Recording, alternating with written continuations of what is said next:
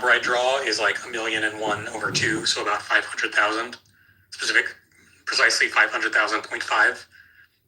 Nevertheless, if I drew a number up, drew the number and it's only 1, you wouldn't be surprised. You wouldn't be like, oh my God, that's so different from the expected number of 500,000.5. You'd just be like, oh yeah, there's a 50% chance the number you picked was 1. I think something similar is true of the Fermi paradox, where even if you make a mathematical calculation showing that there's a high expected number of aliens, that doesn't tell you if there's a large probability that there's, more than a few other alien species or even any alien species. Yeah. Okay, yeah.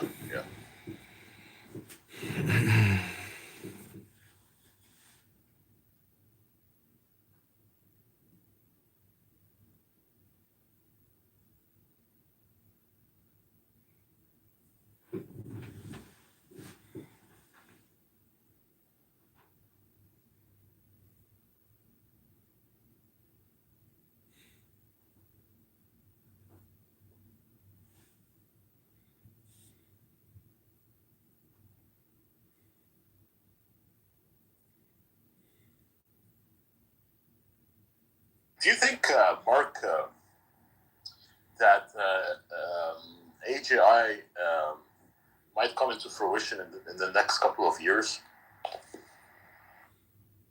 I mean, yes. I think we already have AGI loosely enough interpreted, but even more strictly, for sure.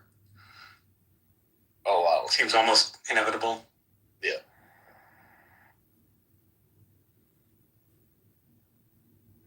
Do you have any qualms about it, Mark? Or?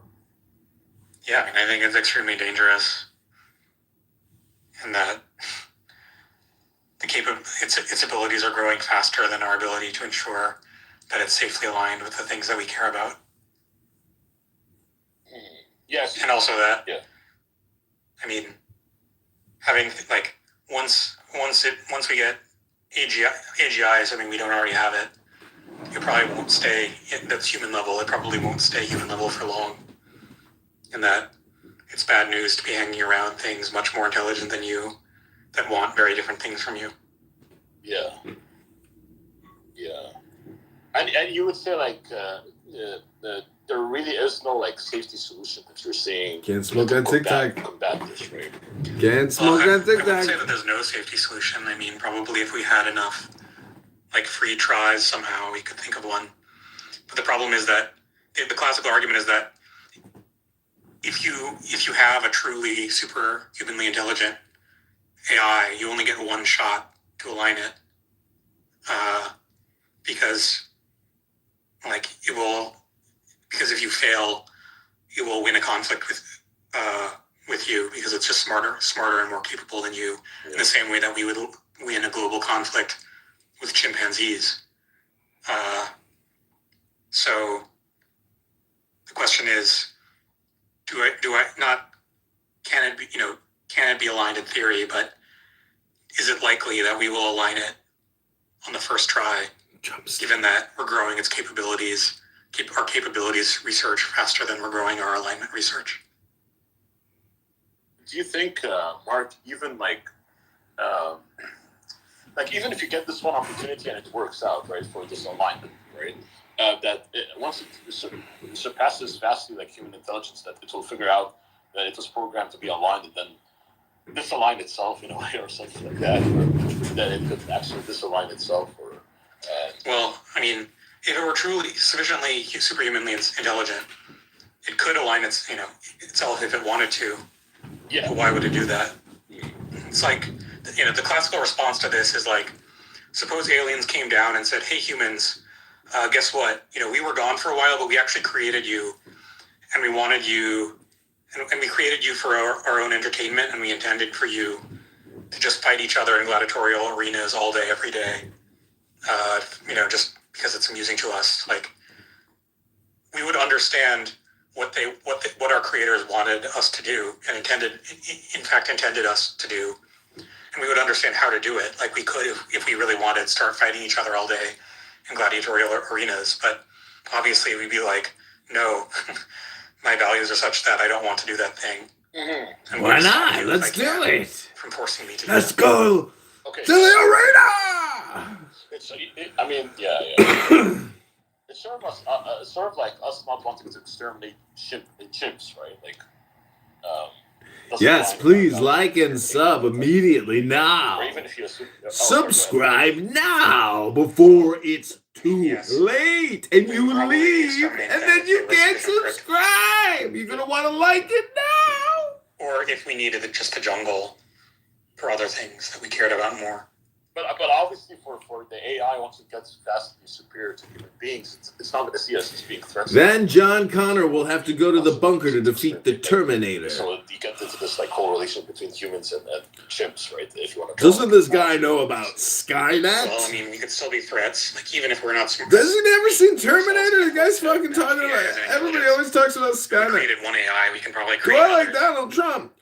So I don't know. I never met the our guy. potential creations could be threats, so why not just neutralize us? Yeah. And Voted for him 3 times, but I never met the guy, so I don't know. Do I like him? Do I hate him? Do I love him? Do I dislike? I don't resources know. we use for other things for How itself would I know? in such a way that it's incompatible with its own existence. Like if it just wanted to tile the surface of the earth with the data centers or something, that means like using up all the farmland, and so we would just starve.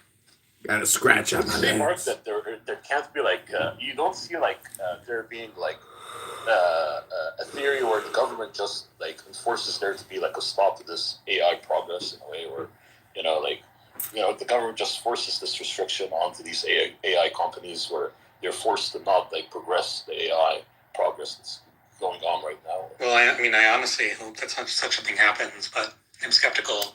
I like nice Because people. there's like But I also like mean people who are funny. If you're mean but funny, you're not really mean. You're funny. You might be a little mean, but you mean to be funny. But sometimes you can't tell people what you mean without being mean, or you can tell people what you mean and not be mean. And that's the best way to tell people what you mean, if you're like an which is not by being small mean. group of people who are doing it on your own. Yeah. You get it. Donald Trump does make people cry. It makes people yell. You didn't say, Mark, that It's a little bit ruined my life. It's true, Donald Trump has ruined people's lives. AGI to occur, what was his name? The one who worked at OpenAI. Sam said Altman. that he now believes that the biology must be included in this super high intelligence, and that it's not merely what's going on with AI. It's not merely just expanding, right, the power of the current AI programs that we have, that it requires like a different direction, that intelligence is not merely language inputs and outputs, right, that it's more complicated like that. I think even the former Meta AI, right, director. Yeah. What do you think of what he says about like HI saying, no, it's decades from now, we still have to go to ground zero to figure out certain physics, right, for intelligence, because intelligence isn't like this mere inputs and outputs, that type of thing, that it's really more complicated than that. What do you think, Mark, of him? I don't know, it just seems absurd and clearly in conflict with the insane miracles that we're innovating every day. I mean, have you seen that movie Her with Scarlett Johansson's voice and what's his name? Phoenix? No, what's his name? The Joker guy. Phoenix. Joaquin Phoenix. Yeah. Joaquin Phoenix, something like that, right? Yeah, we're practically already there. Like. Oh my God, we already have a killer AI known as. And it seems like it'll happen in a few months, if not weeks. Can't smoke on TikTok. I should just be on TikTok and I won't smoke anymore. Go all TikTok, all in on TikTok. So you would say, Mark, that human beings are basically like doomed? Like you would say the probability of us being like quote unquote doomed, however you want to define it. Well, we're doomed. We're all gonna croak. That we will be faced with the reality of AGI. Maybe enforcing itself on us in a negative way, you would say like that's like a very like almost 100%, like very close to 100%, right? Like we are doomed either way, right? This is coming and it's coming very, very quickly, right? Well, no, I wouldn't say it's 100%. I mean, I would say somewhere in the 20 to 80% range, but I don't exactly know where. Oh, okay. I thought, all right. Oh, so that still gives some probability. But well, why not like the very close number to like the 90th percentile, right? If like AGI, we're seeing like there's this massive progress, right? What's going to be stopping that from happening? Well, I mean, it might just turn out to be that alignment is unexpectedly easy. Okay. Yeah. I mean, there's a lot like there have been a lot of incredibly unexpected lessons from this incredible AI boom. So I don't know. Maybe we don't actually need to develop alignment capabilities super quickly. Maybe it'll just like we'll get it for free somehow.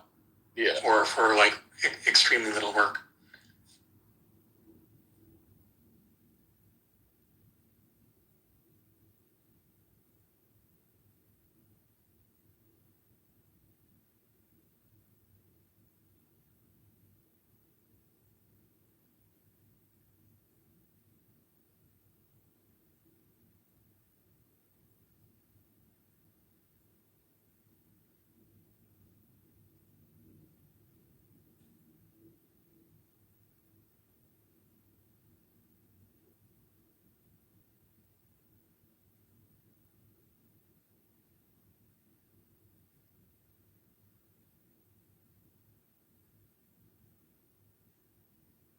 But Mark, you would say like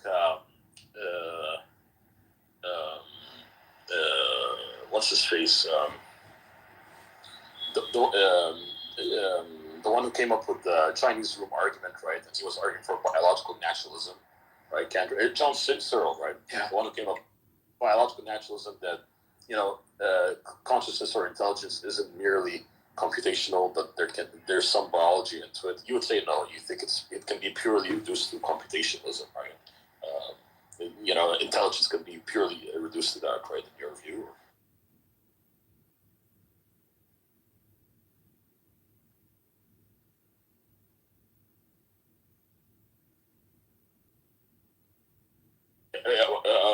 Mark, are you there? Oh, sorry. I apologize. I thought I was on mic, but I was muted. I mean, I don't have super strong opinions about that aspect of philosophy of mind, but I don't think if you meant this to be relevant to artificial intelligence, like the threat that artificial intelligence poses, it doesn't seem relevant to me. Like even if it's a pea zombie or whatever, as long as it's capable of doing certain things and acting in certain ways, that's all that matters. In just the same way that like if your life hinges on you beating a certain chess program in chess for whatever artificial reason, it doesn't really matter if the chess program like has the same subjective qualia of thinking about chess that you have when you're deciding your move. It just matters how good at it is it at this abstract system. Yeah, that's right. Yeah, I see. But in terms of if we want to go a little bit in a different direction, right? It sounds like having like massive outputs that can like just game us into a very negative way, right? And win us over these types of games, right? In terms of it like just being conscious, and like this is irrelevant of whether it becomes very powerful that it can provide like a threat to humanity, right? But in terms of it like having this same conscious experience that you and I are having. You think like this can be purely reduced to computationalism, or you would say no? Like, and John Searle actually argues that. John Searle, by the way, doesn't argue that it's impossible for us to create consciousness or like conscious beings, but he would say like you would have to do it with biology, right? Because he would say like there's like evidence from neuroscience that there's biochemicals that make us have these conscious experiences, right? That we're experiencing right now. Would you agree with him on that, or you'd say no? Like I think it can be purely reduced to computation. I mean, I'm sympathetic with functionalism. It seems unintuitive to me that qualia would love carbon atoms but not silicon atoms. I can't think of a good reason for that. And the Chinese, I mean,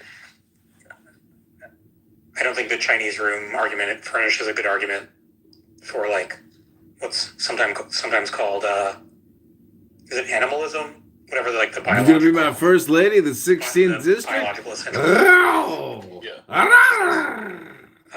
Señorita. In that case, it's like eres mi Chinese mujer de system la is, distrita de 10, doing, de like, 7. very trivial kinds of computations and can even be called computations.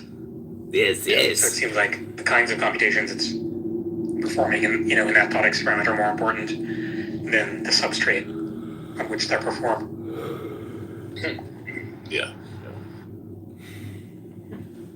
Hey, what's up, Damon? How's it going? How are you, brother? Well, Nothing much. I'm just listening to the conversation. I think you guys were talking about evolution earlier, so I just kind of came up for that. a while back, yeah. Sam, are you there, or the evolution? But yeah, what did you want to say something about it? I mean, at the time, yeah, but I guess the conversation's moved on, so I don't want to, disrupt the flow. You just did, senor. Muchachos, bien quedado aquí. But you scared me a bit. ¿Cómo se dice to Yeah. welcome? Bienvenidos? A year or two from now, strict AGI is coming, and we have to face the reality of this. This scares me, Mark. You scared me a bit, bro.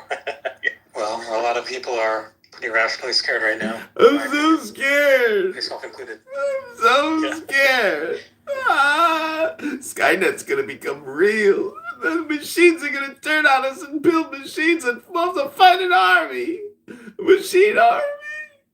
I'm so scared. I'm so scared. It's so scary. It's so scary.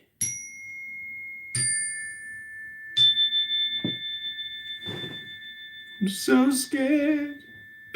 I'm so scared.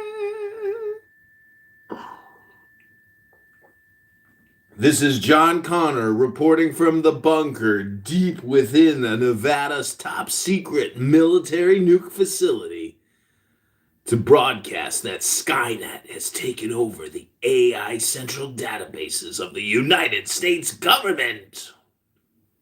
And we are involved in a war for the fight You would say, Mark, of humanity itself. It's going to be very shortly after ASI, right?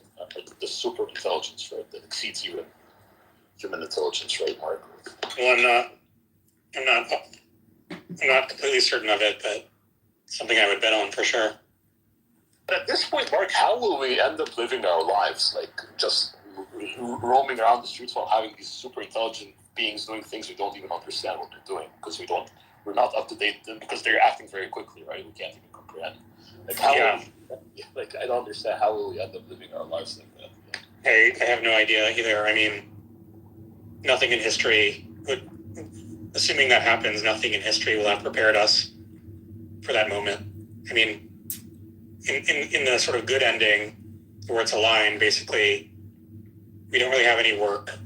And just, we live in utopia. We don't gotta work no more. We just live stream ourselves on YouTube all day long. And then people will live stream the live streamers and it'll be a huge live streaming economy. And if you can't make money live streaming, well then you'll just die. So we just become, pure YouTube will say, "Puh, sorry, can't monetize you. We don't like your opinion. Can't monetize your opinion. Johnson & Johnson just can't advertise on your live stream." Like how we wouldn't know like how businesses are running or how the political system is being arranged or the people behind the political offices, what are they doing, what are they planning, all of these things. Like, it's gonna be just like us just being consumers, I guess, without really understanding much of what's going on, what's gonna be revolving around the things behind the consumer creation that we're consuming, right? The created products that we're consuming, I guess. Like YouTube, that feels like Meta, like Snapchat. Yeah, I mean, I expect the future to just be fundamentally unrecognizable. It's because you'll be dead. Anything that's ever happened. You won't recognize anything when you're dead. And by future, I mean... Not now. These guys keep talking about the future, but the future is now. What do you think the now is? It's a compression of the future and the past. But these schmucks are so conceptual They think there's something called tomorrow. There's no such thing as tomorrow. There's no free beer tomorrow. Not have diseases and just be immortal, I guess. No diseases and you're immortal. Wow. Wow. Yeah, what do you think, Mark, of the problem with like the meaning? It would seem pointless and meaningless at this point, right? So, would there still be meaning to live life like in that circumstance? Is this guy? I don't know. I mean, just GAY? Has he not heard about these amazing, beautiful things? These beautiful babies called women? Hello? What would you say, Mark? That in a very short time, human beings will not be required to work. Like some people, Elon Musk says in 10 years. You will not be required to work. You just got to live stream yourself every day. When you hit 100,000 videos, we'll give you $1. Exactly. But it wouldn't shock me if almost everything gets automated in 10 years and literally everything gets automated in 20 years. Then we start doing more abortions. And we control the population with more Zavines. From the Dr. Fauci Foundation. Yeah, just the rate of increase of capability is just completely flabbergasting. It's just everything is happening. Turbo cancers. So much faster than turbo rectal cancer. Imagine possible a few years ago. Dear AI, please solve turbo rectal cancer from my COVID tab from the Fauci Foundation. But you might want to check out this Substack called Axis of Ordinary. Superordinary. Axisofordinary.substack.com. All of one Everyone should understand what superordinary is. This conversation's an example of superordinary. New insane things that happen that particular day. And it's all just miracles, miracle after miracle after miracle. You should just trim the beard and just keep the mustache and goatee. Get rid of all this beautiful hair. Just get rid of all. It's a lot of hair. There's not much up there, so it's a little contrast. I don't want to really look like Anton LaVey, by the way. It's. You think women are gonna like it if I look like Anton LaVey? I don't want to get all of these existential. Maybe they will, because most of them are just atheists, right? I don't know how old you are, but or if if your parents are still alive. But I mean, there's a good chance they won't die of old age. At least within the next century or two. Yeah. I mean, I'm not saying a super high chance, but this guy's predicting that. Very, very, very, very. If this guy's parents live for another 200 years, maybe they'll live forever. There's a very, very, very, very good chance that you'll live forever. So stupid. You see, AI is nothing more than the word software, and all we do is use the word AI now instead of using the word software, which is the program running on our hardware, which is really just our phones. So everybody is talking about some kind of software on their phones. This is how fucking stupid people are. They're like, oh, what's the super AI, the SAI, the alive AI, the AI that's living? It's still fucking software on your phone, you imaginative science fiction schmuck. Maybe 15 years now. Wake up! I've acclimated. It's a fucking cell phone. Even hello. This is more. This is alive. This is a cell phone is dead compared to this. But most of these people talking on their cell phones are dead in the inside. They're not alive. They're not living. Hello? I'm afraid in the sense that I think it's extremely, extremely pressing global concern. But I don't feel like a knot in my stomach at the moment. I mean, as things get more and more real, I will. If I see the evil killbots marching down the street, I'm sure I'll be terrified. Send the evil killbots immediately to all the sanctuary cities. Send the killbots immediately to all the sanctuary cities. If AI is listening, send all your killbots to the sanctuary Democrat strongholds immediately. Sam, are you there, or Rico? This is Sam Rosen's room. This is my Mystery Science Theater 3000 episode of Sam Rosen's room of Severin asking Mark all the imaginative questions about doom and gloom that you can imagine. What do you mean for evolution? What? Yeah. Oh no, AI? we weren't discussing like the theory of evolution per se. We were just like imagining like these thought experiments where how would life be like 60 million years from now, and how would human beings be like? Would they be still in their current, like if there wasn't like the heat death of the universe, or if we are coming from a Christian paradigm, the resurrection day doesn't happen, right, for another 60 million years, let's say, right?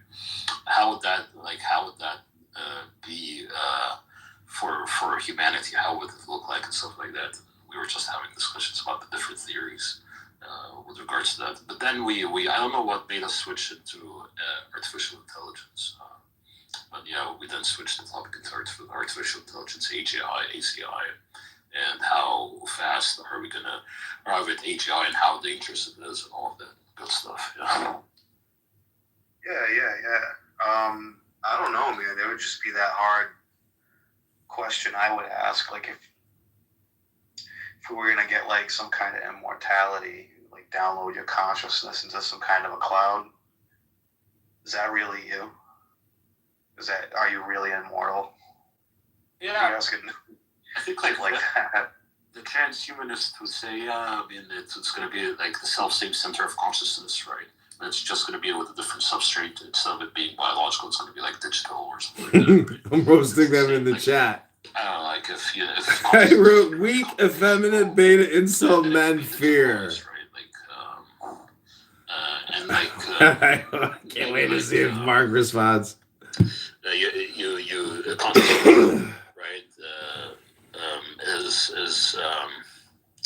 Is comprised of these DNA type of segments where they can be cloned, and your personhood, right, which is going to be devolved down into like DNA, and with these cloning devices we can like clone you or something like that. But I think that's like a different direction from like us being uploaded into like a cloud, right? But I don't know, like it's very, very interesting. Like if you're a physical object, right?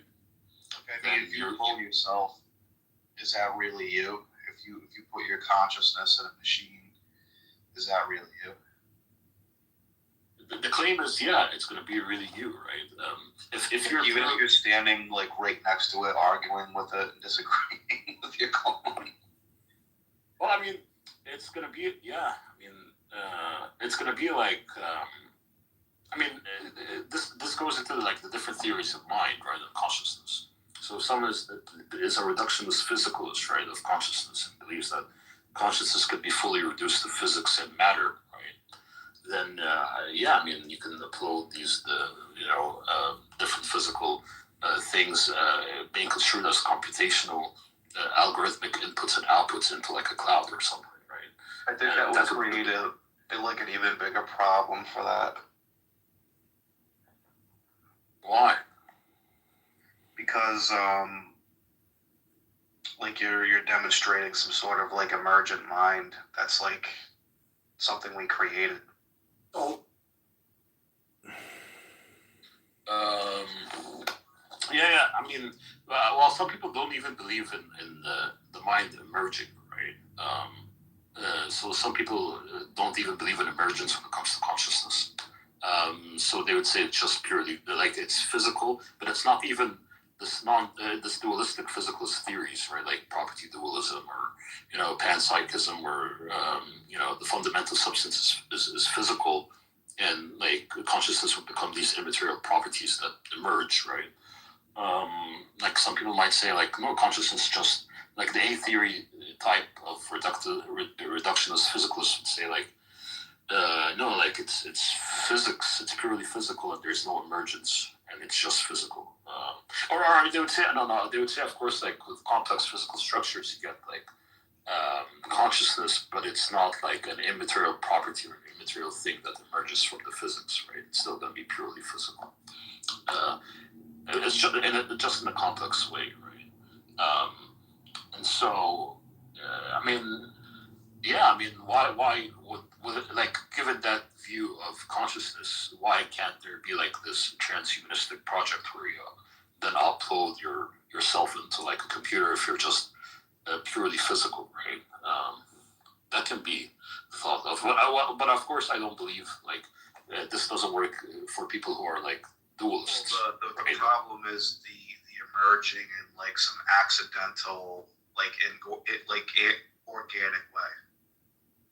Like if you have like this accidental organic way, the problem is if you have like some super intelligence, it's not organic.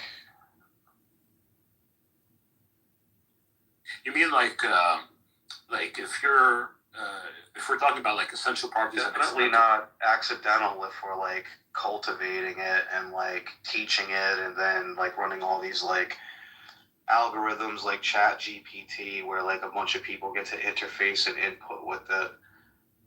I mean, I kind of find that to be a little dystopian. I feel like it's beneficial and dystopian.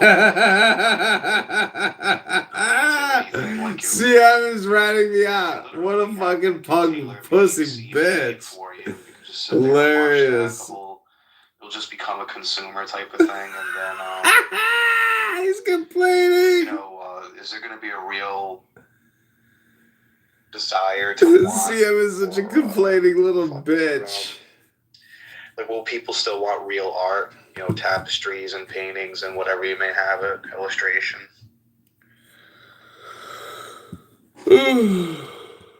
What a puss. What a giant pussy. CM's got a big old man bun. And he's a pedophile. CM's talking to anyways, we don't need to out CM. Hello?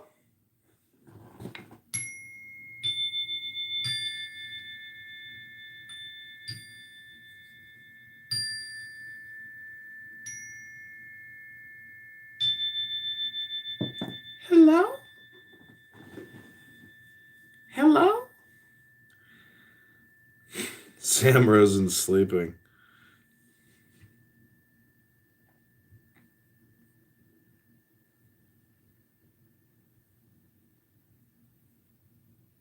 You still there, my dude? I can't believe it. Fucking first thing McZed does when he wakes up in the morning is check Clown House at 4 a.m. before he goes to his minion.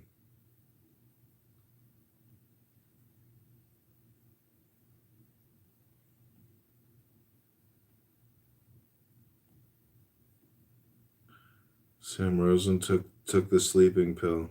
He's sleeping now. Poor little baby. McZed never comes in my rooms. I think everybody actually like totally hates me in Clown House and like wants to completely avoid me at all costs and blocks me, but hey, it's just me, you know, what can I say?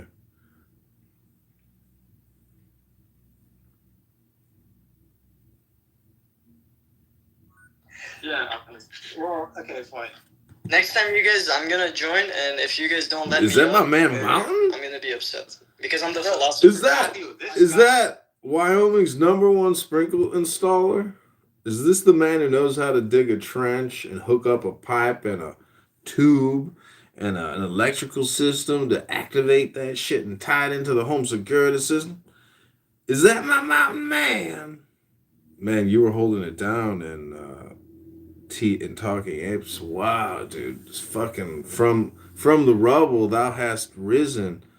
You're no longer just some, audience member or somebody getting beat up. You are now an administrator in the Talking Apes. A leader amongst the Talking Ape people. Congratulations, Mountain Man. You did it. You are now King of the Apes. And that might make you King of Clown House now. But you'll never be king. I'm the real King of Clown House, the comedy King of Clown House. Over 70 accounts burned by Clown House. 70 accounts eliminated, suspended, destroyed, removed because, people couldn't take my opinion. My opinions were just too much for people.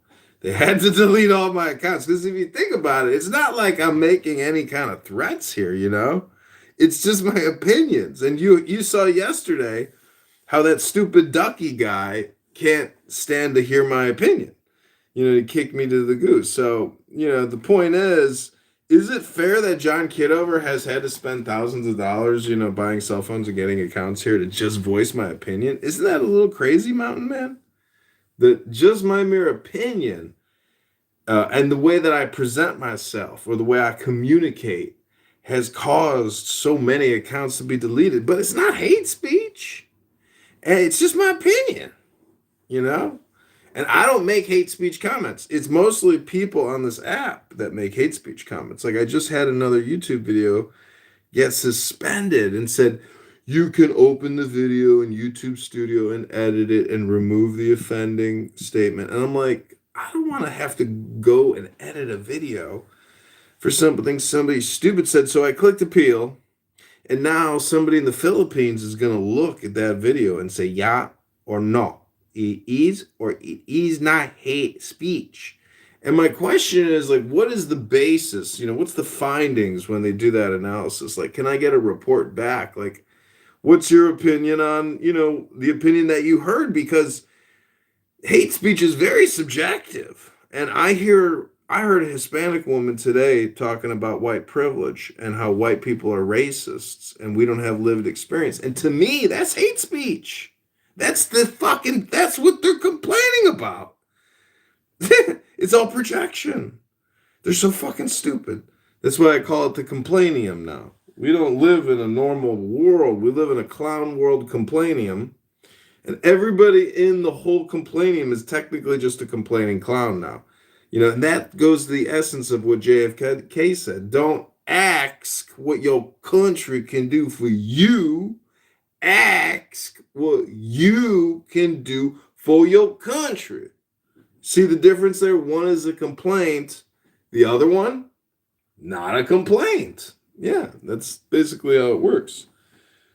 But anyways. Regal, welcome. Did you just leave? Regal, are you looking for more conversation over here? You ain't had enough today? You've been here all day, Beetlejuice. I said Beetlejuice 3 times, and here you are. What's going on, man? I'm running a complaint department over here. What are you doing? I don't know, man. You should fucking troll or stake out the fucking Brethren of Purity room with all these crazy fucking delusional people. I got it going right now. But you have an actual tyrant. Matthew is... God, I can't believe it. Listen, there's nobody more dangerous in society than an LGBTQ, in my opinion. If you're a bisexual, that means you're willing to hunt and fuck anything. Like, you are just a super alpha predator. A hypersexualized super predator that wants to fuck everything. And this is the kind of guy Matthew is. He was saying earlier that Jesus Christ would be a pro-Comaniist. I was like, how the fuck is this guy going to speak for Jesus about Kameni in 2026? It's kind of, quite a leap. But nonetheless, that's why I say LGBTQ men are the most dangerous. Now, this is not hate speech because I am not attacking or criticizing a protected class. I'm just merely stating in human behavioral sciences, it's possible that the bisexual male is the ultimate alpha predator, even more than the bisexual female. Because the bisexual female will also hunt and fuck anything for, survival or gain. But is the bisexual alpha female as potent as a male? Welcome, Mixed. Maybe he can answer this question for us. He's a lawyer. He deals with these types of people all the time. He's a debt collector, actually. It's 4 a.m. He just got up. He's got to get to his minion. He just wanted to do a quick pop-in and get some dopamine. But it's a cool ideal, right? The idea of a perfect Messiah coming. Okay, so either become that person or identify that person and support them in their Lucratic effort. Given that none of us, if we had to... Necro, I asked you, you said... Necro. I forgot his name now.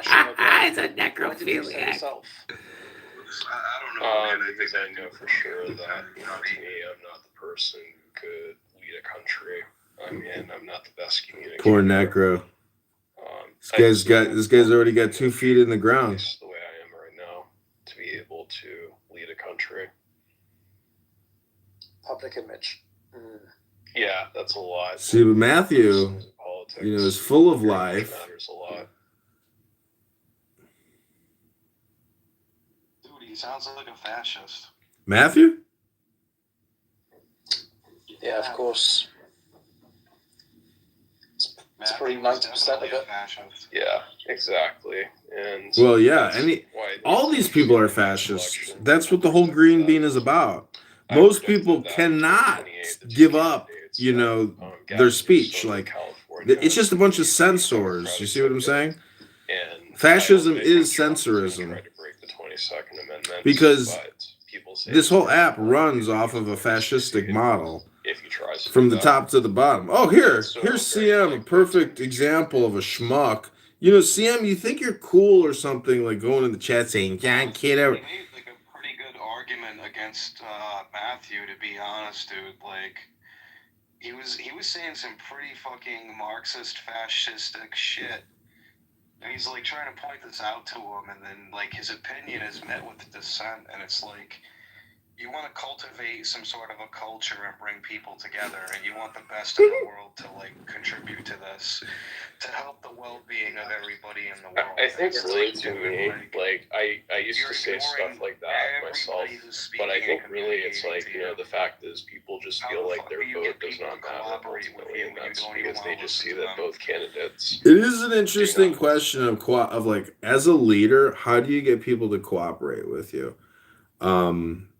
You know, because basically Trump, like, his he's only as effective as the people that he can influence, because he doesn't do anything. You know, he just sits in a chair and does communication. It's all of his actionaries that go out and do operations. So how do you, you know, get them to do what you want them to do? I mean, the whole thing rests off of faith and kindness, or respect, and the golden rule, which is treat your neighbor the way you want to be treated. If your boss or manager doesn't treat you the way that you treat your neighbor, like, it's just not going to work. Like, you don't want to do what that person wants you to do. So the whole thing is, you know, selfless kindness and like being a nice person. And unfortunately, in the real world and in the workplace, there's a lot of fucking Karens out there.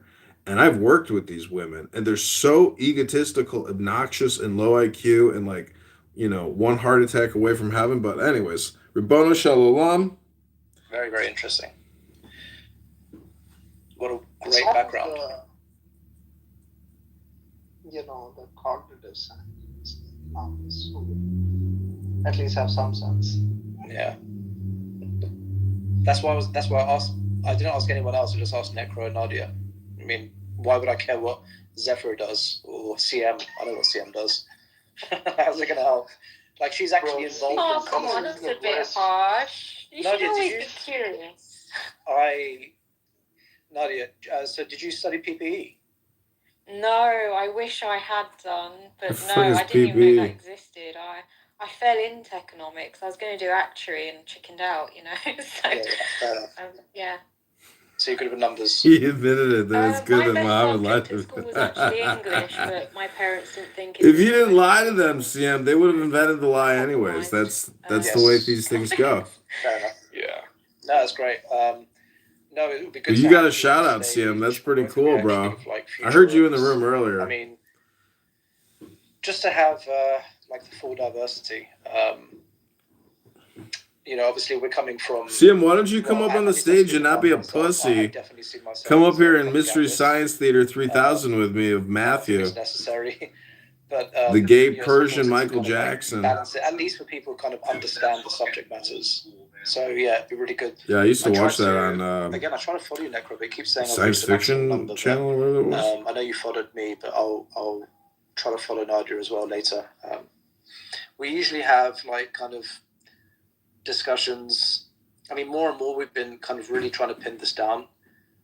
Pin this down. about the Pin what philosophy, down? and I think that As if this is some type of like Right. philosophical We usually find this out lecture, every and it's 100, not just at least like one Iranian season propaganda. engage, and we don't think that we're going to transform. Our main target is traditionalist Muslims who we usually try to talk to them about evolution and try to, educate them out of the creation of Adam myth. We try to talk to monkey. I'm traditionally monkey. Shia background. I didn't come out of no nest. nest. So we're trying to speak to traditionalist 12 Shias to get them to wake up and just realize, okay, I don't think the 12th Imam. I kind of look like a monkey. Same with traditionalist Christians. I've met a silverback gorilla before, and I gotta admit that I was like, but I think if you weren't a monkey, you'd be a little bit more like a man. Identifying that, but you just a monkey. Around this need to happen. Maybe the world is wrong. Maybe liberal democracy is not the way. And let's just handle the objections. The actual is Matthew the first talking ape? But just know that there are also many objections to liberal democracy. And if we want to stop the problems that we have at the mass scale, it needs to happen foundationally. Complaining that the world's not a better place for him to live in. Well, I mean, essentially, yeah. I mean, I love the geniusness of the belief that we have to change the roots and the foundation before we can change the situation. It's like, what's the point of these rooms?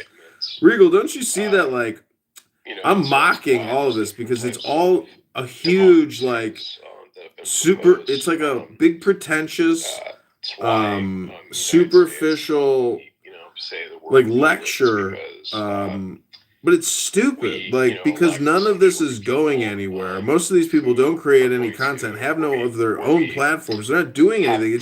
It's a complaint department. That's all it is.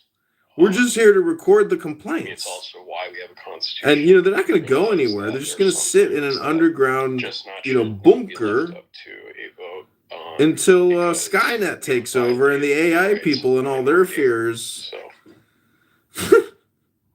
Yeah. Could you imagine being a beta incel?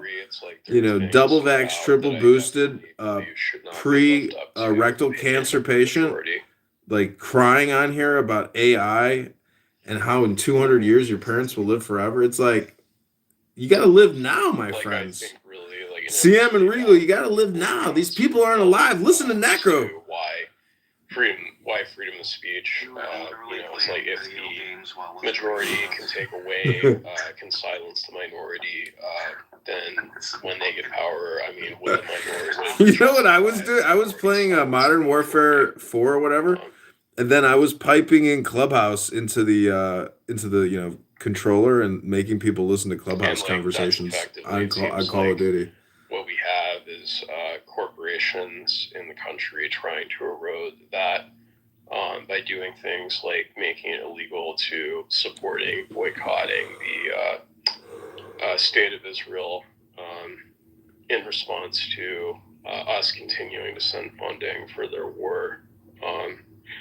And I mean, it's actually gone back much farther. I mean, you had during like the Vietnam War, you had the protests against. Also, I will point out that, like, in terms of like public speaking, nobody's public speaking has improved. Like, Necro still speaks like a broken crack addict living on the side of the street out of a box. Of course, the neocons who wanted to, have us try to fight, communism, he probably has he's in his early 20s. It's found it more probable to end. I know, but you see, my point is, like, do you know what Toastmasters is? Like, people actually work on their speaking. Like, they do critical analysis and reviews of like all the speeches, and you practice speaking. Like, this is just basically like dopamine hitting. This is just dopamine for, I find retards. It's like they're not working on anything. Like, it's just brain rot out. It's just like bleeding out. That's the problem. You're not like building anything. You're not educating it. It's like, I mean. Well, I was going to ask him the same question. I'm like, you want to implement a system that's like never been, like that never historically happened. Okay, so like you have like this new invention, right? Whether that technology comes in the form of a fucking proposal and a 5-point plan or actual shit that you're doing, like you have to have something there and not, idealistic thinking. And if you think, like, yeah, everybody wants to solve these problems, but you're talking about the problem. You're not giving the prescription, and when you do, it's some quote unquote philosopher king. I mean, this guy can't be all over the planet everywhere all the time to solve everybody's fucking problems. Some places, that's why some places have it better than others. I mean, we have as good as we can get for now. With the technology that we have now, I mean, make the best of it. This, like, sitting here talking about pessimism, you know, even though parts of it can be true, doesn't fucking mean anything. You know, it's kind of funny is like if everybody got put on a minimum basic income, you know, like anyways, I'm just saying that it's kind of funny, like, because I'm restreaming all these rooms, you know, onto YouTube in like multiple recording studios, and it's just funny that like technically, like I think what I'm doing is smart, and I'm surprised nobody else is doing this, but imagine like at some point in the future where people start restreaming, like I'm already doing this, but like streaming people's streams, like restreaming streams. So like I restream Trump, you know. I'm not gonna lie, like if you took that and just kind of sat through it and sifted through it and had some sort of, you know, cheap artwork, cartoon, like I don't know if you ever watched Aquatine Hunger Force on Adult Swim. Yeah. And then just kind of had like these guys basically talking about the silliest bullshit that they're talking about, and then you're just kind of coming in with your commentary and writing a character into it. Like I'm pretty sure Cartoon Network would pick up on something like that. It's ingrained in the culture now. Like people love watching like Joe Rogan and podcasts and fucking shit on YouTube for news. Like CNN and Fox News is somewhat obsolete, dude. Like you're getting the restrained opinion where you can just actually get the opinion. You can just get that dopamine hit. It's like making Beavis and Butthead, dude. You know what I mean? You're just pointing out the ignorance and stupidity and just laying some commentary and poking at the obvious. Do you know what the two components? Do you know what the two components of a video are? What's that? The video and the audio, the pictures and the audio. So all I'm trying to say is like I have like worked on improving the image that I create, like through lighting, you know, through setup, etc., and by putting different camera angles. But none of that is important. All I'm trying to say is guys like Matthew and Hamza and so, like I mix books into my work here. Like I think you heard me reading a book earlier. Like I'm halfway through, you know, like a 300-page book. And every sentence that I read is like pure joy compared to listening to the never-ending political dribble that these people, you know, vomit out of their profane mouths. Myself included, of course. I mean, I am, you know, a hypocrite and fully self-actualized to where I can, you know, be self-deprecating. Yeah, I mean, here's the other thing. I mean, you take on, if you want to take on the problem of world hunger, you have to understand how, yeah, it's a problem worldwide, but how you deal with it locally is going to be different than how you deal with it worldly. Do you want to pay for somebody else to ship food out of the United States somewhere else, or, you know, should these people locally be doing things, educating themselves? Do they have natural resources? Like, the chances are is because of where they live locally. I mean, you remember that guy that made that fucking joke, like, you know, all the people in the desert, they have no food. How about move where the fucking food is? Yeah. Send them some fucking luggage and tell them to move where the fucking food is. Yeah, I've seen that. See, this is what Matthew said. This is like their big utilitarian statement, which is the United States has to maximize a global well-being. As if that's like in the historical record of countries, their existence is solely to service the world. Like this guy is so delusional. Like real political science is understanding you know, internal and external conflict. Like we live in a country monopoly type system where every government is a fascist system and everybody complies to that government, to that country, and it is like a competition amongst these countries in certain ways. But because of World War II and everything, there's like this status quo which isn't necessarily can't be interrupted. And there's just a few countries that really exist outside of that paradigm, and Iran is one of them. That's why it comes up so much. And Iranians, it just shocks me that it doesn't shock me though, like that Matthew is pro-Iranian, because like that is the psychopathic position. And, I'm just critiquing, human behavior that I find LGBTQ men to be, more homicidal, sociopathic. And, you know, I don't know what the crime stats are in the hetero versus the homo populations, but I'm willing to bet that if there's a knife attack and there's two men, they're most likely. You think he's gay and he's ashamed of it, and like if he tells his family and all that other nonsense, so he's having like this rebellious attitude towards like fucking Islam by like being Islamic in a fucking cuckoo fucking way, because he's still yeah, maybe he thinks like he's a deep agent, like a double agent, but like that's what double agents do. They like literally they are willing to take it up the ass because they like it, and that's the kind of person they are. And that's okay, it's not up to me to judge how you want to masturbate and have an orgasm. All I'm trying to say is that Matthew loves to talk. He's very fashionable in his red Michael Jackson hat. I mean, his red Michael Jackson jacket. Let's listen to what they're saying. Here we go. Here's Necro. He wears Converse shoes and he has a beard. He looks kind of like Mandy Patinkin from what I remember. Mandy Patinkin? Yeah. Basically, I think really he, I mean, unlike a lot of people who debate William Lane Craig on morality, I feel like specifically he gave like the most, I think he gave the most philosophically sophisticated, grounding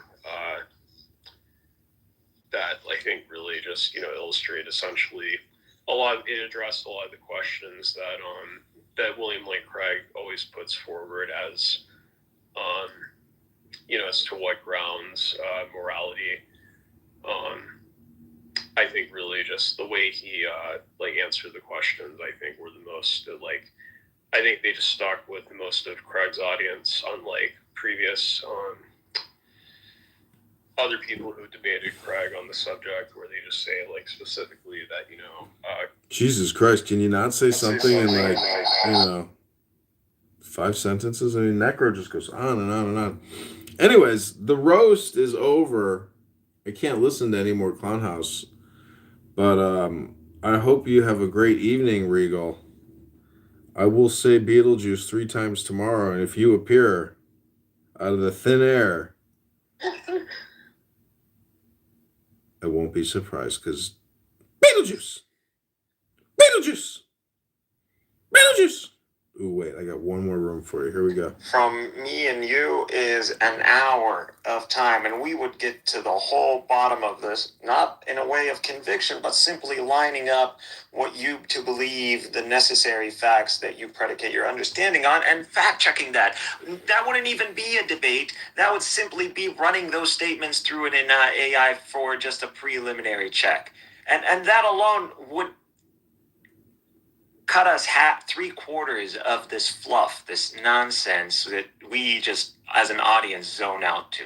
So if you don't want to do that, the better approach is to make one deductive statement, and you're sure about this, and you already have it loaded in your mind, and we can simply run it through an AI and get fact-checked immediately. That's how it should be now. I mean, this attempt to inductively explain yourself when you make ambiguous statements, and then we try to go back and figure out what exactly saying, and then we're accusing each other of either not listening properly or not remembering properly.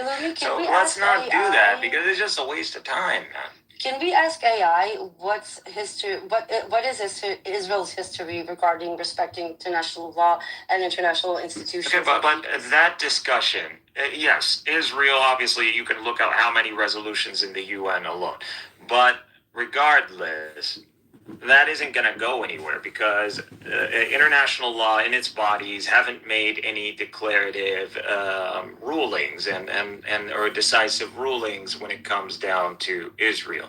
So, or attempt to enforce those rulings. So, because we might witness something. Israel has a good excuse, right? They always have like a good. It's irrelevant, but we all know the international bodies are just figures and legacy figures from World War II to annihilate the Axis. But these days these people are literally running on borrowed time. America's going to eliminate these institutions very soon. But respectfully, having this argument without we shouldn't be discussing international law. That's not. We can't. But let me land. Last point. I promise. Last point. What we should stay away, refrain from engaging with international law, especially since no rulings have been passed, and stick to the facts on the ground. So stick to the key claims he's making if they're historical, and we could just fact check them, especially if it involves numbers. When you're using numbers, that means there must be some data backing that up. I understand you believe. Listen, I understand people. Of course, you're gonna say that because you have no law that you hold superior to that.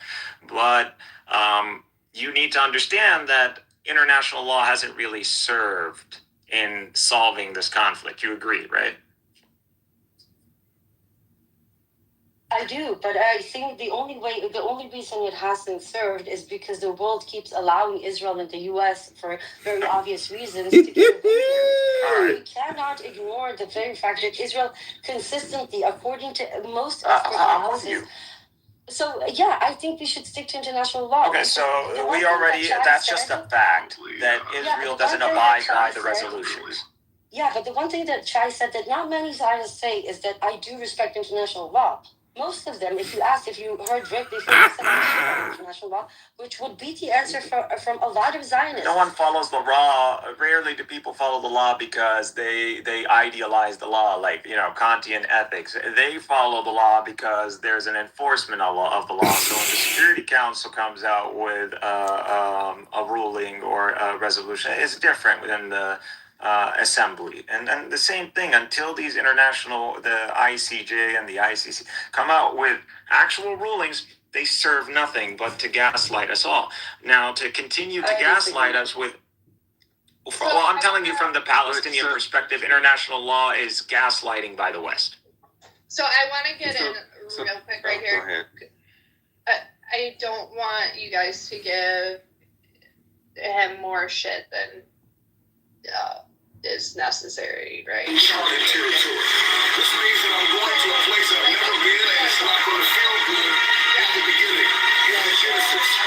You could probably have more of a constructive conversation with Shai versus other people, and also, I think not really. I just got the budgeting app. What? How? Base 44. Look, it pulls our. We've eaten it before.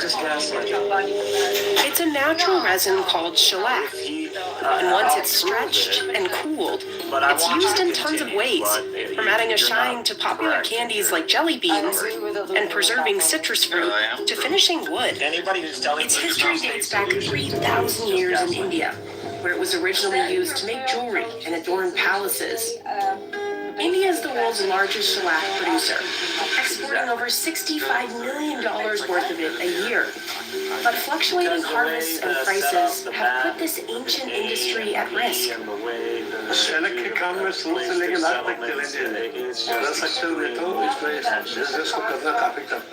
So how exactly do a tiny insect's excretions end up on your candy and lemons? We head to India to find out. Again, I told you, Coco, watch the Economist interview. He talks about this. And the Karyalaka insect is teeny, barely big enough to see with the naked eye. In June, farmers implant broodlac, or the mamas, onto new tree branches. Their babies will hatch and spread out. As they suck the tree sap, the females secrete an amber-colored resin. When it hits the air, it hardens, creating a protective nest. This is what becomes valuable shellac. Why? Because again, This curved knife, called a dowli, is the most important tool for farmers like Kudlin Dan. They're just, that's why design this product is. She climbs up to 20 feet to reach the small branches where the insects grow. She has about 100 of these lac-infested trees. And that's why 1947, 1948 was not a victory for design. The victory for designers was to get rid of all the houses. But the British... It can take as many as 300,000 insects to make just 1 kilo of shellac. That's where the lac insect derives its name, from ikla, meaning 100,000 in Hindi. Kudlin can harvest that in 1 day, but it takes her 2 more to scrape it all off. She uses the same dowli. पेड़ की कटाई छटाई करने के लिए हम लोग को दौली का इस्तेमाल करते हैं. She sells the lac to a local market, earning $7 a kilo. That's where Manoj Soraogi buys it. His factory sources raw lac from 4 states and processes over 500 metric tons a year. It all starts with crushing and washing, which is the most challenging part. Cleaning the lac for too long could lower the yield. I agree, it's an absurd thing.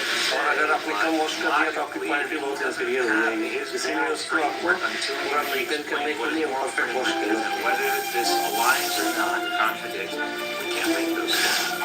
Then the lac has to dry to prevent mold and make it easier to extract the resin. But if he said he holds During winters, Manoj's staff leaves the lac in this yard for an hour and a half. In hotter months, it takes about half the time.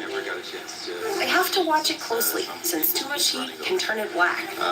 That's considered low quality and won't fetch as much money. ज़्यादा heat पड़ने से क्या है कि वो जल्दी लग जाता है, इसलिए इसको तुरंत ही उठा के ज़्यादा लेवल लगा के तुरंत उठाना पड़ता है.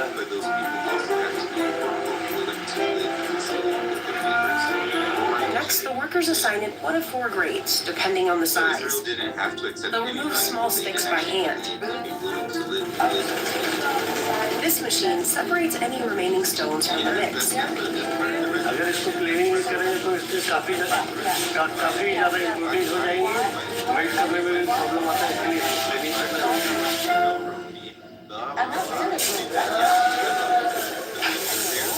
The workers put the lac into a cloth tube that looks kind of like a giant sock. They twist it so the mixture moves toward the kiln and spin it until the lac melts. The sock collects any leftover rocks or sticks that might have snuck in. They spend at least 6 hours a day spinning the tube and stoking the fire that burns at 167 degrees Fahrenheit. In the summer, it can get up to 113 degrees in this factory.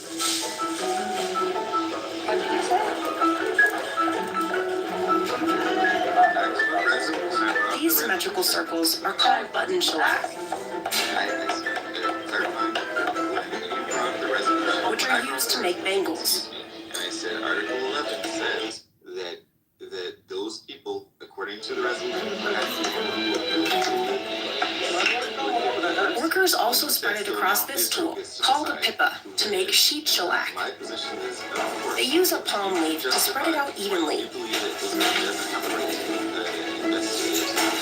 The workers remove it once it's cooled, and they stretch it out even more, using their hands, feet, and teeth. This is how shellac has been made for centuries. ये जो है ये पूरा natural product है. उसका जो temperature रहता है वो काफ़ी डाउन हो जाता है. उसका टेस्ट जब करता है तो वो हार्मफुल कहीं भी नहीं जाता. They'll pull it to an even 5 foot by 5 foot square. These sheets will be used to polish candies, cashew nuts, and fruit. However, Israel did not want them here, and they simply massacred them, whether it's Centura. Machines have largely replaced the traditional hand-stretching method. This one presses out thin sheets, sort of like a pasta maker. It processes most of the factory's lac, making shellac 4 times faster than by hand stretching. The workers give it one quick tug and then rip it off. They'll hang it up to harden and cool, and then chop it into hair-thin pieces. These will stiffen into shards, exported around the world. The Orange can sell the refined shellac for almost double what he paid for it. If I'm willing to pay you in a recorded room just to sit under the scrutiny of my questions, and I'll allow you to use any amount of your choosing as long as I want to feel more beautiful. you've got to learn to that's it. I'm $100 just to be a sit here. You've got to learn to do this one by one. Claim by claim, deductive statement by deductive statement. Indonesia and the United States are his biggest customers. Your checklist checks The out. U.S. is also the world's largest importer, buying roughly a fourth of all Indian shellac. And I'm willing to pay It's been valued for 3,000 years for its versatility. One of shellac's earliest uses was as a rich crimson dye. The insect's excretions also made a strong glue and added a shiny, water-resistant finish to wood and leather. In medieval Europe, artists mixed it into paints. In the 1800s, it became the base of gramophone records before the invention of vinyl. Through the 1900s, it was a popular finish for wood paneling in American homes. It also made its way into pharmaceuticals, coating pills and tablets, and food, as a glossy glaze for candies, fruits, cakes, and nuts. Today, the global shellac industry is worth over $167 million, and more than half of the world's supply comes from India. The U.S. Food and Drug Administration allows it as a food-safe additive, as long as it's listed on the ingredients list as shellac or confectioner's glaze. It's in treats like Junior Mints, jelly beans, candy corn, and whoppers. It's also often dissolved in alcohol and sprayed onto citrus fruit. The waxy coating wicks away moisture, extending the fruit's shelf life. And that gloss makes for a more eye-catching lemon on grocery store shelves. Yes or no? What the fuck, bro? Why are you a pussy? Yes or no? It's a fucking simple question. Thousands of people in Portland Village depend on shellac for a living, but the price has fluctuated a lot. In 2022, Portland could make $12 a kilo. Now the price is half that, so she started farming ducks for additional income. She also grows rice and vegetables. That's because raising these storied insects has gotten a lot harder, largely due to the climate crisis. Intensifying rainstorms have washed lac off tree branches and led to fungal infestations. More extreme heat is drying up the trees that are the insect's main food source.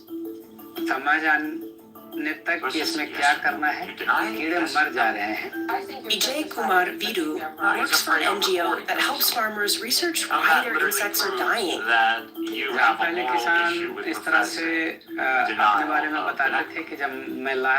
understand the induction is not on this side. His organization educates farmers on the benefits of using fungicides, which can increase lac production. अभी जो पहले natural ला होने का चाहिए था अभी उसको बोल सकते हैं कि साइंटिफिक ला हो रहा है.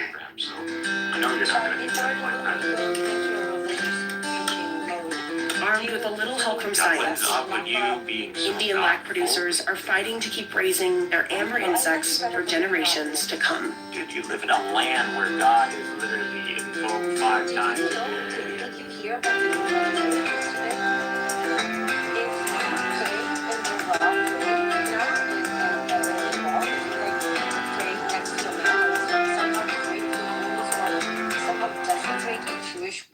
Let me expert do your taxes. Pay only $150. No hidden fees. File with TurboTax Expert Full Service. Yeah, if you don't adhere to rabbinic instructions regarding holy sites, you can be jailed up to 7 years, and the people who decide it are the rabbis. Yeah, Welcome. that's why it's called Rabbinic Judaism, Ambrose. Oh, fuck off. Do you think there's a... You know... I don't know, it must be a fucking Israeli thing or something. I don't know. Like, y'all get better when you detach from Rabbinic Judaism, but you become too radical against religion and assume all religion is the same as yours because somehow you have an issue with God. Now, I don't want to go into that. I have nothing against Judaism. I have everything against institutionalized religion in general. And that okay, but Judaism is Rabbinic Judaism, Ambrose. You understand for the last 2,000 years, Judaism is Rabbinic Judaism. Don't do this. Please. Yeah, she can't take it. Who muted me? So, Shai, do you deny the Nakba? Okay, so that's okay. Oh, okay. Let's see. Modded. He's not going to answer. They're going to say that you hate Jews and He that thinks I have recording on. They're recording you, and now they're going to say that I'm a token Jew because you hate Jews and you want to throw us all in the They've already been saying you're a token, so what's yeah, new but under the sun? now they have a nice clip to manipulate for.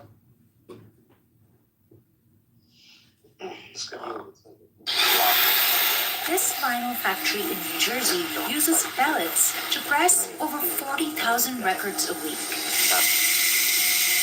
Vinyl is now the music industry's highest grossing physical format. It's a religious experience. It sounds so good.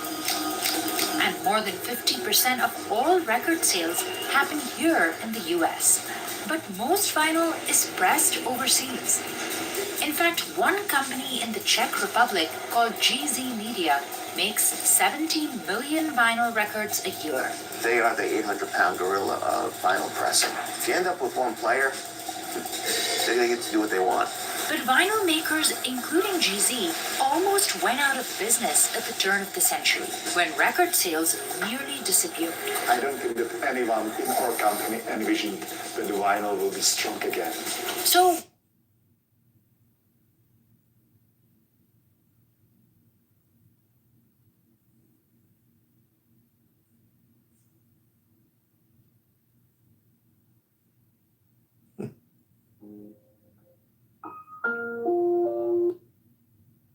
So, at the level of state law, their immediate objection is scientific. How is that rationalist Islam? How is it this? Because they're not understanding that. Yeah, bro, I'm sorry. Like for the guy, because they'll say, well, what guys? They need to kind of get with a woman. Yeah, okay. Isn't the whole point of Islam to practice restraint and to improve willpower? Okay, let the guys not screw around until 18. Is that okay? Until the girl is 18. So that's it. Like, why? Yes, of course, 18 isn't going to be like scientific, but the whole goal is to maximize the chance of well-being. Because when it comes to legal theory, now it's a whole new level of inquiry. It's a whole new level of layer of reality. So you're trying to protect as many people as you can and not make it crazy like the age of 35. Because you also have to think about other variables. There's, millions of variables. So 18 is a pretty good starting point. I think it's pretty fair. Maybe it's a bit high. I don't know, but I think 18 it's okay. It's okay as like an age of consent thing. Yeah, and I think there are a few things you need to consider here. So biology is a really good one. That would be a good way to okay, when does somebody physically mature on average, and maybe setting it there. But then there's also the way people expect a society to run. So you'll have some people who think, actually, you need to get your women married off young and pumping out babies younger because they can handle those, their body can physically handle those babies better when they're younger, as opposed to having what we're seeing more of now, which is women giving birth perhaps more in their 40s, even other complications. So I think part of it is biological, and part of it is also how do people feel society best functions, and there's going to naturally be a trade-off there between what the individual wants and what's good for society. Because a lot of people say, and I'm not one of these people, but women going into the office and having careers and putting off having children is a bad thing. Other people say, no, it's a really good thing. You should have, women should be independent and earn their own money and be educated. But depending on your school of thought, that will then feed through into your state laws. Talking about state laws, I just wanted to point something out ridiculous in the UK. So they recently increased the minimum age of marriage to 18. Cities with direct payments to people's outstanding. The woman, at age of 16, she can sleep. I settle into the silence. Each breath draws me deeper inside. Behind the arc of my brow, a tiny organ waits no bigger than a seed. I settle into the silence. So she can fall in love with a guy at 15 or whatever or something. Legally, they can have sex at 16. She can give birth to kids, but she's not allowed to marry him until she's at least 18.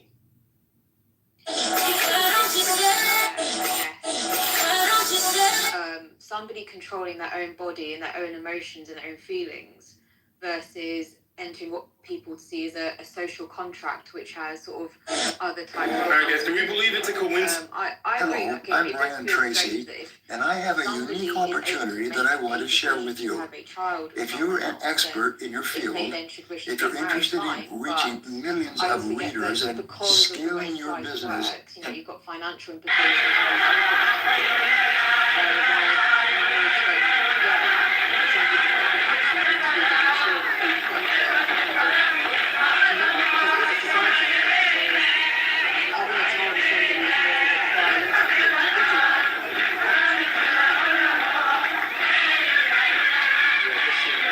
Absurd, actually. I wasn't even thinking about that. Yeah, I don't know what the... You see, the thing is, like, original, did anyone ask you for your opinion about this? No, nobody asked my opinion. You mentioned the age 18, which is like just a subjective number that you just brought up. No, sorry, I meant like... Sorry, what I meant was like, did your local MP ask you for your opinion on this?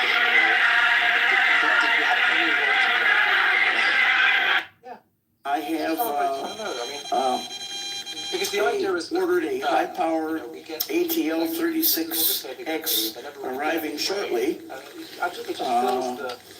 which I hope to actually use to shoot the President of the United States. I'm not kidding. It has also so many problems. There's problems in everything. Philosopher King for the win. I don't care. I'm done. I'm gonna start a revolution. I'll find someone. I'm out. I'm done with like liberal democracy. I can't even see like the arguments for it anymore. I think the problem is in practice is that this concept, like, I don't think it works because people, they don't often trust intelligence. Like when you look at who's actually in charge, like who is sort of looked at as a leader, it's rarely the people who've got like 100 million PhDs under their belt who've spent a lot of time doing the research on this. Quite often, no, they're put in a corner somewhere and they're drawn on as an advisor. So people who are actually closest to having those values that you'd want in a philosopher king, I just don't think in reality they're often respected or revered. Quite often people will go for... Yeah. And this is why we're here. We're here to bring philosopher king back, Nadia. Yeah, of course. Who even talks about this? I mean, we've had this... Trump is a philosopher king, baby. I've put my, Hamza's done some work, Ilyas has done some work, he's put a fantastic, beautiful paper for traditionalist Shias, and still needs to go and read. Like, we're putting our time in. I'm genuinely trying. I'm glad that we had one person earlier who, at least, he's kind of someone who, I think would be supportive. But yeah, of course, no one's going to talk about this stuff. No one's going to, this sounds insane. And you see the kind of people who object, right? Obviously, it sounds fascist, it sounds... like it's worrying. Immediately people start thinking, but bro,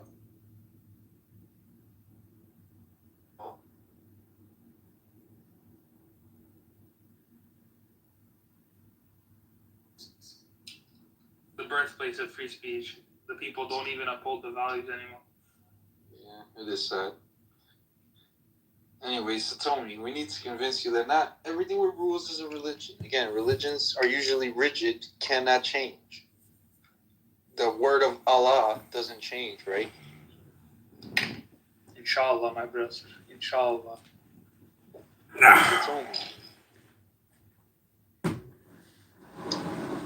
Yo, what's up? Do you hear what I said? What did you say? That a democracy is not a religion. Because you can change it. You can change stuff about it. Yeah, just like religion, we can change. You can't really change religion. However, there has been many Bible updates. You too, think? but Yeah, but you can't change the Ten Commandments. I can. Those are literally. If I wanted to, I can make a little religion of my own. Wait, so tell me though. But wait. Get like very few things in the Bible are literally written by God. The Ten Commandments are supposedly inscribed by the finger of God into like tablets and shit. So why don't you? So why aren't you a Christian? Why are you? No, obviously this is not true. Because there's no such thing as God.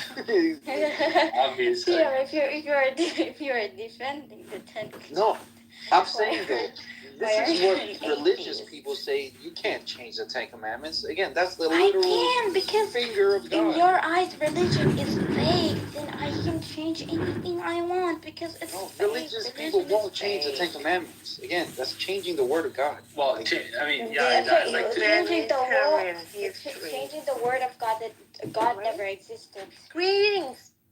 I know God doesn't exist. They still think God does exist. Like they think He exists. I know He doesn't. Your mother is your first God, you know. I think. It's like you're doing what Uma does. You're gonna call everything a God. No. It's like if you like ice cream, God is your new God is ice cream. History, like, if I love my car, you're gonna say hey, your car is your God. No, bro. No, a car is a car. A car is no God, but maybe I'm just saying, you apply this to everything. Wait, why isn't it a car God? Just curious. No, I'm just saying. It's just, because there was Hollywood anything fully you love. prime disclosure, maybe. Fully automated. I don't even have to be here anymore I for don't know this. if we should talk to Uma at the moment, but she just said that one thing. Anyways, Melissa told me, Lisa, I was asking if you finished high school, which hopefully you did, right? What? What did you say? You finished high school, right? No, I didn't. Oh, wow. So tell me, sounds nice. I didn't finish high school. I didn't go to college. I was really bad at school. And CM, when you ask such a question, she's human. No, I know. It was But that doesn't mean I'm an idiot. He doesn't know much about You doesn't know much about her, CM. I'm not saying you're an idiot, but it's just if you want to learn more about this stuff, you probably should read more history. No, history of man-made or dick brain love war. Woman want to write new history. Her story, by God. Goddess. Inshallah. God. Where are you from, CM? I'm from South America. Oh, South America. I went to Table Mountain. Gate 12. My husband, oh, please. Shiva Shakti.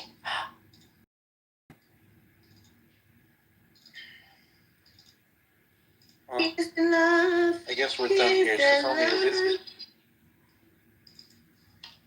Om Shanti, Om Shanti, Om Shanti.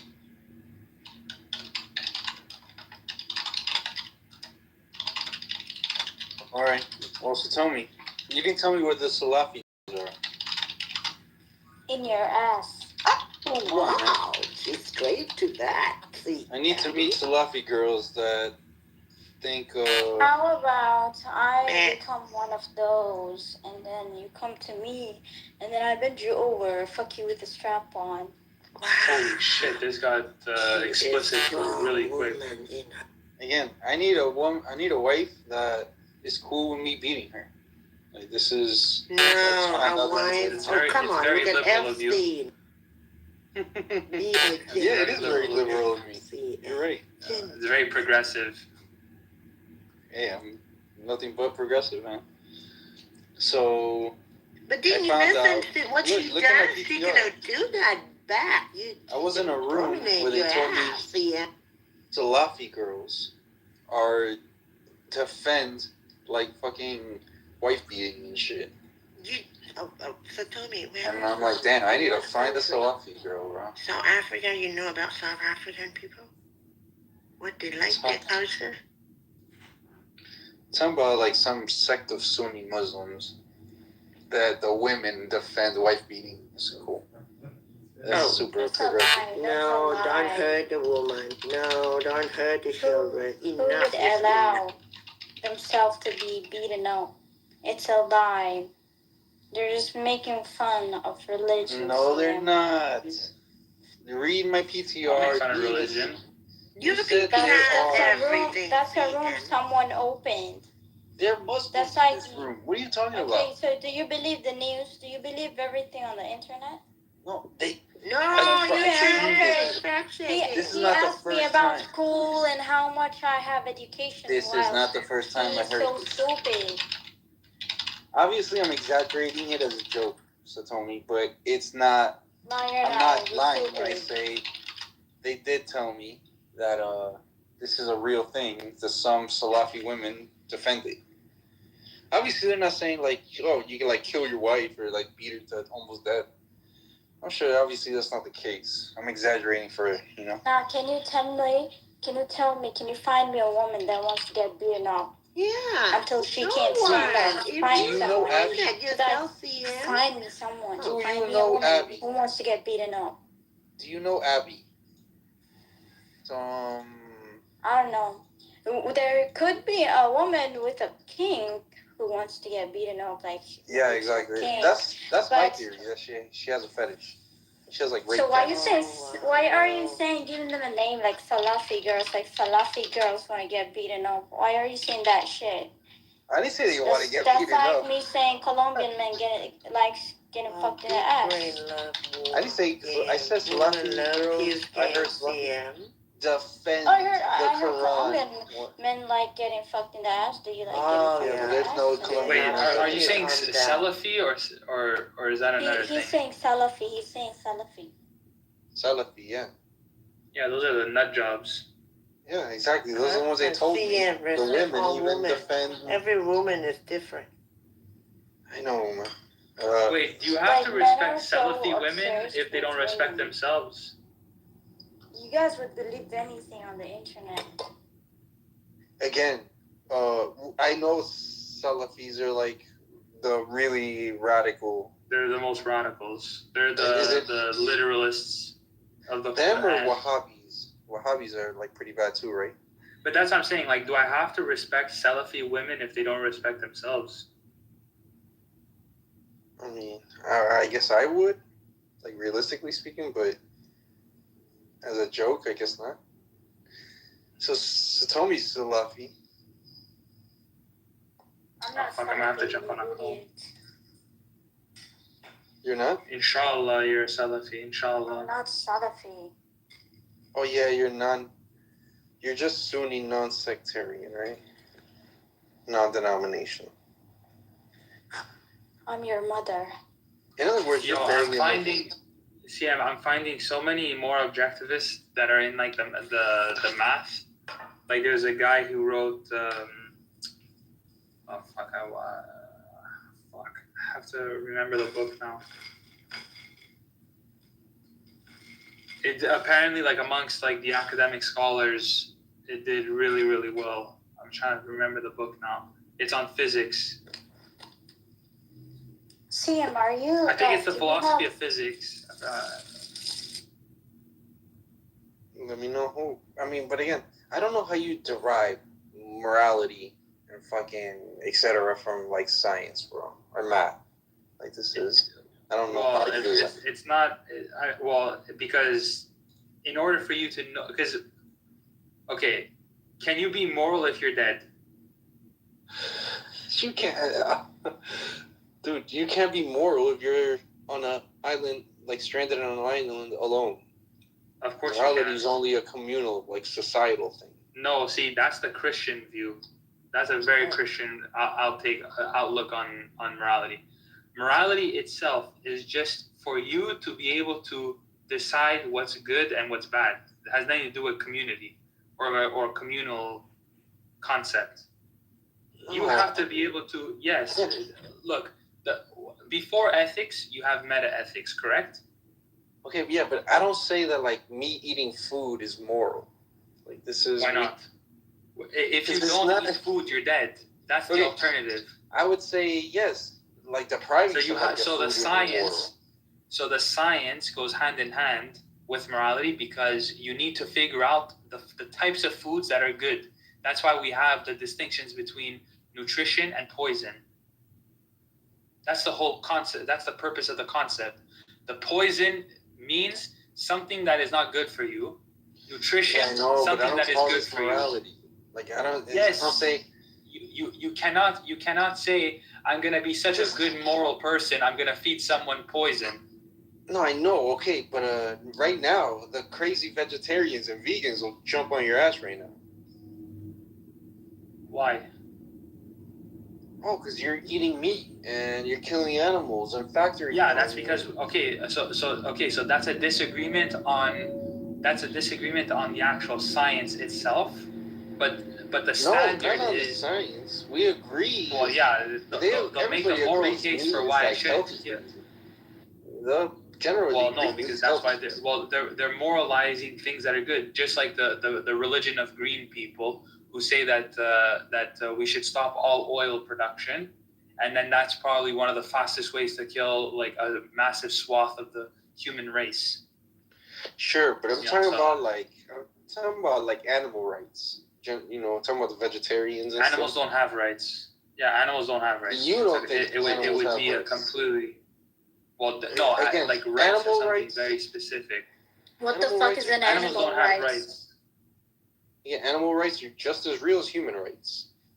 Obviously, I believe more in human rights, but they're human rights are also invented. So are you saying that like a crocodile in the safari, when it eats a zebra, it's violating the zebra's rights?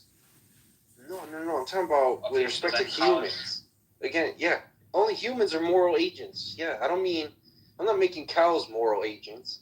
I'm saying I can treat a cow unethically or immorally. Yeah, you could. Yeah, absolutely. That doesn't equate to. That's what I'm saying. That's what I mean by animal rights. Okay, but that's not the correct verbiage. Then a right is something specific. That's the. Yeah. But it's something specific in relation to the government protecting it. Correct. Yeah, animals don't have rights. The only way that an animal quasi has any semblance of rights is if a person owns that animal. Hold on. Listen. If animals don't have a right, can we fuck? I mean, you can, but it'd be extremely immoral to do so. Sure. But that would be immoral, but killing them wouldn't? Well, no, because I can slaughter a cow. Like torturing an animal is fuck an animal. You can torture. Yeah. Just like you can torture it. Like if you own the cow, for example, you fuck a cow. Like I don't think you should go to jail, but it's extremely immoral. I wouldn't want to do any business with you. So I'm for social pressures, just not the government doing anything about it. I mean, to me, that's all that exists, really. Well, do you think human rights exist objectively? No. So it's not that they exist objectively. So like this is the different theories of rights. Don't you? Don't you think morality is objective? Yeah, absolutely. Dude, but that's more of like an epistemological claim. Has the same ontology as the rights. Rights are just as human-made as morality. Yeah, but we give ourselves rights. Okay, in a sense, I agree with that, but that's why I say like, I don't view it intrinsically. Like for example, because this is the different theories of rights. There's 4 theories that 99% of people fall into with their conception of what a right is. So it's you fall into the God-given rights, fantasy world. That's nonsense. You basically, God can stop bullets apparently, with your invisible force field that He gives you. Then you have like the intrinsic right where you're just born with this thing and we just have to live with that. Then you have the government that grants you rights, which is complete nonsense. Because if the government can grant you rights The most and take correct them one away, so far. no, it's not the most correct. Because I mean, if a government can grant, if the government They grants, certainly rights, don't come from God, and they certainly are You're not born with- They don't exist in nature. Fucking correct, correct, and then thou shalt not kill. It's not like a law of nature. correct. And if you think that the government can grant you rights, then it's just as valid to say, well, the government can remove rights, and then therefore Correct. you have The no government say can on remove anything. rights. Well, the government can violate your rights, and then the fourth theory, of rights is the objectivist theory, which stipulates that a right is a moral principle. So you either uphold the principle or you don't. So you either accept that a person has the right to property and you won't steal, and therefore that person doesn't get stolen from, or you don't accept that the person has the right to property and you steal from them because you just don't care. And therefore, the government basically just starts to degrade from there if everybody has this like moral subjectivist view of rights. I'm a moral subjectivist, right? You know that. So that's what I'm saying. So then you can't make any claims like Hitler is bad. Then you can feel Hitler's bad. Oh no, I can say according to my morality, Hitler is bad. Yeah, that's retarded. That's retarded. According to human nature, what Hitler did is absolutely atrocious because it violates every principle for human beings. Yeah, that's right. So when I say Hitler's bad, yeah, but that's not subjective. According to my morality, that's objective. most humans would agree with me. 90-something% of humans would agree with me that what Hitler did is bad, etc. Even if there's no fucking God-given objective standard, there's no objective. Yeah, but I'm not saying. So I agree with you that like maybe.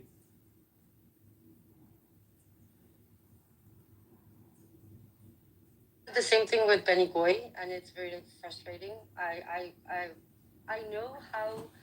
I only get frustrated when they don't want to do the calculus. That's the worst thing about them. But I want to force them to do calculus. So you got a statement. Is it true or false? And because it has to be a deductive statement. Even if you're going to do deduction, you have to make a declarative statement that you believe has the T value.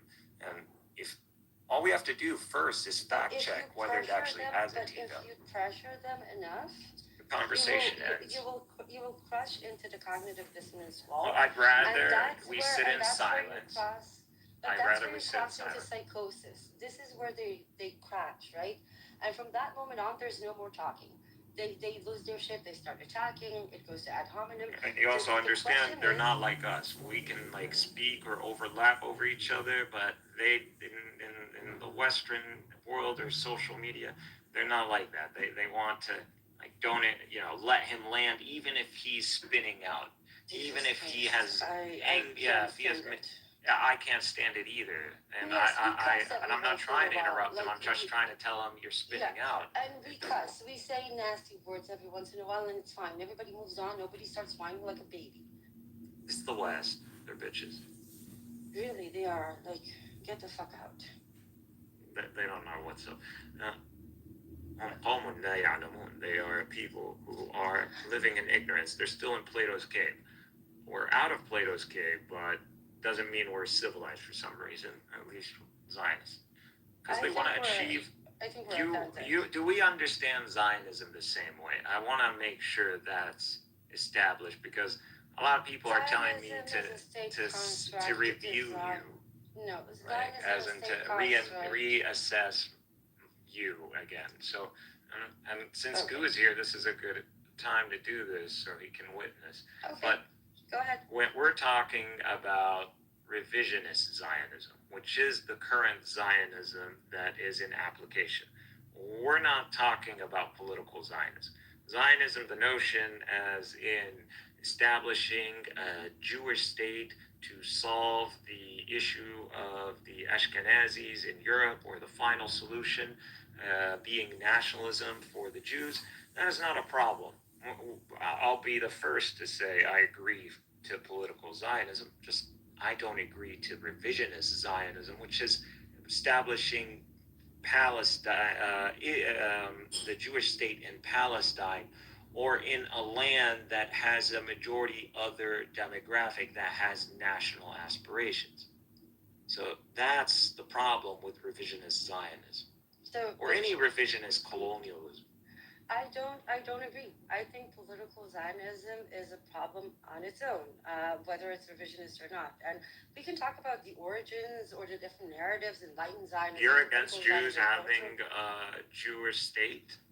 I'm against the concept of an ethnocentric state. Yes, I think a concept of an ethnocentric state, and you agree with me on that, right? Zionism today.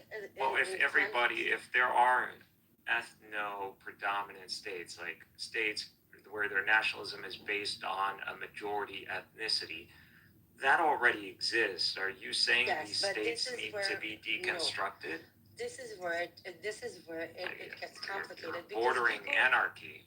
No, because this is what people don't understand. Ethnicity is not a biological thing, nor is it a religious thing. Ethnicity is a definition of culture, of traditions, of history. So I might not be French today, but once I become a French citizen and that's fine. If you're defining ethnicity and we're invoking Jewish ethnicity, then go by that definition. You don't have to set me straight. Yeah, if that's fine. But once we're talking about an ethno-religion that is unaccepting and unopen to new converts, and in a very, very strict way, and does evolve into fundamentalism, this is an entire different situation, because we end up with a state that inherently has one purpose, right?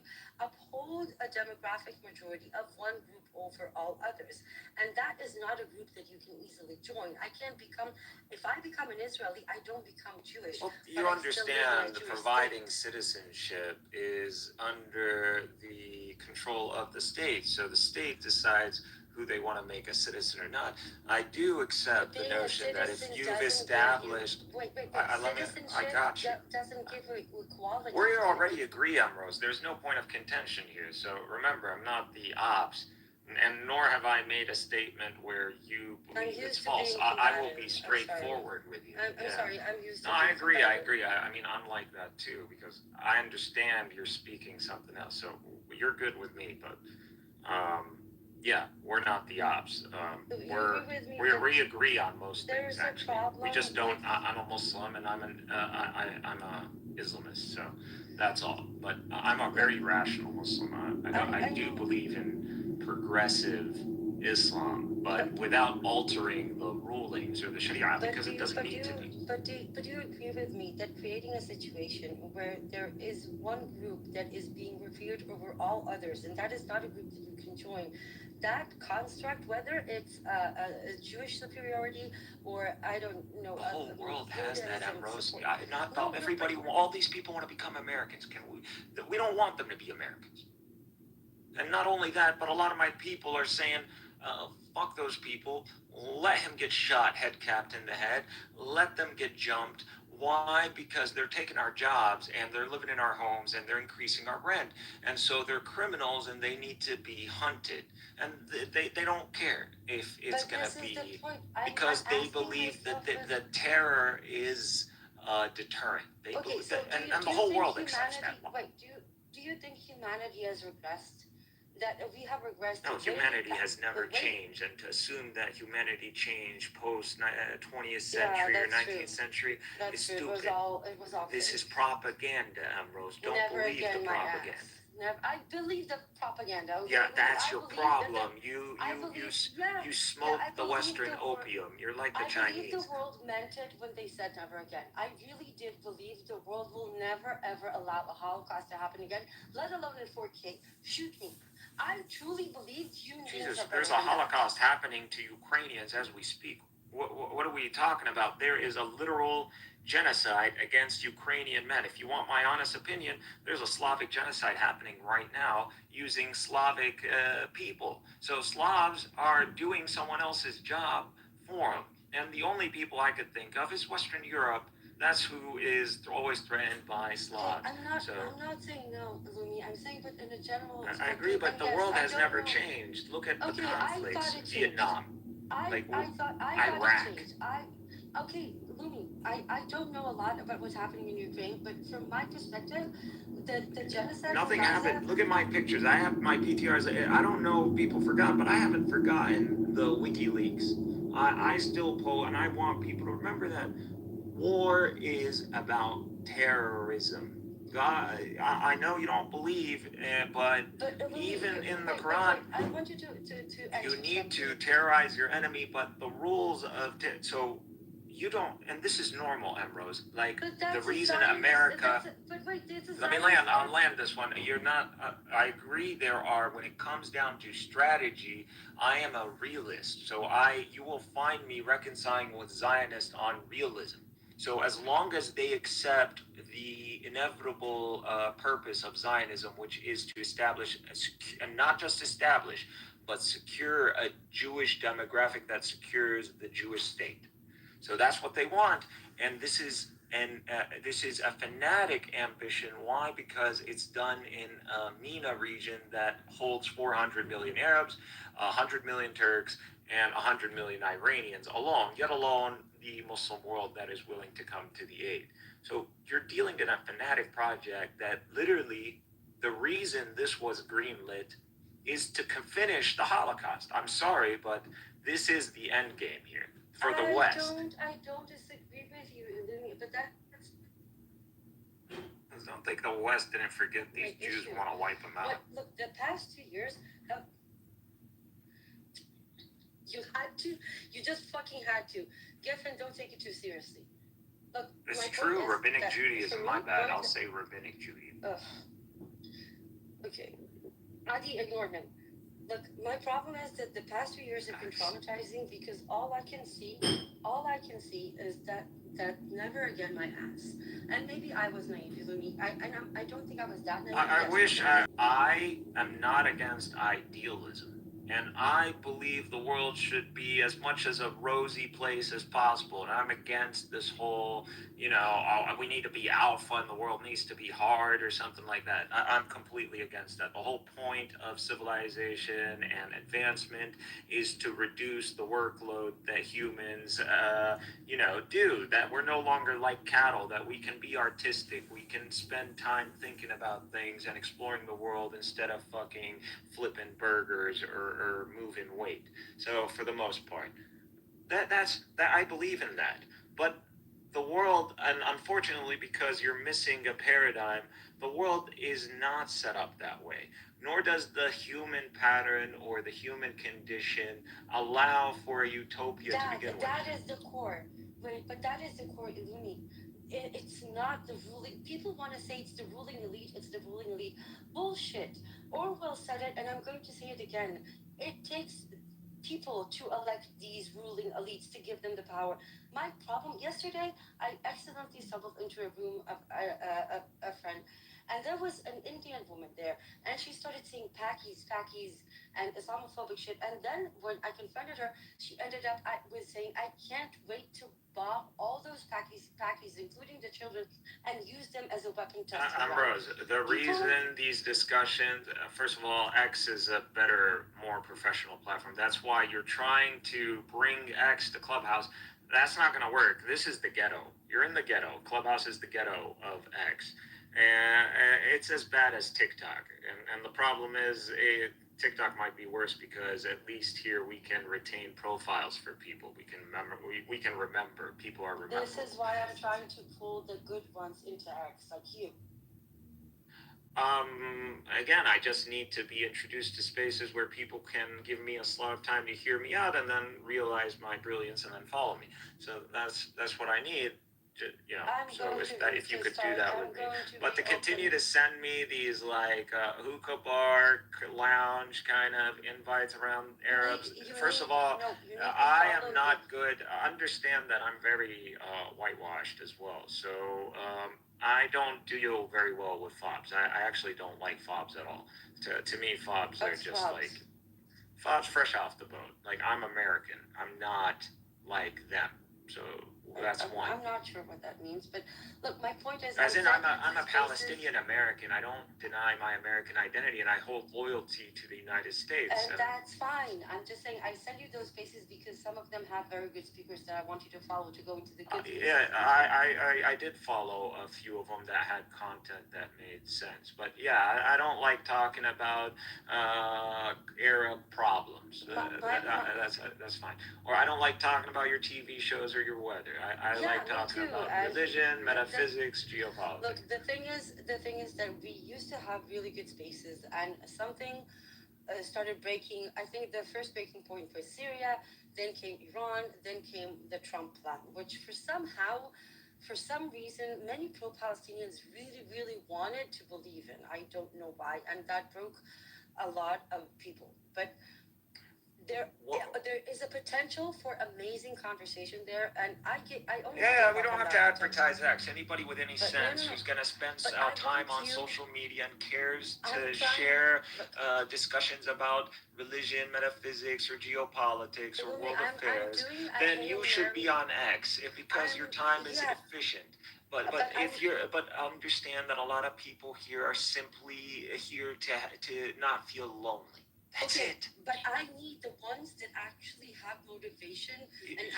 This is already dystopian reality. You're coming already. The nukes have been dropped. This isn't that place. I promise you. Who you want that can actually talk about Israel, Palestine, that are actually have an IQ? I mean, the closest Gentile is probably going to be Alonzo. So Alonzo's already on X. I don't know who that is, but I have enough people. Prince ain't high IQ, but Jack ain't high IQ. But they're reasonable. I don't want Prince. I want you. I want Edward. I'm already on X. I want Jindeep. I want. But I'm not. I can't. I'm not gonna go like Easter egg hunt like these rooms and find. I'm not asking you to Easter. I will open the spaces. That's what I'm telling you. So instead of I'm trying to tell you. All right. So send me invites to those rooms. Enough with the Arab hangouts. I'm gathering the right people because right now most of the people on X hate me on both sides. It's like you just need your main ammunition is gonna be minorities, so you need a black guy. That's just the facts of public media. Black people. Israelis and Palestinians. I don't want anyone else. Find a black Israeli. Find a black Palestinian. We need someone presentable black. You are already a Jewish Israeli woman. I'm an Islamist Gazan American. I'm veteran as well. So I have American loyalty and I have being experiential knowledge. And I'm loyal to Islam. So stuff like that. And I'm not hostile to Christianity. So that's my angle. You're atheist, you're agnostic Jewish woman, and so you just need a minority American, preferably ADOS black. I know it's just how we're gonna gather an audience. If you're serious about these kind of conversations, this is just statistics, Rose. This has nothing to do with idealism. Look, if you want, you can come to X. I'll show you all the profiles, and you can cherry pick the ones that you want. I'm not a recruiter. Do I look like a woman? Do you want to help or not? Rose, you're a woman. You can recruit. Literally, that's what recruiters is technically. I asked you to look at the applications and say which one answers the criteria that you just presented. Yeah, sure. If you want, first of all, allow as many people to follow you and follow them back. Like that doesn't. And experiential knowledge is how you're going to judge people at the end of the day. But we don't need Zionists, obviously. I don't want Zionists. But I would love to meet a reasonable, calm Zionist who can articulate themselves and do pretty good induction. Ops is good. I have that, and most Israelis won't engage in English. I did manage to collect the ones, whether they're Zionist or not, that you can have a reasonable conversation with without devolving. And you will never find that, by the way, in diaspora Zionists. This will only happen with Israelis because Israelis, as Zionist as they might be, are less prone to denial of reality than diaspora Zionists. I have those people, but the thing is that there needs to be a motivation to have that conversation, and most people have given up on that. Well, there is motivating someone, again, wisdom from the book, but there's motivating people via positives and then enticing them or doing it the devil's way. So we can do this the devil's way, and that's all you have to do is get a show. That's all you need is an audience, and I promise you, Zionists are going to feel the fervor and they're going to jump trying to defend. And as long as some Zionists are willing to get a deduction down and get their statements fact checked, that would be advancing humanity. So I'm all for online presence actually being advancing humanity or advancing understanding, even if it's just one person in a room of 200. So let me ask you the difficult question, okay? I mean something by that. It is, and I agree with you 100%. He who saved with a single soul as if he saved the world entire. I agree with that concept. I really do. But when I started, that's what I want. I wanted to create a dialogue that is authentic, that doesn't require Palestinians to adapt their narrative because they used to do to us in high school. I don't even like identifying as a Palestinian. I usually let the conversation go unless. But isn't it extremely cruel to ask Palestinians to sit and have a conversation? Yeah, that's a subjective statement. I don't deal with subjectivity.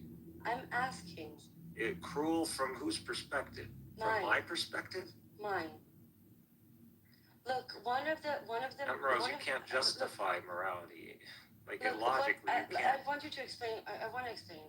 My perspective and what I've come to understand is one of the biggest, like you said, creating I spoke to Edward about this.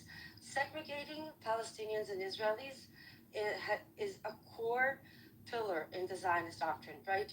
The more you keep them away, the more you perpetuate the concept of the monster under the bed. They want to keep them segregated.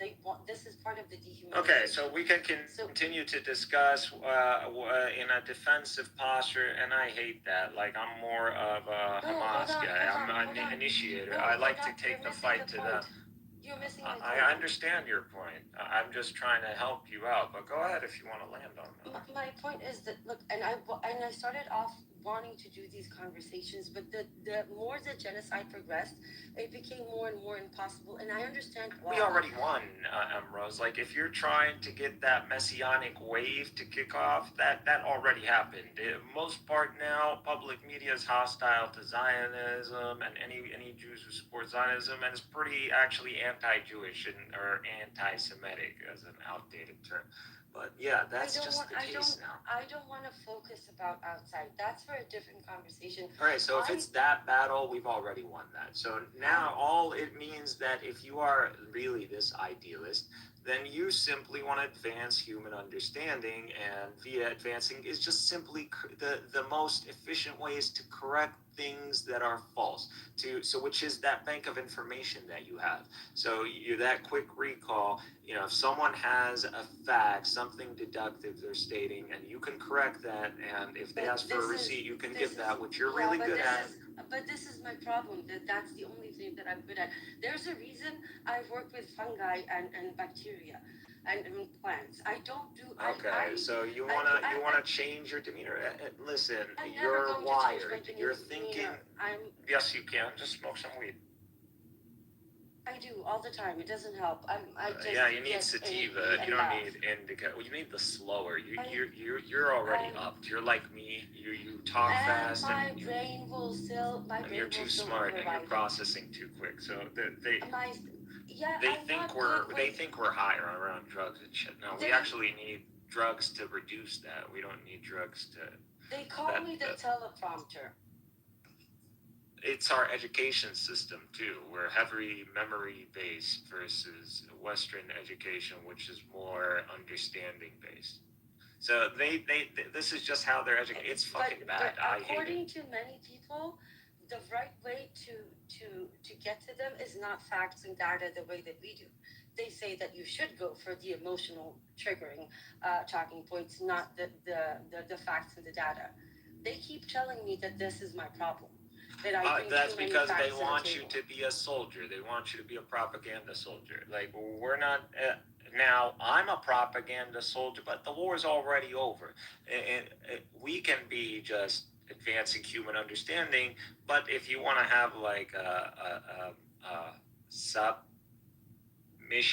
you could say, yeah, it is also like taking on the Zionist narrative, because that needs to always be an active thing. So, you know, just because you cut all the weed doesn't mean you need to, you don't have to mow your lawn anymore. So that's what it is. This is exactly why we. But what needs to be is the attitude needs to shift. So you're no longer in the attitude of fighting a war or a propaganda war.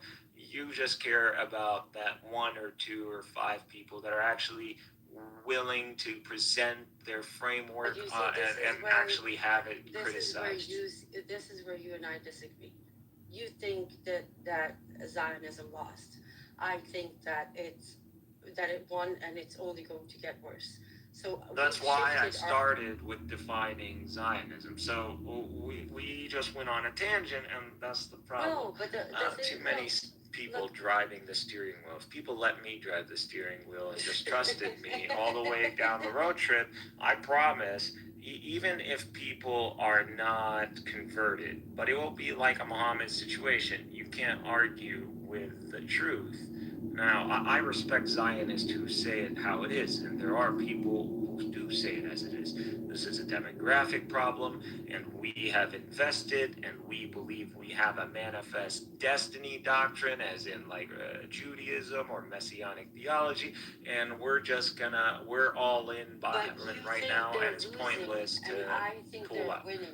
I think that God has set up a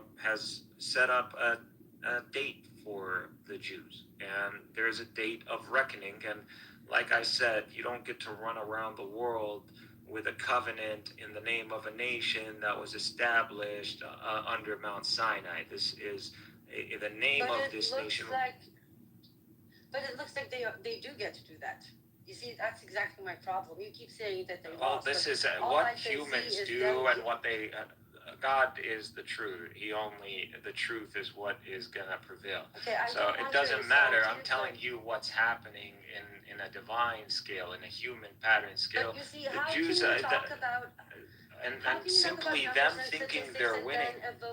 Because statistically, I have the support. I can prove everything I'm saying numbers-wise. If we ran the current numbers, just like how we can project America is gonna be, white people are gonna lose their white people are gonna lose their super majority by 2040s.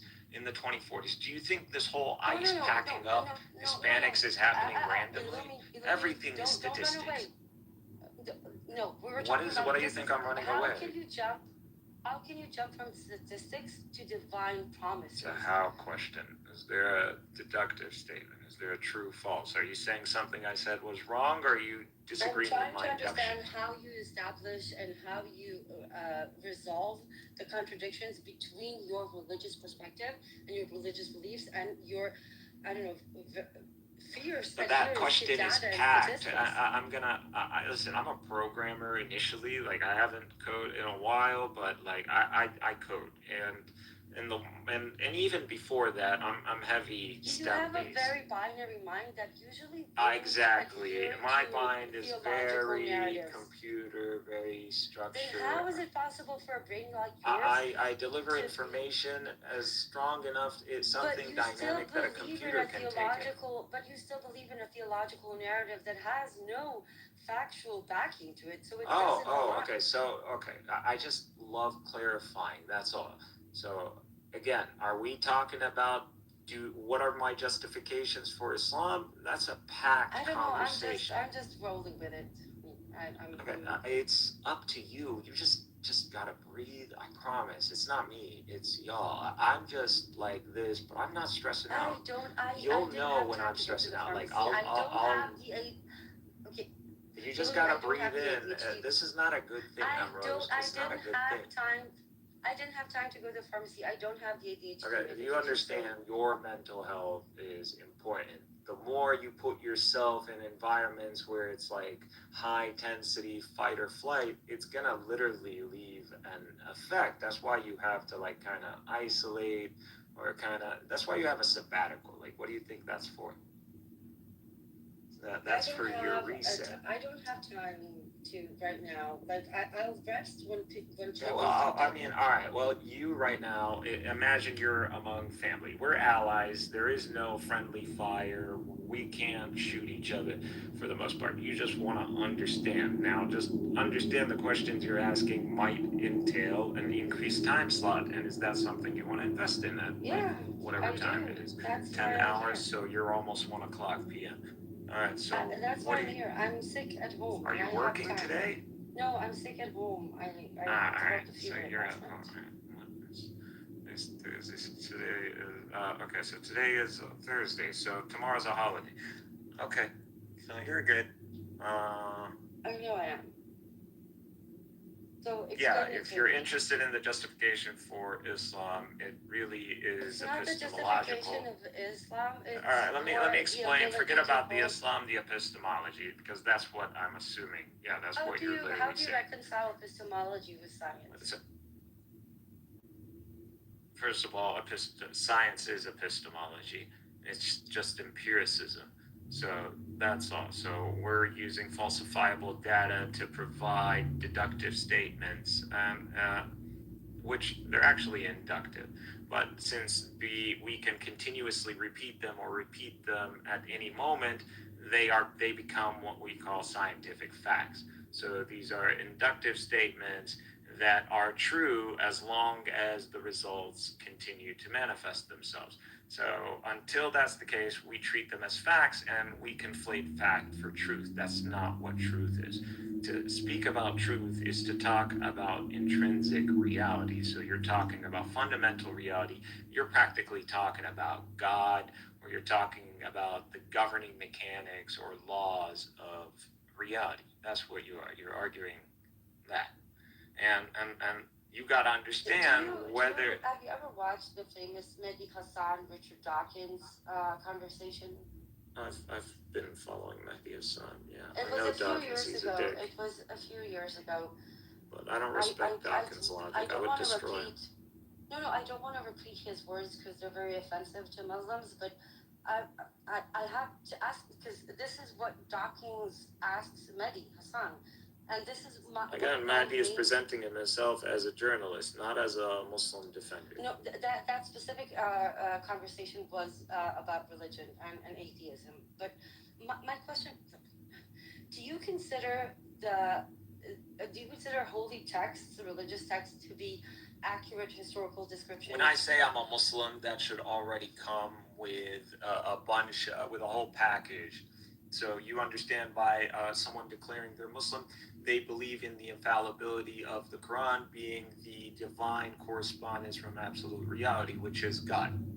To who? To Muhammad. So what we are is that we believe Muhammad spoke the truth. When Muhammad claimed to be a prophet and said this is from God, and he presented this to us, and we consumed that, or we processed that, we believed.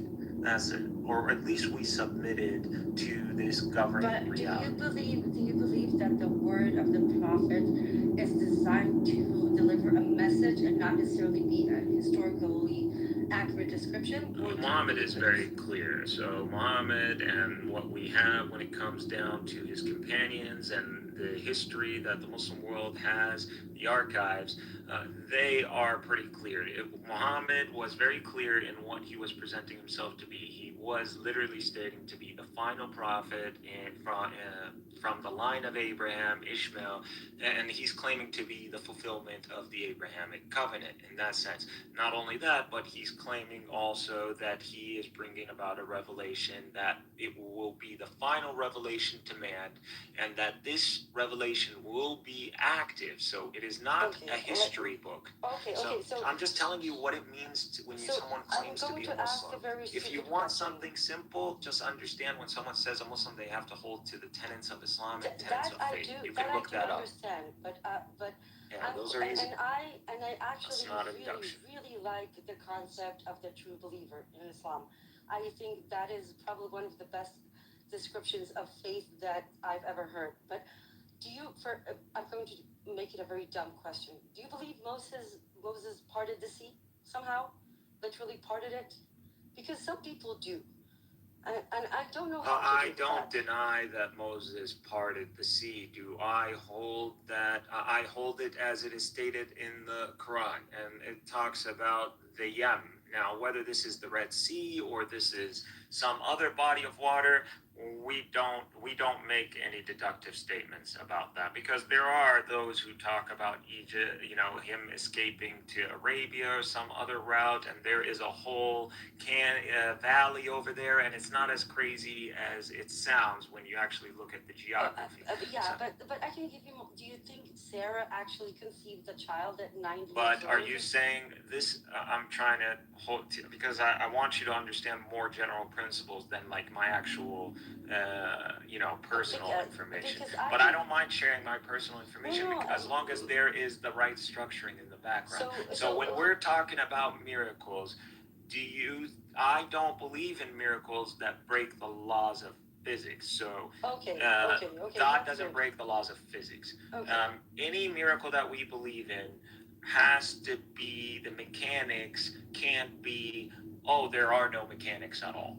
So and they can't be blaspheming in the laws of physics, because why? God made the system. You don't make a system just to punch your hand through it.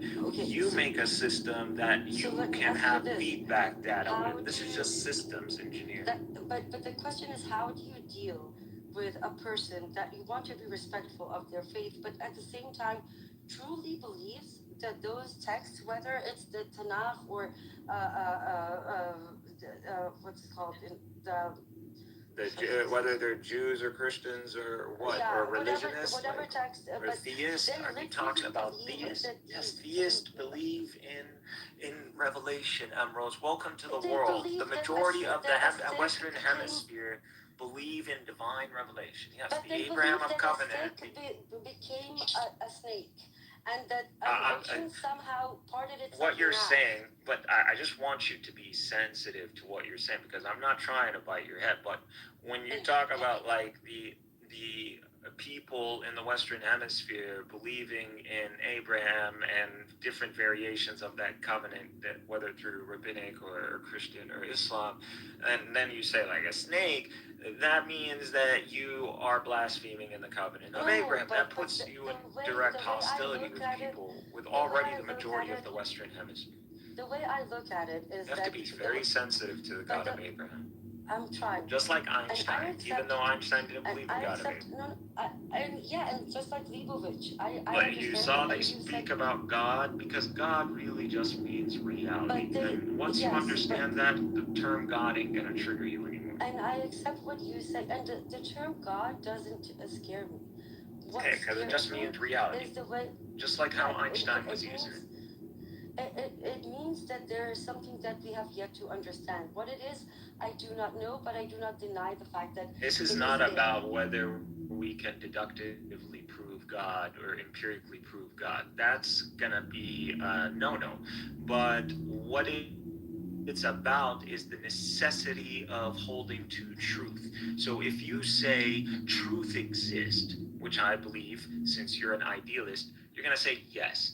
And this proof is absolute, as in it is intrinsic to reality. So when you say moral things like, this is a genocide, whatever, this is coming from a sense, an intrinsic sense that we have.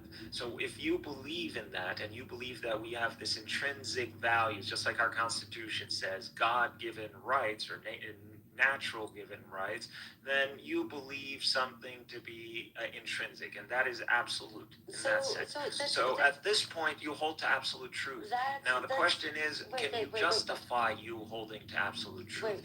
This is why you don't see like the founding father, but even though they're not atheists, they're deists, but and one could say theist, but not necessarily holding to the interpretation of traditional Christianity. This is the way I see it. But they understand the justification. They understand, but last point, they understand that the Constitution has to be coherent, logical, and they invoke nature, God, as a justification, because that's the epistemology necessitates this.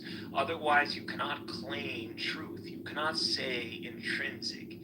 You understand? Okay, So now I want to explain the way I look at it, and when we try to talk about intelligence, for example, and we try to define what intelligence is and how do we identify it, the best way that we came up with is the ability to recognize patterns and operate according to the deductive conclusions you come to from those patterns. Now, but I cannot induction, yeah. yeah, the deductive statement. Deductive statements would just be intrinsic. We can discover those things. If you believe in Wait, hold on. Help me with the language, because you see a pattern and you deduce something from that pattern. Patterns are deductive, so we just see them in reality. So like I said, the structuring of certain things. That's I'm just asking about the language. But the problem is that there's a human element here. Wait. I just need it's to like Emerald. Either you're gonna have to take the epistemology 101 course. It's just gonna happen. You're going to have to let me talk, and if I needed help with the language, don't derail my entire thought. But the point was, we look at intelligence as recognizing patterns and the ability to utilize those recognitions to make better choices so that we have better chances of survival and procreation, because that's our biological instincts. We observe our environment. And what I cannot deny is that I cannot deny the fact that I see patterns throughout history and humanity. You and all humans. That I cannot explain. Throughout the evolution of modern societies, some things we developed enough science in order to explain, right? But that it doesn't explain everything. So I will not deny that there are existing consistent patterns that I can predict, but I don't know what is behind them. That is, to me, the reality, the divine, whatever you want to refer to it. But I do not deny the fact that they exist. And that's why I will never refer to myself as an atheist, because I cannot prove or disprove what is causing those patterns to happen. And for as far as I know, the potential of that being a divinity, a divine entity, or an alien for that matter, is unconclusive. But if I look at the I don't know how to translate, like the rise of the masses, the fact is that there is validity to that, and the majority of the people do feel that sense of divinity in those patterns. They might not be able to indicate it. Okay, all you're saying, like Ambrose, all of that could have been cut short. What? Humans perceive patterns, and you believe that's a sufficient explanation for religion. That's what you're trying to say, and that is valid theory. Obviously, pattern recognition makes us trip out once it reaches a certain level. I'm trying to take that into what you spoke about the genocide. When it comes to the genocide, one of the things, it's not, because again, you said it's not about my internal moral compass. The reason I refer to it as this genocide, and what drives me ignoring the genocide, just morality. We're talking about morality and ethics. You understand that morality and ethics, if not grounded in a source of absolute truth, which is God, divine reality, or absolute reality, conscious reality, then it cannot be intrinsic. But part of that intrinsic reality is recognizing the facts that are in front of you, and part of those facts is the fact that if you have intellectual integrity, that goes. So you're just a utilitarian. If you go right into ethics, intellectual integrity requires you to acknowledge. Do you know which system of ethics you hold to? Which one? You know, if you value morality and ethics so much, do you know what ethics you prescribe to? No. Don't you think that's something important to try to get to the bottom of? Like for you personally, like this is just me and you. Like we both condemn Zionism. We understand what's going on, and I believe this is a futile project that I can prove using statistics and math. I don't need to argue. This is why I'm a lot calmer than you, because to me, I used to be like you. I would go into a room in Zionist and it would be, if you don't want to discuss, you don't want to discuss, but passion but nowadays I have computational power. I have AIs that can process and crunch numbers. Your argument eventually states that if the numbers made sense, then that would justify it. If the numbers, all I have to do is to showcase that if things continued in the current trajectory, not that they got better, so I'm already giving them the benefit of the doubt. If things continued the way they are right now, which includes the occupation for the last 75 years, that they would lose. But what if my question is different, Rumi? What if the numbers? So do you believe the Israeli government and the IDF are just these immoral monsters? I'm not saying there aren't. Are you saying that they ignore the calculus and they feed into their hedonistic, sadistic ways? Is that what you're saying? Or do you believe that this is truly a military that is calculating and just maybe has a failure when it comes down to discipline and tactics? But as a processor, as analyzers of the situation, the sit rep, they understand the factors on the ground and are dealing with these factors using the military option. Because you got to understand that military people, the ones who actually become. I don't want to say the answer out loud. Have you been in the military?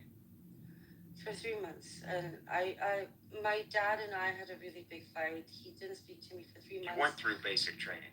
I went through basic training, yes. So you understand that orders and command and a chain of command, and you understand that you shut up and color. Your whole job as a soldier, why there's a whole rank system, is that you follow orders, and even if these were not proper orders, that eventually the system would rectify itself. So it's trust in the system and file and rank. I know you're a military man, and a lot but of you too, you have gone through basic. I know, but if you knew what I know about what happened in the IDF in the past. I'm not talking about the morale. We're not judging them right now. We're simply speaking about the military institution. So as a military, a proper military with a proper chain of command does not argue the morality of things with the civilian side. Do you know what the IDF doctrine has always been that was different from other classic military doctrines? What? Their core concept was give much more authority and jurisdiction to the commanders on the ground. Make it a lot less bureaucratically complicated. And especially when you're dealing with a rising state that doesn't necessarily have the infrastructure that a state like in Western Europe does. And that doctrine, if I just take it to what which is a smart doctrine. I mean, we do this in America. We allow, if there are officers on the ground, they pretty much get, unless there's a communication. But once communication fails, you take orders from the highest rank on the ground. It's not a problem of communications. They're a 40-minute drive from their bedroom. It's not a communications issue. It's not a communications issue to me. This whole thing, after October 7th, the Israeli emotion, you can imagine what it was, right? Imagine an entire... If you're just going to tell me they're bad guys, I already agree. You don't have to prove it to me. I already know this. So it's not about an efficient military executing commands. This is about a society gone haywire. Obviously, indoctrination is going to do that. When you oppose on society this setting, you pretty much put them in a kill box. And hey, we're not the people you want to be in a kill box with. Like seriously, like anybody who looks at history goes, actually, we fucked up. See a lot of these baby Zionists that I call them. They think we're Native Americans or Aborigines or some silly nation out there. We're 400 million. When you kill 50,000 of us, it's not the same math. You see how the Israelis are doing it? You think this ratio that we have on both sides, you think this is just random? This is where the dust settled? No, the Israelis are calculating for the Arab demographic. They're not thinking Palestinians. They're thinking 400 million Arabs. That's how these motherfuckers think. Yeah, and look, the thing... And you don't believe me? All you have to do, this is why I bring up military and military doctrine, because this is their military doctrine. I believe you. And again, what I'm saying is that you said I'm not denying that there's a doctrine behind it, but that doctrine, it gets to be executed. Do you think we don't understand that? Not because people are being... I know. Okay. Do you think So Hamas, you when they understand conducted, they didn't, or Palestinian resistance, they didn't understand that Israel would invoke that calculus on the ground?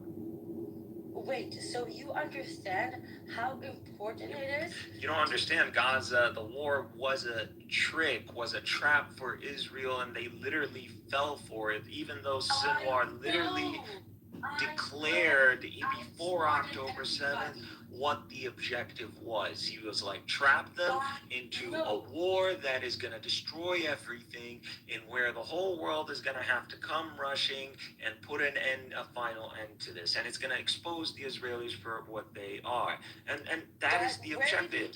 Where did he got it You wrong? can say he's sadistic. You can say he's a masochist. Where did he get it wrong? Where did he get it wrong? And he didn't get it wrong. Sinwar won. No, he got the W out of this life. He got one thing wrong. What was it? What do you mean? The man died. A commander. He altered the. One second. He didn't do anything wrong. But go ahead. I'll hear this one thing that you believe he did. Sinwar was banking on the Israeli ethos of hostages. No man left behind. Everybody's child. They're all our sons. It's up with you Israelis and not being straight to the point. What do you believe he did wrong? Make a clear statement. He thought Israel will do anything to get the hostages back as fast as they can. He didn't expect the government to be willing to sacrifice actual civilian hostages. Military, maybe. He did not think Bibi will be able to go that far. He did not think he will have the public's backing for that he did. Okay, let's assume that's a case. Let's assume that's the case. Let's assume that's the case.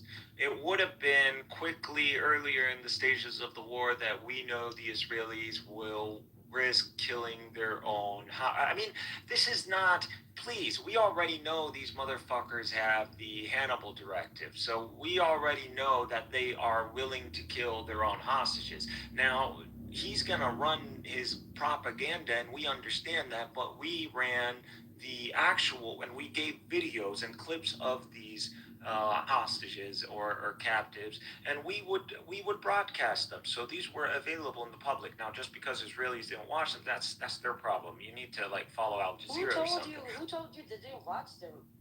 Okay, well, a lot of them they haven't actually. You understand, Israelis, a lot of them just speak Hebrew now, and they only watch select media, just like Fox News in America. Even me. Okay, so this is where you get it wrong, because half of the country genuinely didn't want to watch them. We had a hostage family that said that they're willing to sacrifice their son. However, the other half of the country, the one that was protesting, the liberal Zionists, they were watching all of it. Right? I'm not talking about the old guard. I'm not talking about boomers.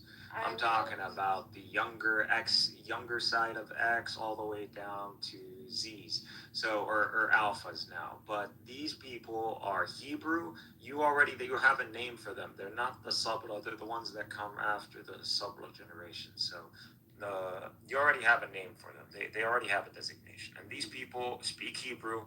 These people don't really know other languages. These people, all they know is Israel. And these people are going to be radical. These people are this is the only home they know. And they don't care if in the history their ancestors or their great grandfather was a Zionist immoral douchebag and stole this land. Just like Americans today, if you tell Americans today, or even 100 years ago, yeah, by the way, it's immoral and we should give up this land to the natives, they'll be like, they'll hang you. So it's not why, because let me land.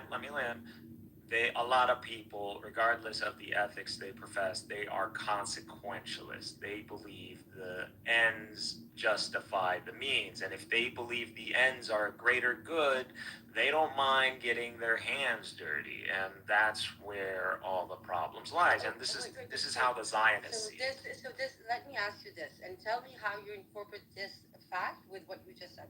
So if we look at early Zionism and early statements by Zionist leaders, whether it's before 48 or after, but I'll address this in a very specific example. There's a eulogy Moshe Dayan gave in the Gaza envelope after a soldier was killed there by the resistance. And one of the things that he said is that of course they're going to hate us. They're watching us take their land and farming it and doing these amazing things with it, right? But he acknowledged what was happening. Today, the narrative is completely different. Past Zionism or original Zionist generals were not as like delusional as the current situation, and this is the generations that you're talking about. It's getting worse and worse. They're not the past Zionism, even the Gen X and the boomers of today, the liberal Zionists like Egal and people. If you pressure them enough, they will tell you, yes, we know Zionism will never be an actual democracy, but it's a necessary evil, right? But they acknowledge it. The new generations are completely delusional about this, and so incorporate that into what you just said. I'm sorry, I literally zoned out on that last one. For fuck's sake. What was it specific? This is why I'm like, I need that deductive statement. Was unabashed of what they were doing. They were fully acknowledging that Palestinians are watching them steal their land. However, new generations... Again, are you just going to continue? Hey, I'll just tell you, I accept Zionists are sadistic. Is that what you want? Like, I'll concede that. I'm saying that there's a difference between... Like, do I need to write this as a title? Who's talking? Leo's talking. Leo, just be respectful. She home when they are them. I'm seeing a Jackie. I don't see a Leo. No, but I don't care about people's name change. If they ran with a name for a long time that I memorized it, that's what they're gonna stay as. Hi, Jackie. Jackie, I can barely hear you. I don't know why, but it's nice to meet you, I guess. Unless you want to... It's like baptizer. I don't call him except baptizer. That's it.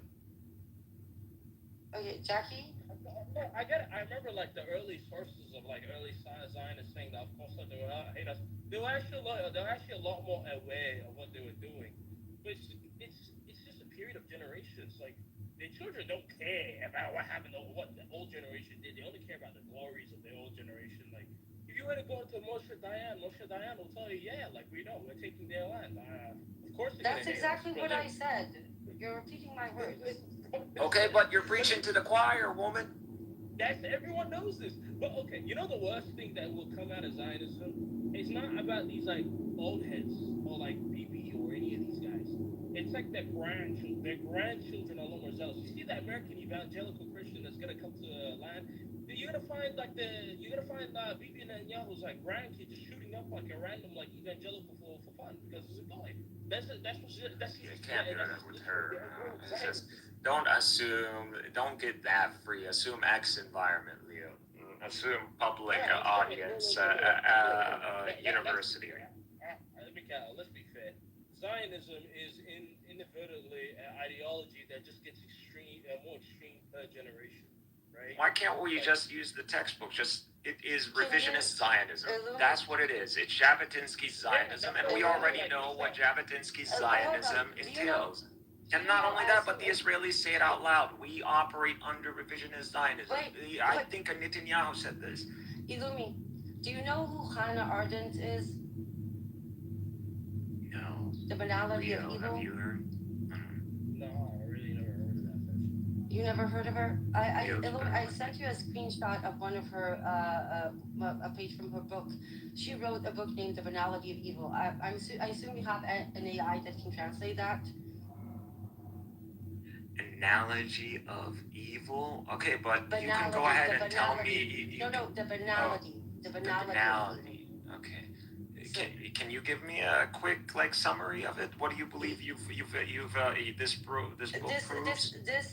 She describes 2026, and this was written in 1948.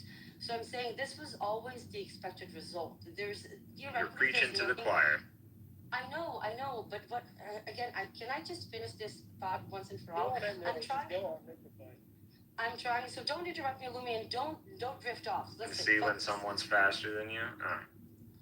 Okay, dude, I'm sick. Try me when I'm not. Okay. What I'm trying to say is that yes, the earlier Zionism were aware of what they're doing. Nothing that's happening now would have been a surprise to them. But the younger generations, the ones that are growing up now, Z, X, Alpha, whatever you want to call them, that's a different type of delusion, and I'm concerned of what that might evolve or manifest as. Because we're not talking about people that are aware your of their concern actions. is recognize them, Rose. I don't know why you continue to try to vindicate yourself. It's not. I'm trying to understand. How do you see this? We know you're projecting Israeli. forward? We know you're Jewish, and we accept you. But Like, it's fine. I'm trying to get you to give me your future analysis because this type of Zionist Well, psychosis my seems to be a different breed. future, I don't predict the exact You're future. fucking I simply, annoying. everybody, I promise you, that's what everybody thinks. But that's because I would assume that you would be familiar with that because people feel the same way about you. I'm just you to you. Yeah, That's all. I know. Okay. It's okay. I Two, say it with love and I am respect. actually pretty rational, and a lot of my predictions have come true. I know, when which it is why comes I'm down asking to for the your end prediction, game, jerk. my end game is if the Zionists are fanatic enough, they're going to Samson our asses. Now, if they're not and they're reasonable enough, they'll accept long-term peace and understand that Arabization is inevitable and try to fit themselves within the Arab world. That's the best. These are the two options the Jews So have. Zionism always had to balance psychosis and pragmatism, right? And it seems that recently the They have to scale play a is really starting. tight rope on Yes, demographics. but it seems like recently the scale is tilting more and more towards psychosis They lost and October less and less 7th. towards And pragmatism. so My question is if this psychosis is going to manifest in full force, we're talking a shit ton of blood being shed, and I don't want that to happen. Do we have any idea of how to prevent that? It's up to the Israelis recognizing reality. We So today have, if you're gonna go, okay, if I have to make a decisive statement, I'm gonna make the theological one as the Quran prescribes, that this is the second corruption of those who claim the name of Israel, and that the end game for them is that those uli ba'sin shadid, very hardened believers of God, will sweep through the land, and that's it. It will be, and everything that they rose, everything that they brought, every rise that they brought in the land will be brought down. So yutabbiru ma'alu tadbira. So but it that means might not that happen for another 300 years. it's not. Let me land. That's the whole point of the verse. You got to be very. The Arabic is not the English. English is always compact. The Arabic words allow broader. So here, to bring down what they raised in the Arabic allows for, it means a slope, not something instant. It's a gradation over time. So they're going to degrade over time, just as they rose over time. So in the same pattern that they rose over time, that peak is going to be reversed, and it's just going to keep going negative until what you see like October 7th, people just sweep through the land. Now, it doesn't necessarily need to be hostile, but they enter between the land without a major battle. So the lands aren't destroyed, but it's a defeat. So it's a strategic defeat. And that's all. And this will only take place when these people show up, and they have showed up. So these battle-hardened believers are already here. So Hamas, Islamist, and you see it now, the rise of the Sunni axis. I don't want to be disrespectful, and there's nothing disrespectful. That was just I already announced. I already introduced that with theology. If you wanted a deductive theological end game, I gave you that. Can I say something? I did not say this is the reality of this. We don't have a timeline. And for me, I don't know if this is true or when it will happen. But my reality right now is all I can see is this psychotic episode called Israel right now is being unleashed and nobody's doing anything to stop it. Rose, I cannot- خلاص and احنا نشغل even- نواحين. انت maybe your ancestor in the past was one of those that the Jews brought to cry when they had a dead, like a weeper, or we call them لطمات. يعني انت لطامة, Yeah, is we that still what it have is? them. Yeah, my grandma used to do that. She was a Yemenite. Do you call them Palestinian لطامة? women, we call them weepers. مكوننات. مكنونات. مكوننات. ماميلاكي نون. It's to. It means they suffered a catastrophe or something. Yeah, something like that. مكنونات, okay. مكونن. Send you the definition. The I'll point have is, to look. I'll have to find the root word. The point is that pragmatically speaking, and I agree with you that this society will inevitably. Like, I just remember Dilapama. I don't need a weeper. This society will inevitably self-destruct, and it is more close to it than it is ever been before. However, wait, Illumi, let me finish. You're gonna keep sounding. However, no, yes, I am, because you're ignoring the fact that the reality is that people are dying on a fucking daily basis. What do you want me to do, woman? Like, we can talk. I want us to talk about doing You something think, okay, now. on social media, you think on social media you're gonna do if you have this kind of energy, then you need to be on the street. But when it comes down to on my day job, I am. I do things that I can't talk okay, about. I'm not saying you're not, but like when you're on social media, the only thing that's gonna work in your favor is if you have established a platform where people is very well moderated and we can get information processed as fast as possible. I did. They called me. Honestly, I've given up on humans. Like, if Clubhouse doesn't do this within like a year from now, I'm just gonna copy their platform and I'm gonna integrate an AI, and that's what is gonna be. And I'll just code the AI the way I want. So, okay, and I can't do that. What I'm trying to tell you, that in order to try and I'll try and one of the ways, and I try many if I different copy their tactics. source code, Listen, for fuck's sake, shut up. One of the ways that I am trying to work within, and I'm trying various tactics, is to address the dehumanization part of the Zionist doctrine, right? And that requires, unfortunately, Palestinians letting the world know that they're actually amazing people, and it's a ridiculous, preposterous, evil thing to ask people to actually prove that they are worthy. Unfortunately, it might work.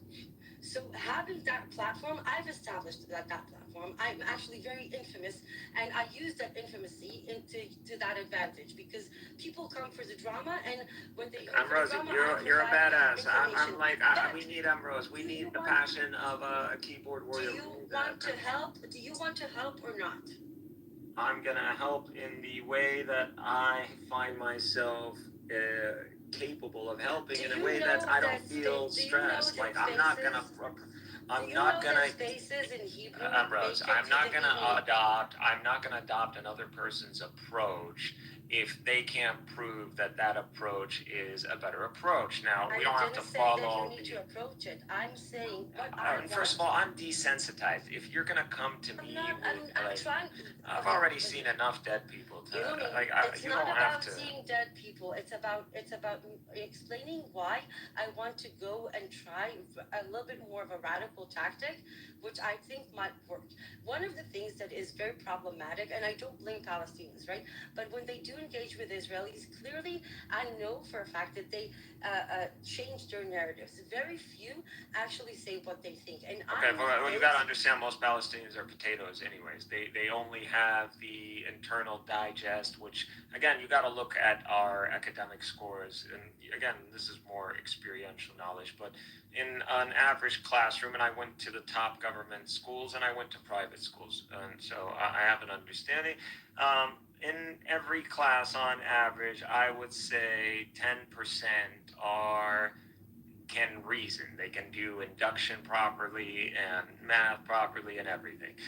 Everybody else is gonna struggle, and there's like a bottom 50%. This is gonna go nowhere. If they get out of the K to 12 system, capable of reading and doing basic arithmetic, that would be an accomplishment. You understand, because Palestinians now? No, I'm telling you the reality of the condition, and this is the condition that is brought to us by occupation, Zionism. So this is a real thing. Listen up. So our classrooms are extremely packed. We suffer a range between 40 to 60 students, sometimes even worse, depending on whether the school might have suffered some sort of catastrophe or not, or something with the whatever, or there's just increase in population and they need to build another school. So these are real problems, and not only that, let me land. And not only that, because of the human population and the lack of infrastructure, we had to condense the school schedule into two primary sessions. So we have an early session or a morning shift, and we have a day's shift. And literally, what an average American wakes up like 7 a.m., gets to school, bell rings 8, and they're there till 2 or 3 o'clock. We don't have that. We have it.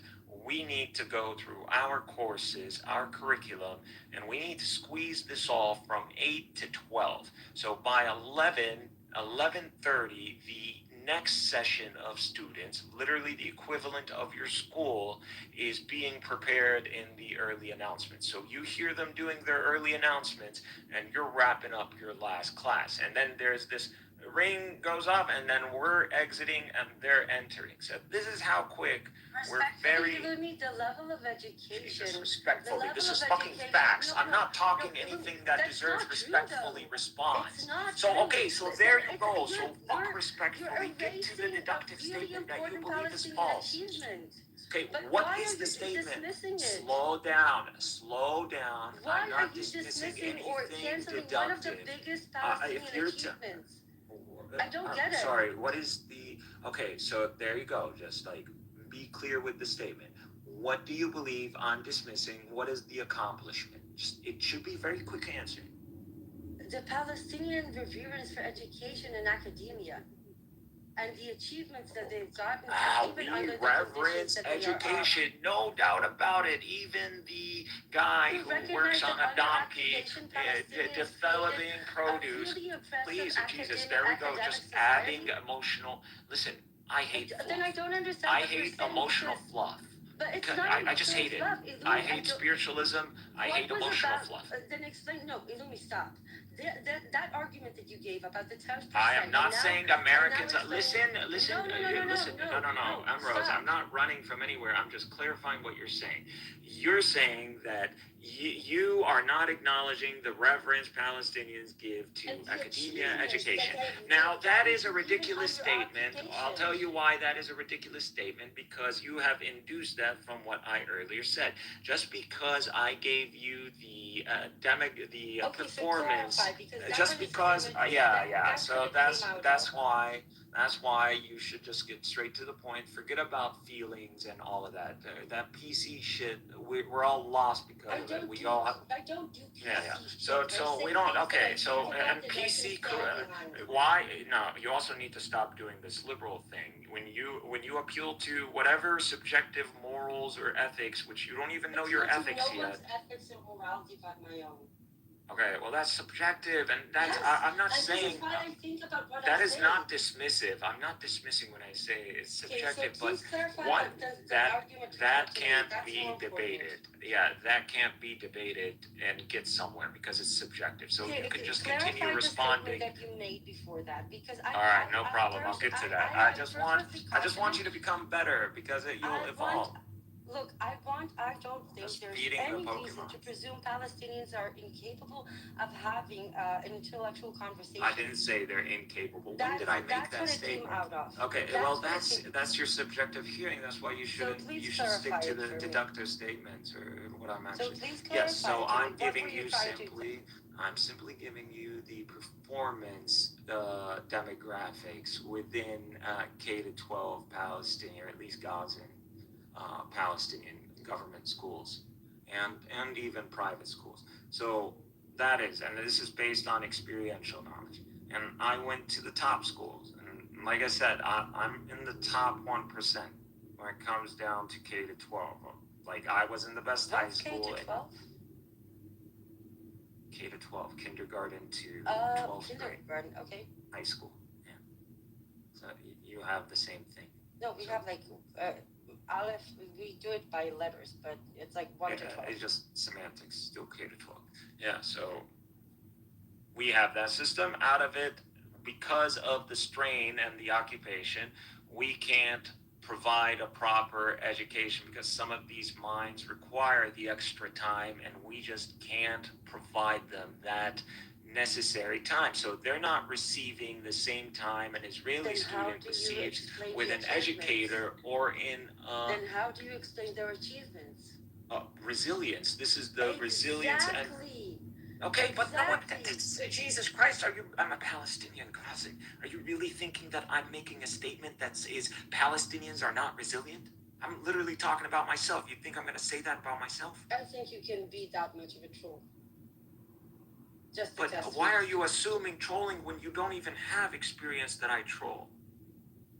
You're straw manning. I don't understand. I'm actually, I hold myself to be. Let me land. Again, you're just gonna make another subjective statement. Like I think we've already proven the hierarchy here.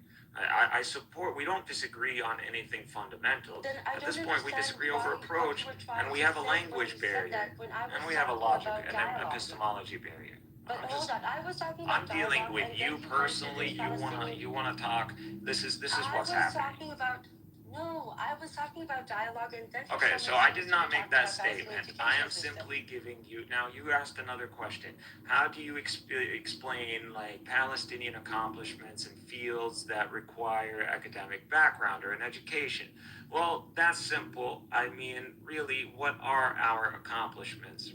If you look at it, infrastructure, again, we work with our means. We got good with working for this long with our means. So you see a lot of structural engineers, a lot of architecture. These guys are really good.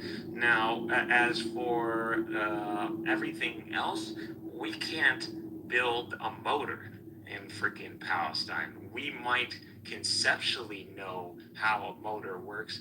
Same thing as how chemistry works. You think I had a chemistry lab going over there? There is no such thing as a chemistry lab.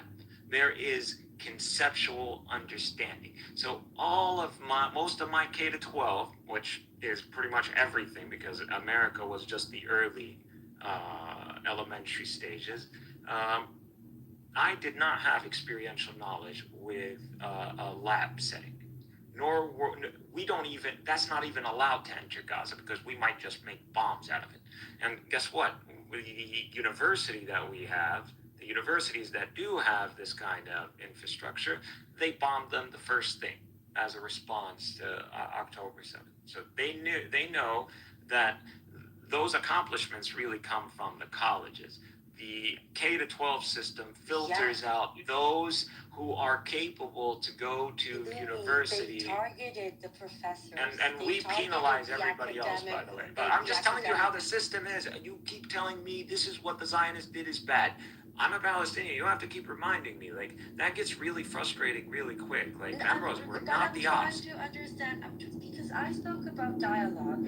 But I didn't make any deductive statement that literally warrants you challenging. Okay, so why not? But why do you think that way? Listen. Why are you always waiting to get triggered? It sounded to me as if you were trying to say that not many Palestinians are capable of having that conversation. So was I wrong by? Oh yes. I would say most Palestinians. If that's the statement, this is all coming from. Then I will double down on that one.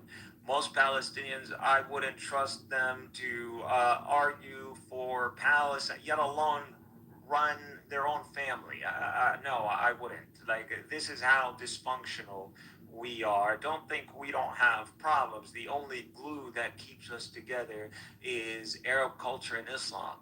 If it wasn't for that, we would be toast. The reason, the resilience of our people is that we are even still a people, and that we were able to develop a national identity and maintain a national project in light of Zionism and an occupation. That's our true resilience. As for accomplishments when it comes down to technology or academia, we pretty much, like I said, it's all engineering based, and it's not any of the main mechanical, electrical, or chemical. And when it comes down to basic mechanical stuff, we do have that, but that's nothing to write home about. As in, for some of the specific, yes, we do have names, and we have like a physicist who accomplished something on a international academic level. We have people like that, but those are very few. Those are that's not anecdotal examples, but I think you're wrong. Respectful. Look, and that's only anecdotal. If it can't, that's not anecdotal. I'm saying that one Nobel Prize winner. I don't like when Jews do it. That's. But if you look at the society as a whole, even if you break it I'm telling down, you, like when it went. Okay, you here. Forget about. Let's be specific. Okay. Do you have statistics to back up these like major accomplishments that you're talking about? I'm going to give you one example that I'm most proficient. One example is not mean major. You're just supporting my position. Hold on, not a single individual example, a single observation, okay, or a single fact. Palestinian 48. They have a segregated education system that is constantly under-budgeted, intentionally crippled, intentionally put on, like, everything. You get where I'm going with this, right? In the past 30 years, Palestinian high schools and Palestinian 48 society have gotten to the point that they are consistently, when you look at the top 5 high schools in Israel, 3 of them are most likely, like a 99% chance, will be Palestinian high schools. If you look at the medical system and the medical personnel and professions in Israel, they are dominated by Palestinians. Not only that, we are seeing a consistent rise in academical students that are Palestinian females, and that is insanely. I forgot the word. Like the slope of the graph is really, really sharp. Okay, the level of progression the Palestinian 48 have been able to do under oppression and under intentional efforts to derail them has been insane. That is just one example of population that I know very well that I can give you, and that is not something you get to dismiss that easily.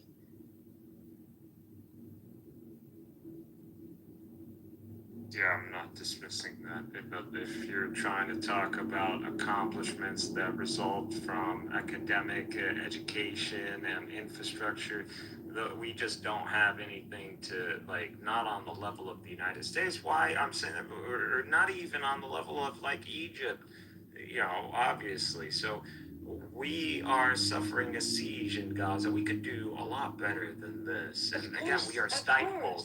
So I want you to understand that my whole point, I'm very clear in the terms. I don't need to be like clarified for.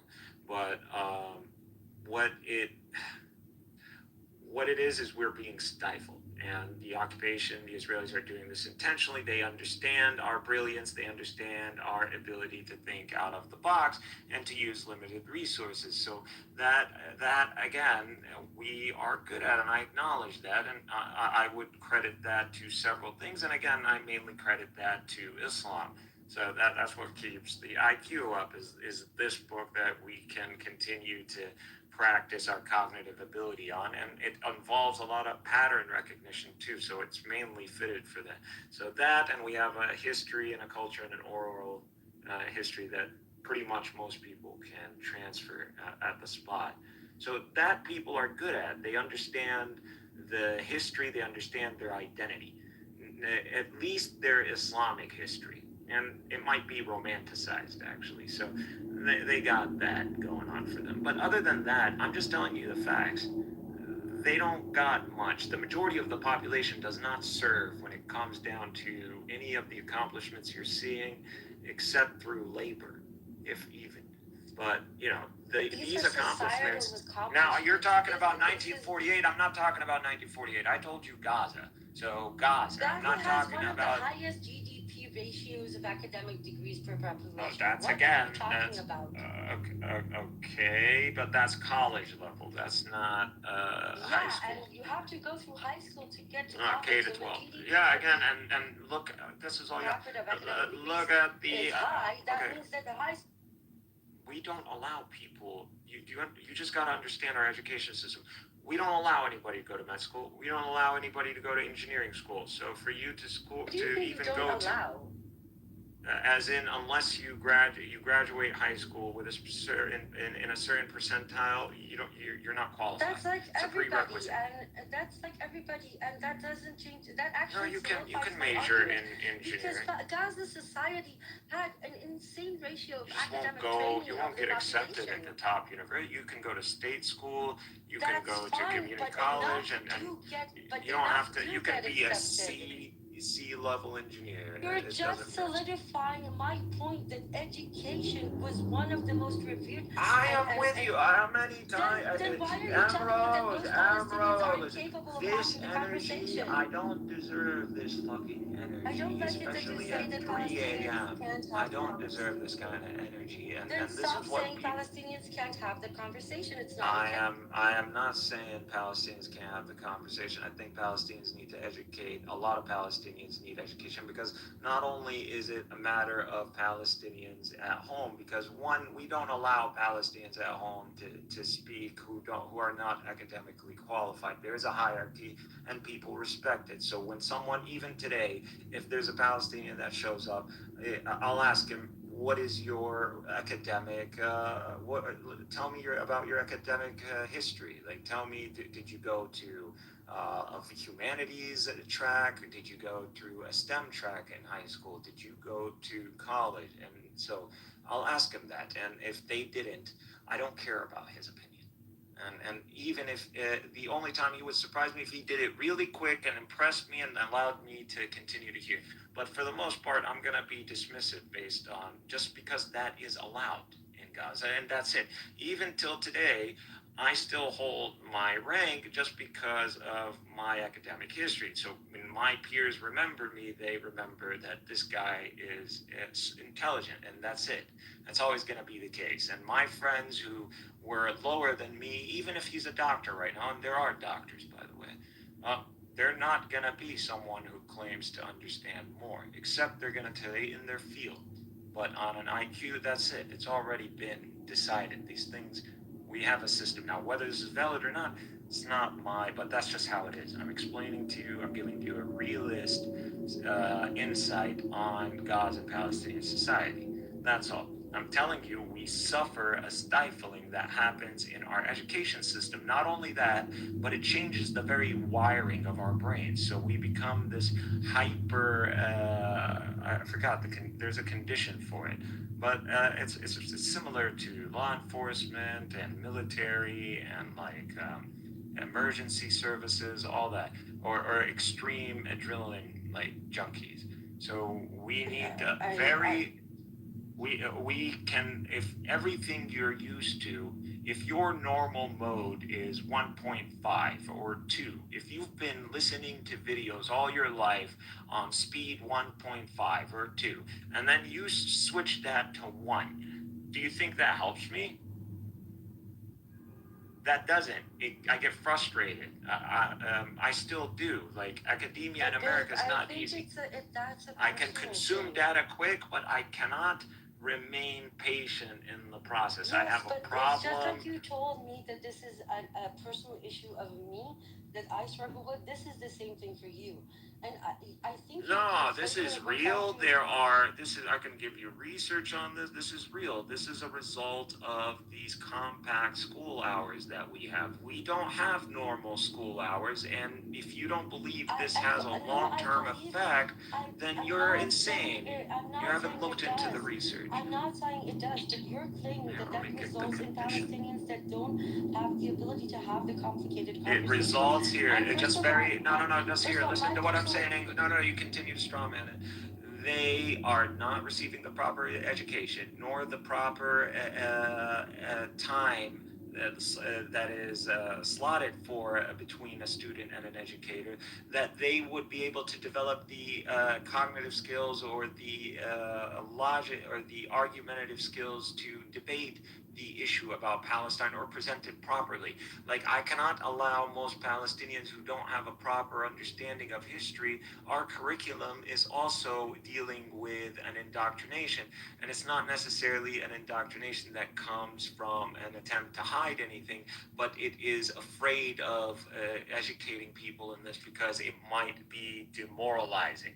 So that's what it is. So the notion that Palestine before the Muslim conquest, all we know is that there were Romans here and that there were local people, and that's it, the Canaanites. And we're taught that this is the land of Canaan, and then we're taught the Romans, and then we're taught the Muslim conquest. We're not taught about Hasmoneans or Edomians or Nabateans or Terudians or whatever, or all of that. We're not taught about the other, the non-Arab identifying demographics that have roots in the region. So that is not taught to us. So when you go and say, when the Jews say, this is our land, to the Muslim, like in Palestine, with this, anybody who's lesser than this, like 20-30% demographic of every classroom, is gonna think that this guy is literally making up fiction. So their immediate response is dismissal, and you'll see that a lot. They dismiss a lot of things, which makes the Zionist look good. So the Zionist starts bringing up certain deductive facts, and this guy, by his mere denial, is already making us look like we're in an oblivious state. That if we knew the truth about Jews being in Judea, that we would not share this, and simply we are being too obtuse and intentionally difficult to comprehend this. So that is an extremely proliferant issue. So I have to deal with a lot of Palestinians that don't know the pre-Roman, or don't even know the context of Roman history in the region, yet alone Hasmonean or Judea or the other kingdoms. They don't know. And so I'm the overwhelming majority don't know. So what do you want me to do? You think I would support that statement and saying I wouldn't allow most Palestinians or most pro-Palestinians, even in America on the left, I don't like them talking about Palestine. I'll present Palestine in a way that is neutral, objective, academic, and politically sensitive. But no, when it comes down to information-wise, no. And you have to really be interested in truth-seeking, and I just, that's not the case. Even today, among my peers in Gaza, I'm the most knowledgeable when it comes down to the Zionist cause. There's not there's only one guy I know that is better than me. Then you should meet a few people. I've already met some of the top, like Hamdallah. To me, if you've met him, the guy is a genius, and he's a doctor. He's med-track. So yeah, cool. That guy, I recognize him from the account. Hamdallah, yeah, he's responsible for that. But there's a lot of Hamdallahs, so I'm not sure if we're talking about the same guy. The big one. Baldwin might have, yeah. The big one with the PFP of the child from the back. The famous PFP. Not sure if that's him. Okay. I don't think so. If it's really big, like, what are we talking about followers? He has thousands, but not like huge. But alhamdulillah, Baldwin, they have Quora, they have entries all over the place that literally break down every subject. So, and I looked into their material, so it's not, I'm not going based on my account. I want to know who you're talking about. Are you Quora? Do you know? I have to find his. I always just look him up using the subject. So I'll be like, were Jews expelled in 19? He always pops up like he's the here.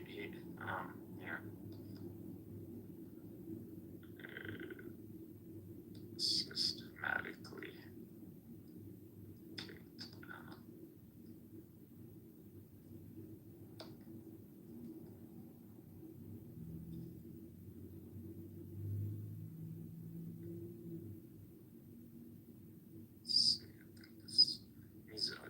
always see them in the responses. They're that good that even core responses you'll see them. They put a lot of time when Baldwin tells you like they were activists and now they're like retired. It's because they actually left a footprint, but they're unsung heroes like in that sense. But I only brought him up to say that I do reference Palestinians who are efficient and have the data. These people, they do. So, but I'll send it to you. I can't find it right now. It's 3, but it's Baldwin, and the other one is called Humble. There's an attachment to it. It's like dash. I look, the statement that you made that most Palestinians are not equipped of handling these conversations. Yes, I still support it. They can give you experiential knowledge best. Look, I get. Let me let me speak. From a personal. This is stupid that we're wasting over 30 minutes over this. Okay. When we're not disagreeing, we're not disagreeing. No, I do disagree. I don't like that statement. What do we do? Okay, what is that's subjective. You don't like it because it's not passionate. You don't like it because it doesn't get on its knees for. I'm not going to get on my knees for Palestinians because I'm Palestinian. I'm not going to get on my knees for them. It's not about getting on your knees. It's about. Okay, never mind. You know what? It's so weird. I can't. Okay, yeah, I'm not going to be extra sensitive to to my own cause or my own people. No, we never. No one came and patted us on the shoulder. We don't do that. Brute truth is better. And again, most people are just not capable of processing because they don't have the proper education. And that isn't to do because we are stupid. We're not, or genetic intrinsic value. No, it's because we have a cramped education program. We have to deal with the density, population density, and we have to cramp all the curriculum in a window that is practically like a third or or 2 out of 5, like a 2/5 ratio cut. So it's almost halfway cut. So like I said, we 8 to 12 and not even the full hour of 12. You're getting 11:30, you need to be out. You're already out, you're rolling out. So that's just how it is. Okay, let me respectfully, and you believe, and this is, there's research done on this, you can't deny this, it leads to a negative impact, and that's the only point that I was making. As when it comes down to second point, whether I believe the majority of Palestinians should be arguing with Zionists, literally who are trained or have been running propaganda for years and have access to media and technology before them, no. I don't believe so. Now, they can share things and experiential knowledge, but they shouldn't attempt to argue with a Zionist who can invoke a lot of things that they're ignorant of and can manipulate the data and force and then embarrass them on public stages. And this happens, it used to happen often. So no, I don't, and I still stand by that statement. And this is not something that is really debatable. It's just the facts. Most people are stupid anyways. That's just a general rule. Take it to the bank. Any population is not equipped to deal with, doesn't know how to do proper induction, yet alone understand what deduction or what truth versus fact versus, your opinion is. And I just, for the sake of efficiency, I'm not going to waste time arguing opinion. If someone has opinion, I don't care about changing their opinion. I care about how they're basing this opinion. Are you basing it on anything deductive? Do you have any facts that you can invoke that have an authority backing them? Lumi, my personal experience is very different than what you're describing. And you this is a personal experience. Why first of all, we are here on a friendly setting, but if you want to share something personal, all you have to do, I want to share something personal with you. That way you won't receive any feedback. Just please deal with me. What are you arguing about? Exactly. She wants to argue. Most Palestinians are not equipped to having complicated conversation about the occupation, I think. To debate Zionists, that's my point, yes. To debate Zionists? No, technically. Yeah, that's it. They can, I don't know what's the point. I told her they can provide experiential knowledge, they can share, but to go on stages and argue some people. I mean, we could bring up names here. Welcome. That's most people. That's most of us. In Gaza, that's most of us. Like, not that they don't have a K-12 education, but even in America, everyone who graduates our public schools, the majority of them are stupid. They don't know how to do. So if you're comparing apples to apples, just to be clear. That's what I don't know why she's arguing with me. I don't understand the point. That's one of the smartest things I've ever heard you say. It's not a controversial statement at all. It shouldn't be a controversial statement, but she wants me if to you're comparing pump it up with cheerleader power, and I'm not gonna cheerlead power in literally on a stage that's clubhouse It's that among contradictory people to that. the knowledge I have. That's it. Okay. So if you're comparing apples to apples, But that would be subjective experiential knowledge. I'd like to hear repeat يعني لازم تفعل إحنا إيش بنقارن. Just a second. If you're comparing an average Israeli to an average Palestinian, the average Palestinian is way more educated than the average Israeli. So if kind of like two average Israeli and Palestinians talking, yeah, they can talk, and I think the Palestinian narrative, even if he's not well educated, will still kind of debunk the Israelis. Now, if you want to take an average Palestinian and put him in front of an Hasbara agent, yeah, it's going to be challenging because he's going to set traps. But if you're comparing average to average, no, I think the Palestinian. Yeah, average to average. We're talking about Israel because they have an education system that involves negating data or negating data. So they're not necessarily revealing the whole history of the land. So they have a same clueless weight, and usually we're taught more. So the intention of us is not to hide anything, but the intention is to prevent any demoralizing sentiments that might come by revealing this history. So we don't reveal in our curriculum that there's a Hasmonean kingdom or an Edomia. We just skip. We go Canaanite, Roman, Muslim conquest, heavily Muslim conquest. We don't talk about other demographics or what happened to them in Palestine because it's irrelevant. You don't need to know about that. And also, if it might lead to a shubha for you. So we don't want people to go, well, there were Jews here before us. They need to get to a higher level to understand these things, and we reserve that for a college level or when people's brains are mature. But I'm not necessarily for this. But again, you got to understand that we have condensed schedules that we have to eliminate certain things anyway. So we focus on extremely essentials. And a lot of our education is based so we have people that are probably configured to support Palestinian nationalism. That's it.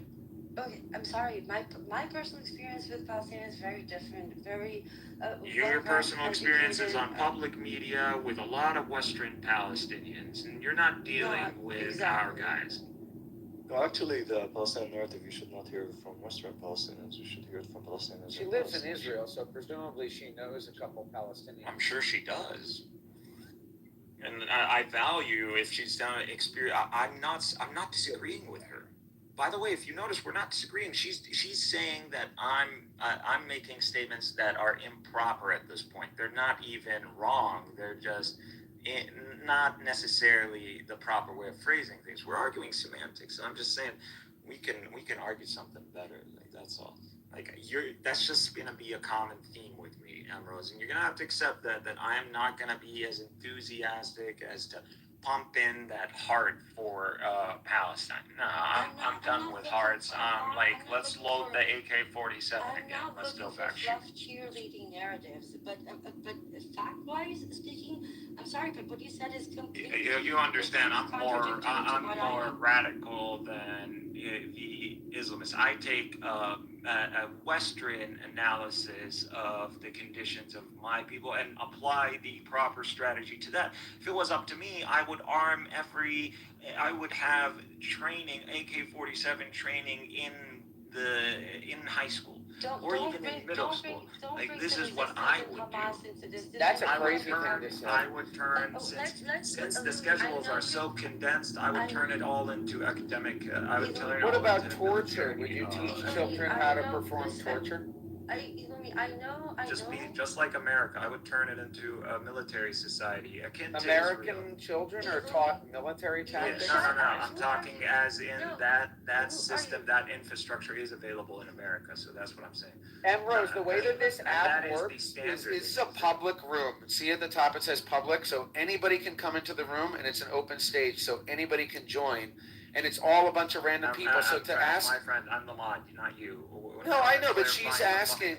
No, and you're. Have an input? Do you want to give No, Mikhail. We were having a Pause. Wait, Mikhail. My friend, No. I already think of you of the low IQ on this app, so please change that. No, I know, but I'm just saying she's talking over me, saying, "Who are you?" as if that's a refutation of what I'm saying. I'm just. My friend is an American Jewish Zionist, claims that he had a history of being pro-Palestine. Yeah, Mikhail knows me very well. Which to deductive claims that he has yet to. He was pro-Palestinian before?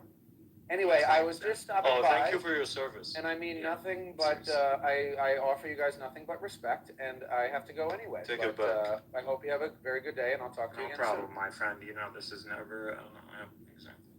Yeah, so I already Imagine have how lonely this guy he is. He has to name himself, my friend. I already know all the Zion. We already run them out. Ambrose, you're coming in the aftermath. Like that's it. The only client they'll never argue. They'll never sit in a debate. I don't want to debate Zionists. So what we do to them is we shit on them. I do that in Hebrew. I have very little desire to do that in English. I think you're coming. I already told the Palestinians, you're our Messiah on this. Unfortunately, no, I'm not. This is post Bar Chochmah. You're not. You missed the window.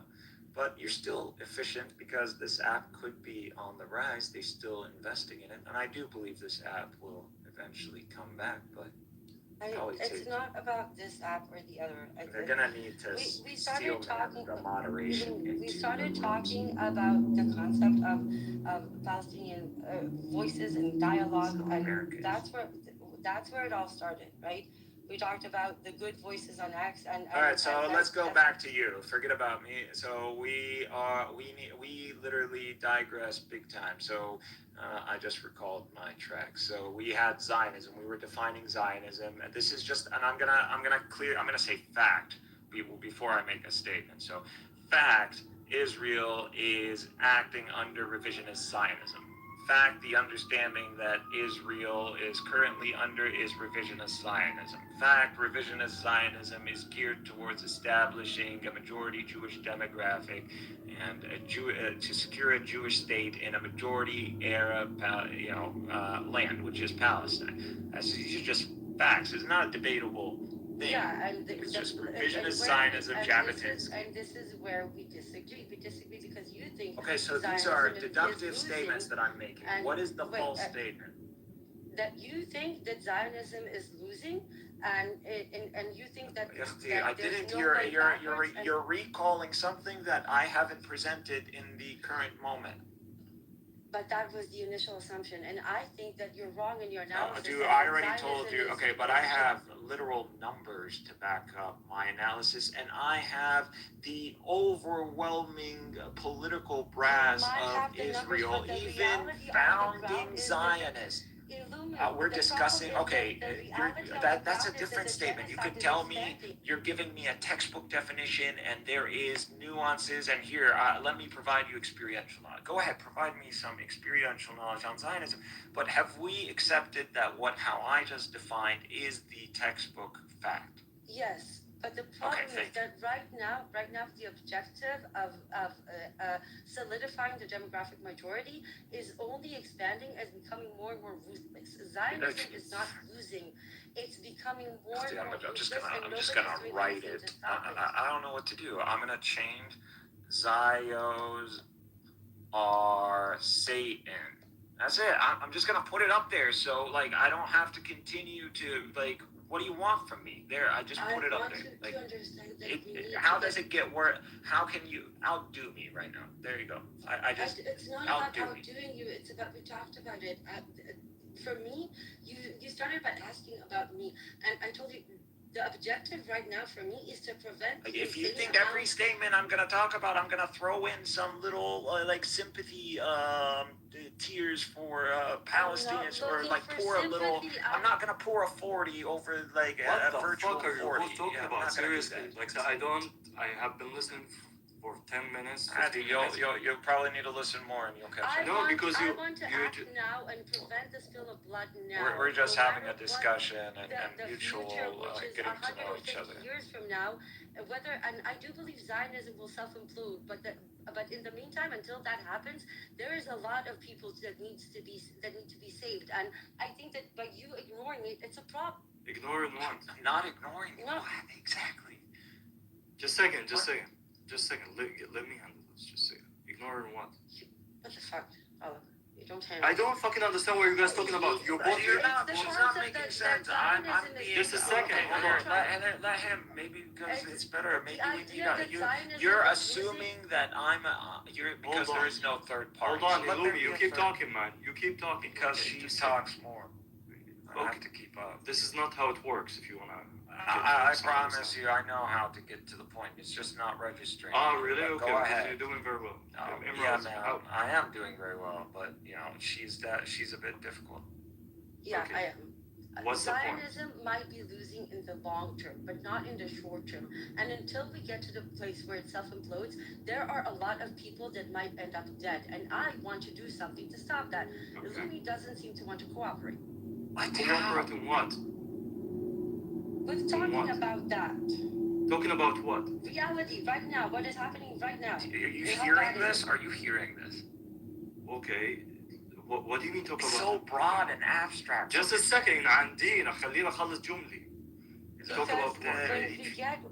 When we got to the point about talking about the actual reality, that is when you ran away to a theological narrative.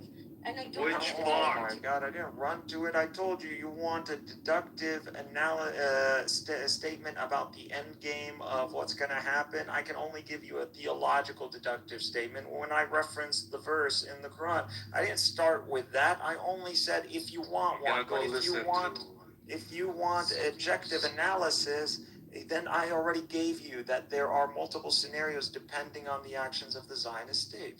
That's it. I do not begin with the theology. I literally told you, would you like to hear the theological endgame? I feel that whenever I'm am I an Islam? Am I a Muslim? Yes, you should already assume when you're speaking to a Muslim that we aren't the fucking Western Christians. We actually believe in our religion. So we hold it, and we hold it as the highest ethical system and legal system because it's from God, it's the truth. This is epistemologically necessary. To tell us to not do this is to tell us to be irrational, to be incoherent.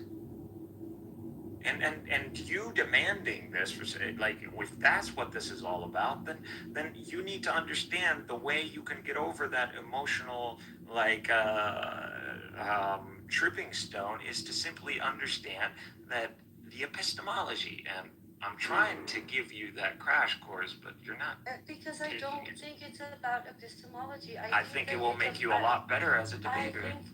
I think it diverts from the reality of the I don't think logic diverts from the coherency, and logic divert from the reality or the truth of things. I think actually it cuts a lot of the noise. People from acting in real time. And in real time, people need help. They don't need to. Okay, buddy, I already agree. I swear to God, we already agreed. I'm down. Let the whole world gather, the Red Cross and the Red Crescent and all the red guys out there to get together and let's go. Let's flood Gaza with all the aid that it needs. Now, I'm supportive of everything you're saying, but again, why are you contesting this with me? I'm already agreeing with you. Like, you haven't. Can we move on? No, if it comes down to aiding people in any war theater who are suffering the brunt of war, I'm down to support them. That's just an idealist. So can we put aside the theological? To say I don't support that is stupid. So can we put aside the theological, let's say, layer? No, that is not going to be. If I don't bring it up unless religion is brought up or anything. I know how to keep my religion in a box. I'm in California. I know how to do that. Okay, good. So can we have this conversation from a perspective that doesn't include religion? Because that Okay, no problem. But it is sometimes religion is brought up also to understand the sentiment that motivates the people. No, it has to be included in that form, but not from a personal perspective, right? As part of the parameters you have to take into account. Yes, sure. Okay, no but problem. Not as an argument. No problem. I can see. Check. So we have this. We have the understanding of what is happening now on the ground. What are you talking about now? This is a new. In the long term, even if in the long term, Zionism will lose, and Generation Z are like waking up to reality. By the time they get to positions of power, we won't have much left to save. Because people fail to understand the gravity of the situation right now. And well, if you cannot break down the gravity of the situation using some sort of statistical logic or some sort of like on the ground, like delivering deductive information and building something up. Of course I can. Okay, but that would be all right. See, in the time that you continue to highlight or emphasize your introduction, you could have delivered that, and you would just. It would be better to work on the efficiency of delivering that. Yes, but then you would be the only one who understood what I mean, and the rest of the people in the room probably would have gotten but you're fucking talking to me, and who the fuck are you talking to in the audience? Palestine already heard this a million times. Goo, you're talking, preaching to the choir. Vegeta guy, I'm not going to miss out on the opportunity to expose more people to the proper information. Ambrose, we live in the time of AI. We literally live where information, boom, you just get it. If you're honest, or if you're academic, or if you're a truth seeker, you know how to use AI. If you don't, just ask the AI for truth-seeking protocols. This ain't fucking hard. I don't know, Ambrose. We do ourselves a huge disservice by dumbing things down. As long as what we're delivering is coherent and structurally valid, then get good, kid. That should be the only statement. Now you're being intentionally. Why do I need to argue with a double-digit IQ Zionist? Because a few hours ago, you explained to me why I shouldn't be taking this too hard because of the difference, because of the different okay, so we can't continue. So here, wipe the slate. Here, let's practice something. Let's practice something for the sake of having a constructive conversation, because I don't like keeping, recycling these scores. Like, your history is invalid. So just clear your history. Let's start on a new slate. If you want to engage in a discussion about anything, please let it be something informational or deductive, not subjective. So if it's going to involve, we need to support or we need to condemn, don't talk to me about that. We support, we condemn. If the statement can start with support, we condemn, I'm out. Don't bring it up. Okay, so everything you're going to bring up, it has to be... you have to make a statement. Sure. You saw how I did it with flag stamps. So it needs to be statement. This is what The fact is that what has happened in the past 2 years is unprecedented.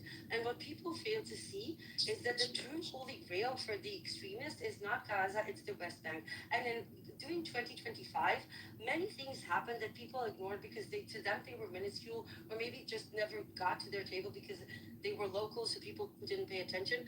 But if you did pay attention, the way I have, and I can bring you those facts, whether it's reforming commands by the IDF when it comes to the West Bank, changing the definitions of who can issue an administrative detention decree, changing a lot of these definitions in order to accommodate more easily conducted annexation and ethnical cleanse. I can bring you all those facts, whether it comes to East Jerusalem and the increasing pressure that they have been experiencing, the Negev,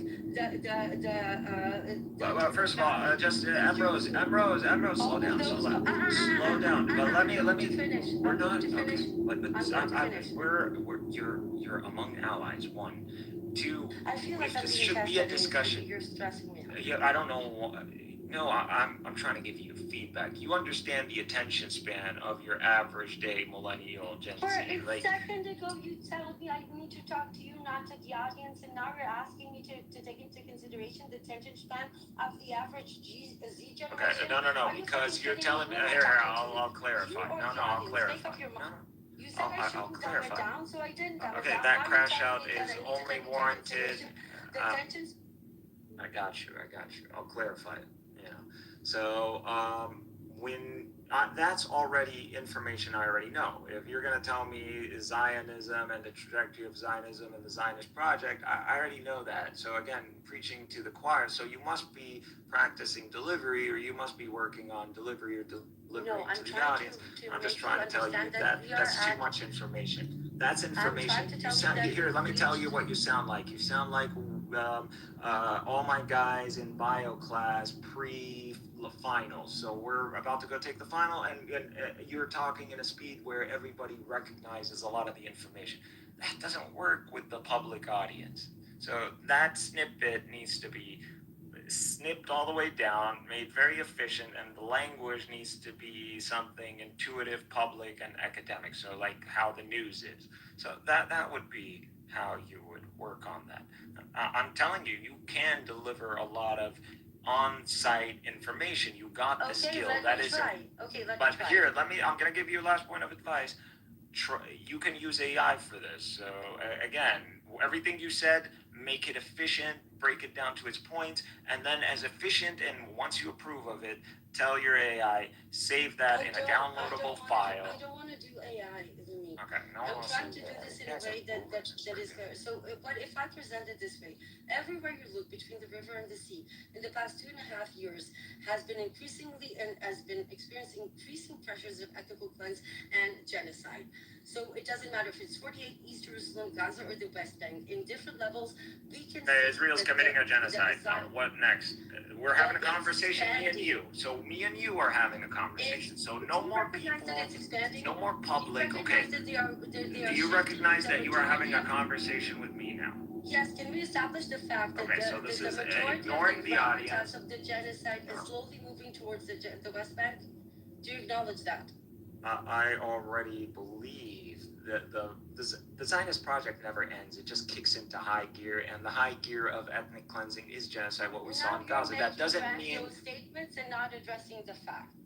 Okay, so it has to be that simple, then yes. Yes, because it is facts on the ground, whether it's legislative or operative. The genocide is slowly changing gravity to the West Bank from Gaza. And all right, make statement. Can we crunch through these statements? Like, is there? Okay, can I just give you a yes or no answer? Okay, sure. Oh, sure. So when whatever, you say that because Zionism, listen, tonight what I'm gonna do with you is that I want to check all your green boxes, but you will never bring these points again. So I will clear whatever consciousness, whatever feel good checklist you want with yes and no. I don't find this discussion valuable. You're not listening. All right, go through your yes and no. You're not listening. You keep saying that Zionism is on the decline, right? That it's about to lose. Did I misunderstood when you I'm say saying that? Zionism is on the decline. That is the statement that I've made. Yes. Okay. I, however, actually, I already believe Zionism lost. Okay, exactly.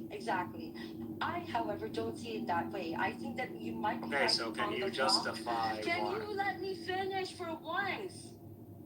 You might be right in the long term. My concern is that right now Israel has so much impunity that by the time we get to the shift, there will be nothing left to save. And I don't think people understand the gravity of the situation and how fast this is progressing. So you want to keep talking about future theological narratives, or do you want to do something about the ethnical cleanse that is fucking happening now? Nobody wants to talk about, and nobody wants to try and do something about. Okay, now, how was that deductive? How was that informational? That was, again, preaching and venting frustration. No, I don't. No, I don't. Why? I live there. Well, then somebody needs to spank you. And you're behaving like a petulant. no, now you want to be cute. Like, it's not gonna work that way. Like, I'm just not the mind for that. Like, It already did. I'm down to have a friendly conversation, but if you're gonna be, I'm gonna translate that passion into like sincerity to get to a point. That's how I'm doing it.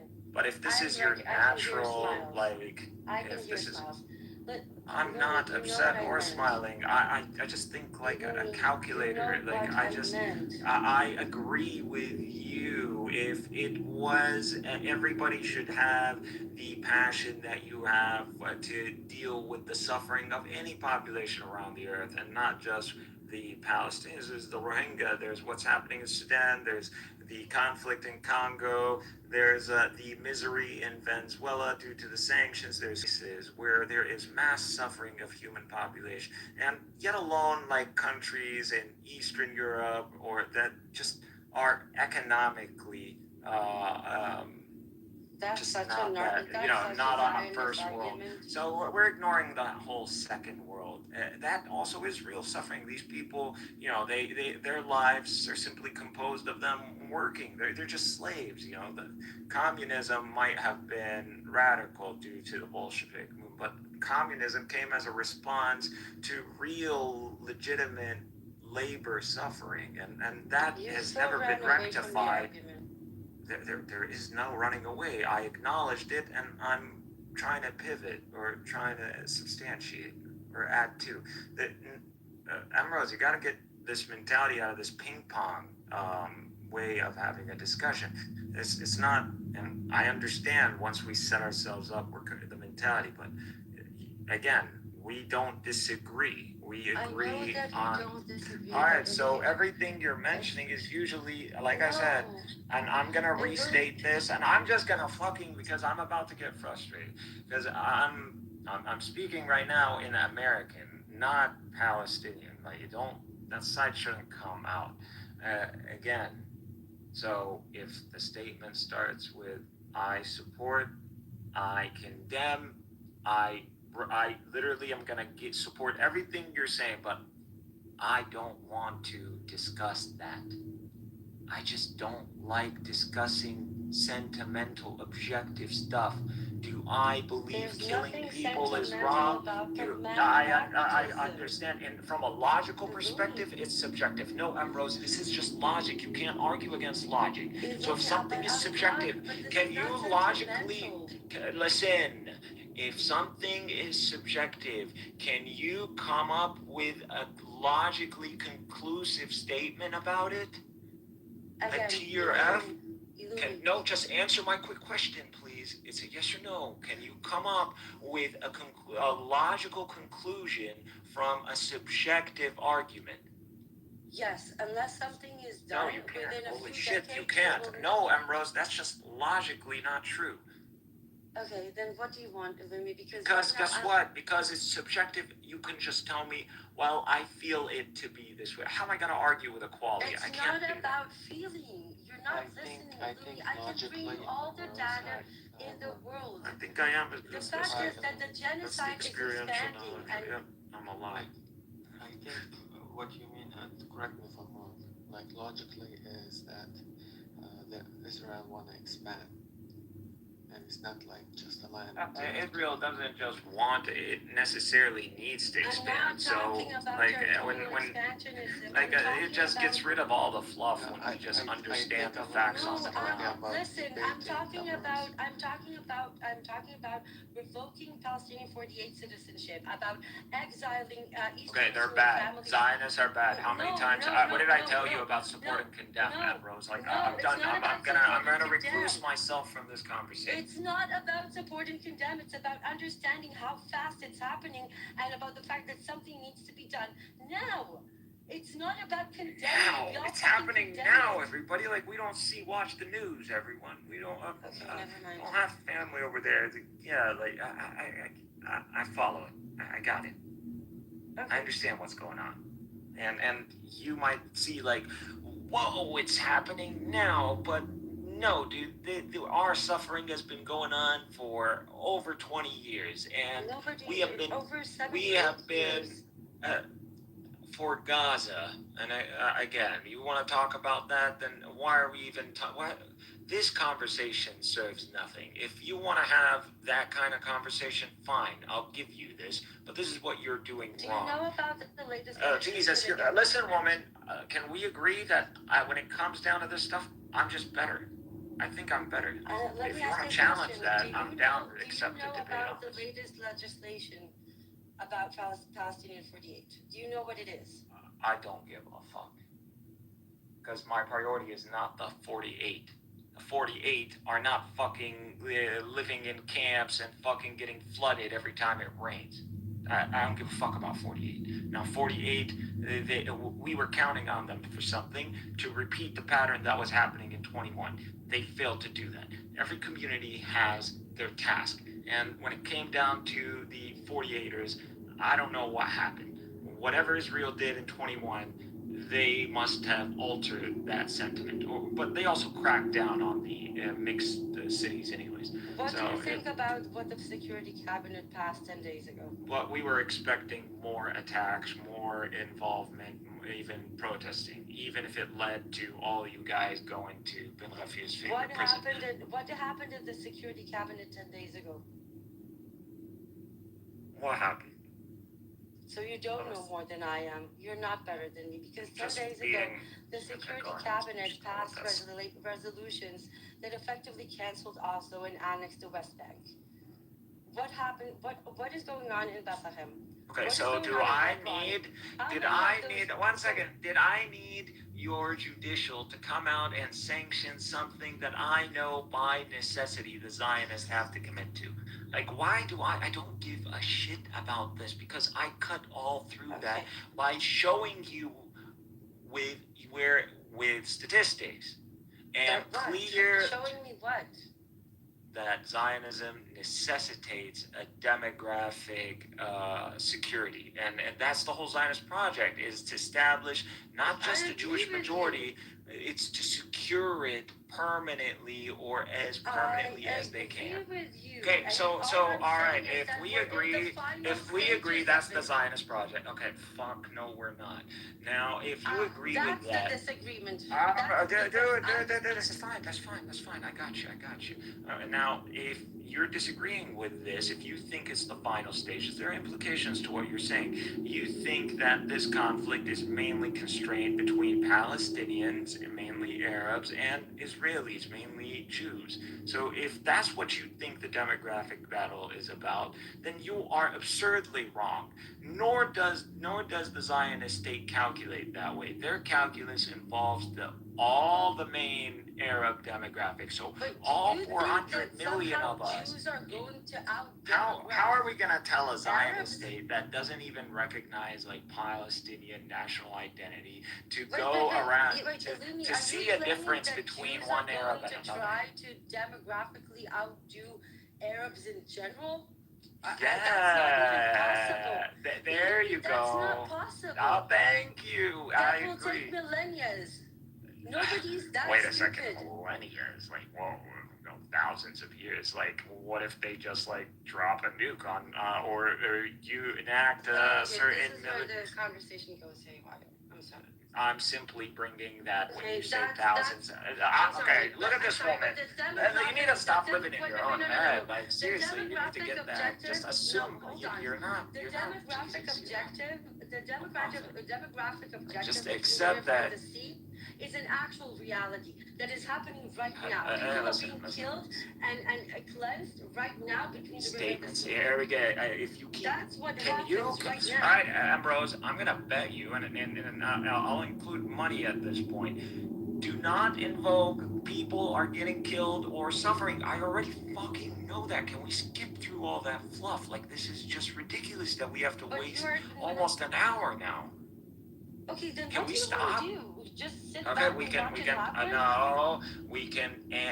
can analyze things objectively without invoking all of this, because one, this isn't the setting. For the purpose of better understanding, and you become more efficient at delivering information. I don't want to deliver that information because that information doesn't. Well, okay, well, right now. And you think you yelling at me and repeating yourself fucking 100 times is gonna do that? You're doing the same. Huh? I'm doing the same. Okay, but I'm not fucking yelling and repeating myself a million times. You're doing other things that are just as annoying. That's not the point, but look. I'm just making sure we're cutting through the constant repetitive reminders. If I need to set up a constant I'll just tell Siri right now to remind me Palestinians are suffering. It's not about nobody needs reminding of that. Okay, so we can stop doing that. Thank God. All right, so the whole point, we both agree that the objective of Zionism is to secure a Jewish demographic, to secure a Jewish state permanently, or as permanently as they can get to, whatever that looks like. I agree. No, we are talking about the Arab world. So let me deal with that. I understand that's a disagreement. It's not like I'm just gonna skip. I'm not Mario. So, okay, if it's delusional, that means by that statement you have strong evidence to support whatever you're saying. I'm gonna hold you to that. Now, when it comes down to Palestinians, assume Zionists get their, God listens to them, and all the Palestinian Arabs disappear, rapture. Now, does that mean the conflict ends? Yes or no? Just yes or no, please. Do you believe the conflict ends? And what do you mean? First of all, it's not a conflict, it's an occupation. And words. So that's it. Hostilities. Oh, there's no Palestinians. Everybody wakes up and goes, you know what? There's nothing to fight for now. Let's all go home. What? I'm just asking you, do you believe if, in a hypothetical scenario, listen to what I'm saying, yeah, if you can't tell me to repeat myself, there's nothing to be ashamed of. You literally bilingual, it's amazing that you can even speak this kind of English. But still, if I need to repeat myself, tell me. But do you believe that if all the Palestinian Arabs tomorrow disappeared, that conflict in the region with the Zionists or the state of Israel would cease? I believe that if Palestinians... So yes or no? No. I'm not going to what you said, the way you phrased it. Can we just have the practice exercise so we can try to build something? You phrased it? No. You can break down the sandcastle after. Okay, the way you phrased it, no. I have a different statement on that. Okay, so it's no. So that's great. I mean, that's the ideal answer I'm looking for. So no, hostilities would not cease with the state of Israel, simply with the... It will cease. It will cease eventually. Not immediately, but... What is this, contrarian time? No. I didn't understand your Then why Israel is preparing for a war against Iran, and Iran is not... Look, to me, the Iran... I don't even want to open that one, but I'll use that one if it gets down through the whole list. Okay, just a second. Hold on. Just a second. All right, go ahead. Redeem. Just a second. Are you guys kind of trying to debate? Is the conflict just between the Israelis and the Palestinians versus the Israelis and the whole region? Yes. Apparently, that's where she's actually willing to... Just yes or no, man. It seems like that's where she's going. Again, I'm just following Just a second. Okay, please. أنا حسيت أحكي معاك بالعربي. شوي. Okay, so the conflict, if would finish with the Palestinians, if they would kill all the Palestinians, Israel mindset, the mindset that kind of drive this state, this theology of Zionism, is not going to stop. Right now, Israel exists in Syria. They occupy Syria. They occupy southern Lebanon. They're eyeing resources. Now, the conflict will shape. It's not going to stay the same. It's not going to be kind of those 7 million Jews going to occupy Jordan. They will control Jordan in a way that they would outsource the occupation. Meaning, so for example, they can, change the regime. They can do other things. They can have superiority. No, But just say the conflict would shape. The conflict would shape. Yet, Israel as a state, as a mindset with Zionism, cannot live in peace. Cannot. Even if they, so for example, they killed all the Palestinians tomorrow, or they evacuated them, and those Palestinians moved to Arab states or European states. the conflict will start a new one. Kind of this chapter will finish. Now we have a new chapter. We already set that to be the hypothetical. So assume all the Palestinian Arabs get raptured. Does the conflict I'm trying to explain that. So give her the why won't the conflict cease. So you just explain to her the sit rep. Like, look at Israel eyeing and setting up shit. Why is Israel doing it? I just said because of the mindset of Zionism that cannot live in peace. So they're just sadistic. You're actually agreeing. يا حبيب مشان محمد مشان حبيبي أنا هذا شغل الحمرجية بحبوش. اسمع شوي خلينا نخلص because you keep fucking interrupting even like you your point become weak. Okay, so when Israel finish with this chapter, they're gonna switch to a different chapter. The next chapter is, as a Zionism, they always need to be the victim. They always need to be the aggressor. This is why unify this so-called nation that called Israel, because there is nothing unifying them. There's literally nothing. Even the kind of following Judaism is not enough or strong enough to keep them as a nation. So they need another enemy. Now, it won't be another occupation, just like we see with the West Bank and Gaza. It's going to shape because there is enough resources around and they need it. And they always think that these Arab countries, one day, they will show up at their doorstep. So they're not going to let that go. Israel cannot live in peace. But the thing is that that's not what Illumi is saying. Illumi is saying that they want to demographically outdo the entire Arab world. And that's the true Zionist objective. Okay. Demographically, I don't think they can do that. Like, I don't think they can kill all or evacuate the Lebanese, the Syrians, the Jordanians, all that. They would love to control them in a different way, different type of population. For someone who has this like memory recall ability, you are not good at recalling my statements. I don't believe the Jews are going to explode to be 400 million. If that's what you assume, that's why you answered thousands of years. No problem, absolutely. There's another way to make another demographic to secure yourself, and that doesn't involve miraculous population boom. No, I'm not dealing with that. Yeah, you said they're going to nuke them. I don't believe miracles happen twice, but you said they're going to nuke them, which is insane. Okay, I described something radical because what I heard from you thousands of years is radical. There's just lack of understanding that population growth is exponential to begin with. But anyway. Yeah, how are you going to turn 15 million Jews? So I don't. That's one of the options, and I don't believe the Jews are going to get that miracle again. So what it is that you make the other demographic smaller. You could do that, or you fracture that other demographic into warring parties and sects where they're so busy consuming with each other that while you're growing. So it's about securing the window for you to maintain yourself as a demographic that the region will think twice about dealing with, which is deterrence, and also being able to keep majority. Up. That's imperialistic control, which I agree with. But that's what Zionism. Remember what I'm building on is that Zionism's objective is to secure a majority Jewish demographic, to secure a Jewish state. Now, the whole objective is to secure the charter of the state, being Jewish. So that means the Arabs cannot pour in, they cannot lead to a positive increase in the growth rate of the Arab population. So all of this means no peace. So you can't have Palestinian.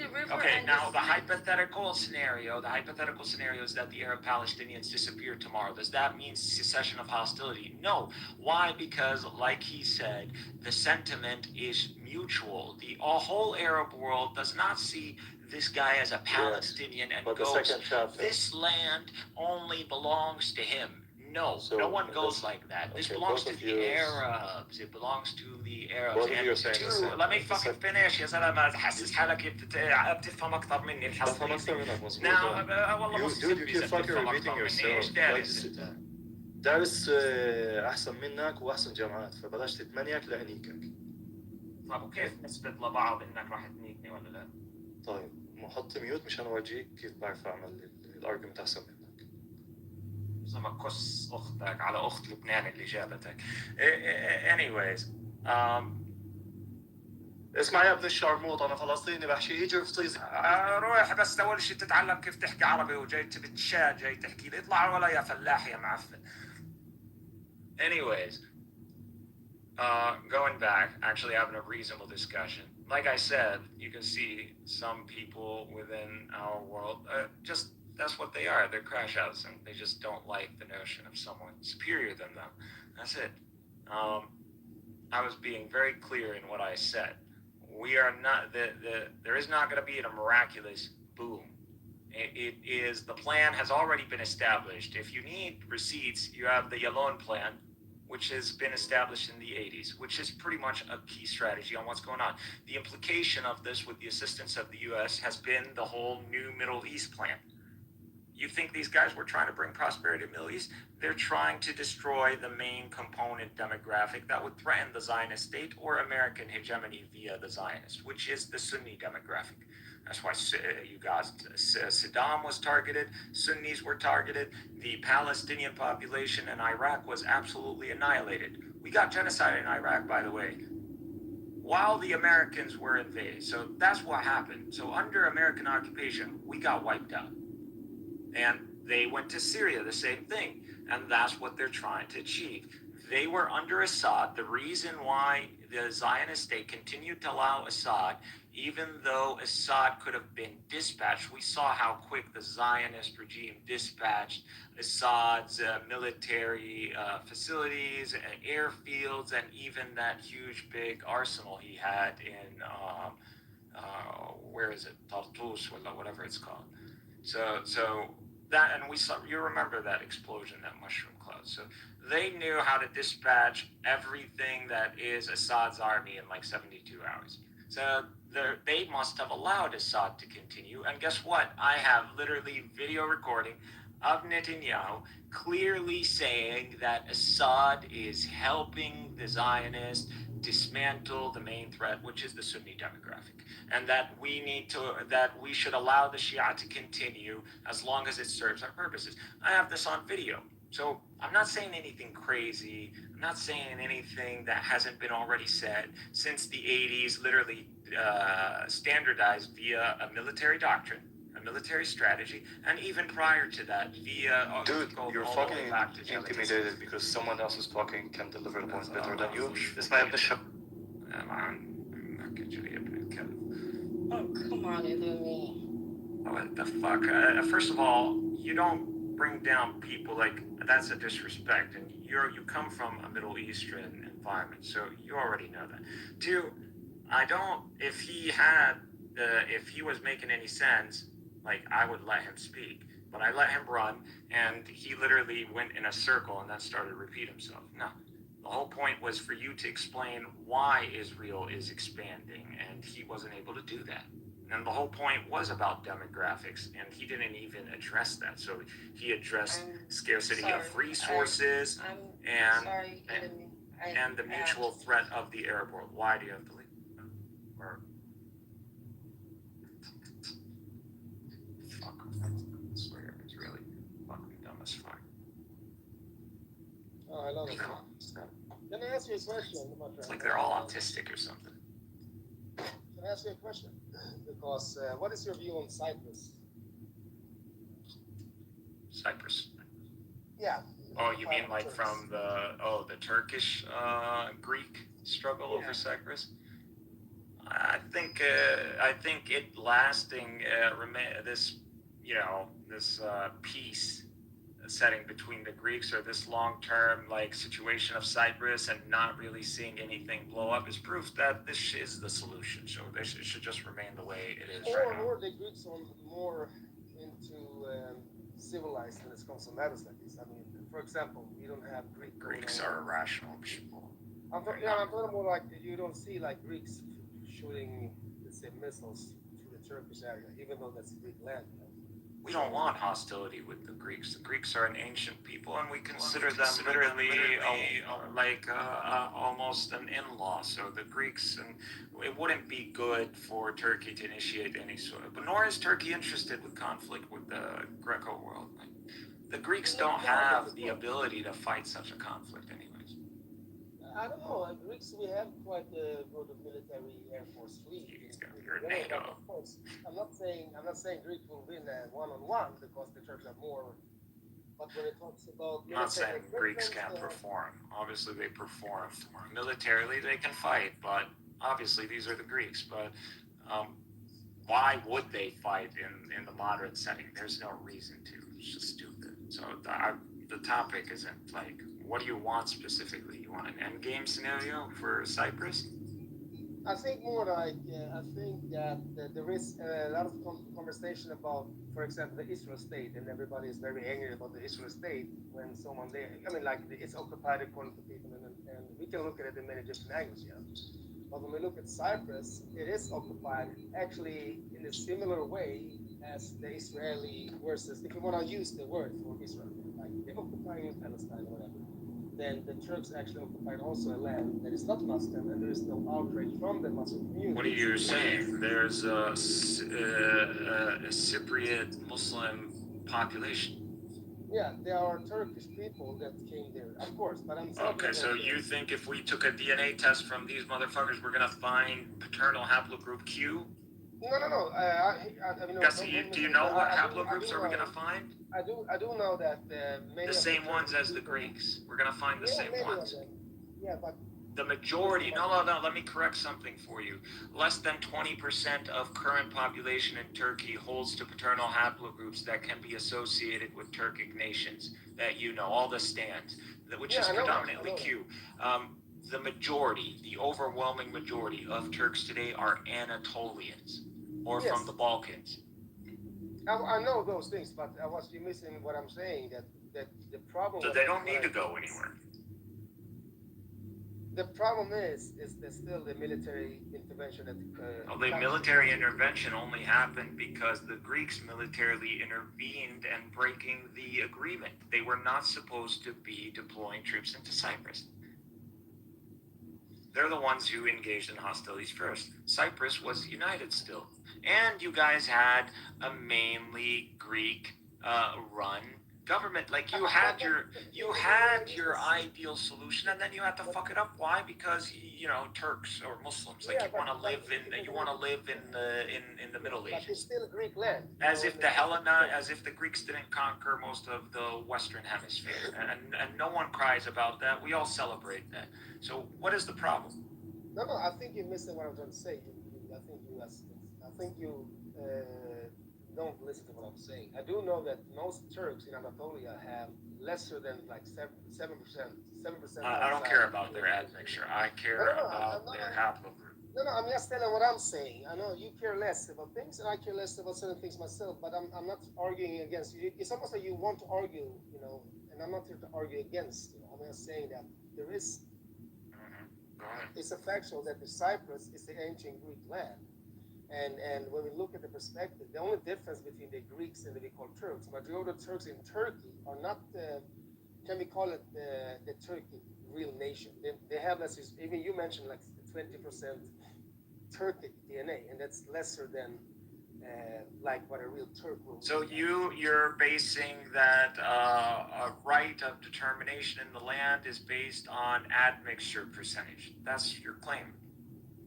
My claim is not about the race itself. My claim is that the Turks occupation should not be still there 2025, 6 and so on. What do you believe the ideal solution is? It should be going back to what we call the. I'm sorry, not an ideal, a realistic solution. I think the realistic solution is that we do know the history, but the same reaction. I want to explain what I'm saying here. So the same reaction that the Turkish people did to the Greeks. What I'm saying is that when you look at the Palestine-Israel conflict, for example, they did something on 7th October, and the Israeli army went in there and plowed down certain cities, like from cities to desert. Well, they mowed down most of the Gaza Strip, like 90% of it is destroyed.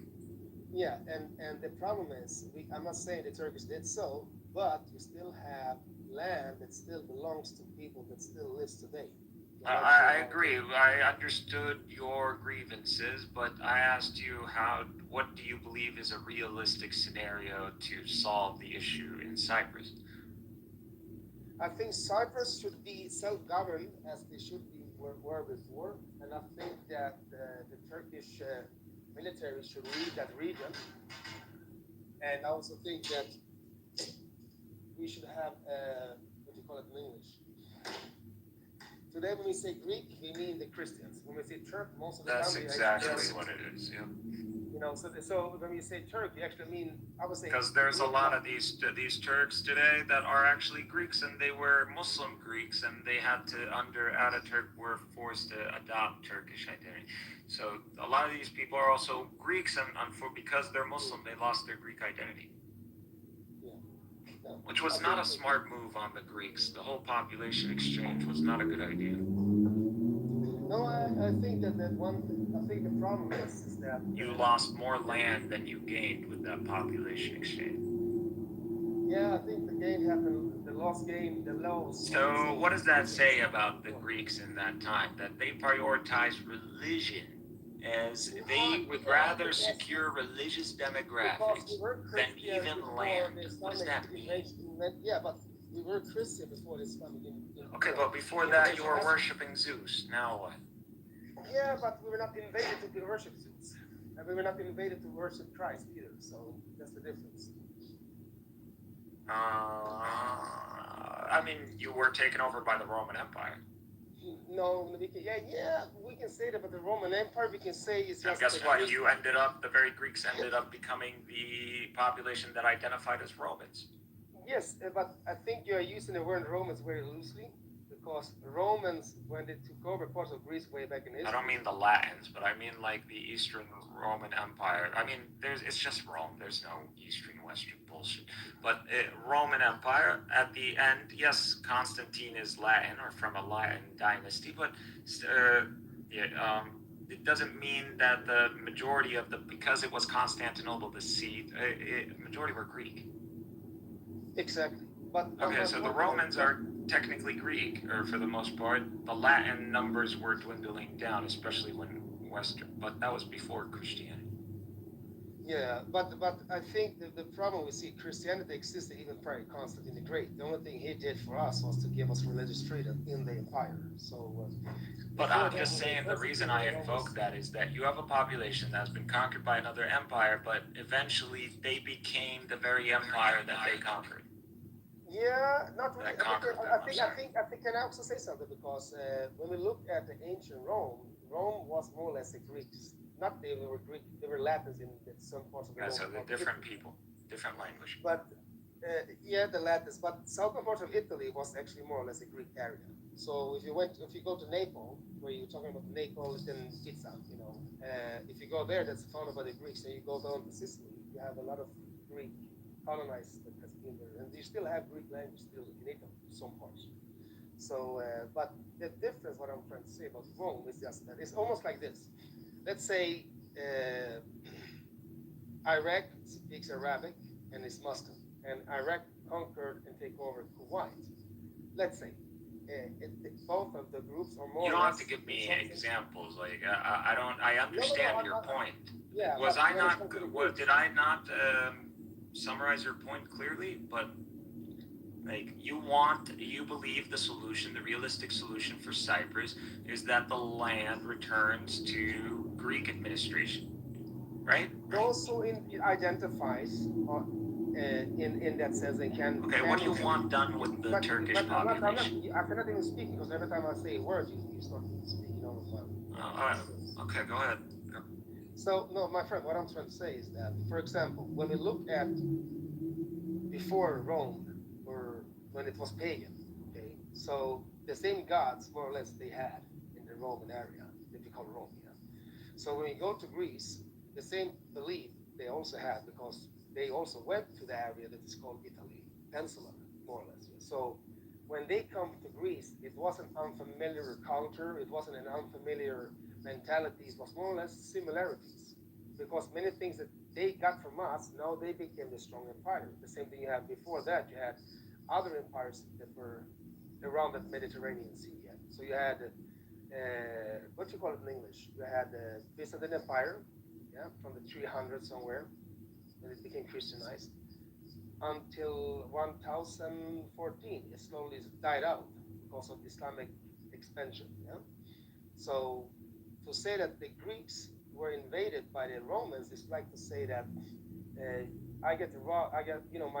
my sibling moves into my neighboring How house. is the Latin your sibling and not the Levantine? Not the Latins, but I don't know how much you know, but a lot of the things in Italy has. Okay, I'm perfect. Let's look at the DNA because I'm telling you, you're gonna be surprised, man. Yeah, but You're J. Greeks are technically supposed to J-E. So you're close. You're not. First of all, from our vernacular in the Arab world, you're considered a son of Sam. So Greeks and Persians are from the line of Sam. So technically, you're Semitic. One. But you're not Semitic in the sense from associated with Abraham. You're J2. You're not J1.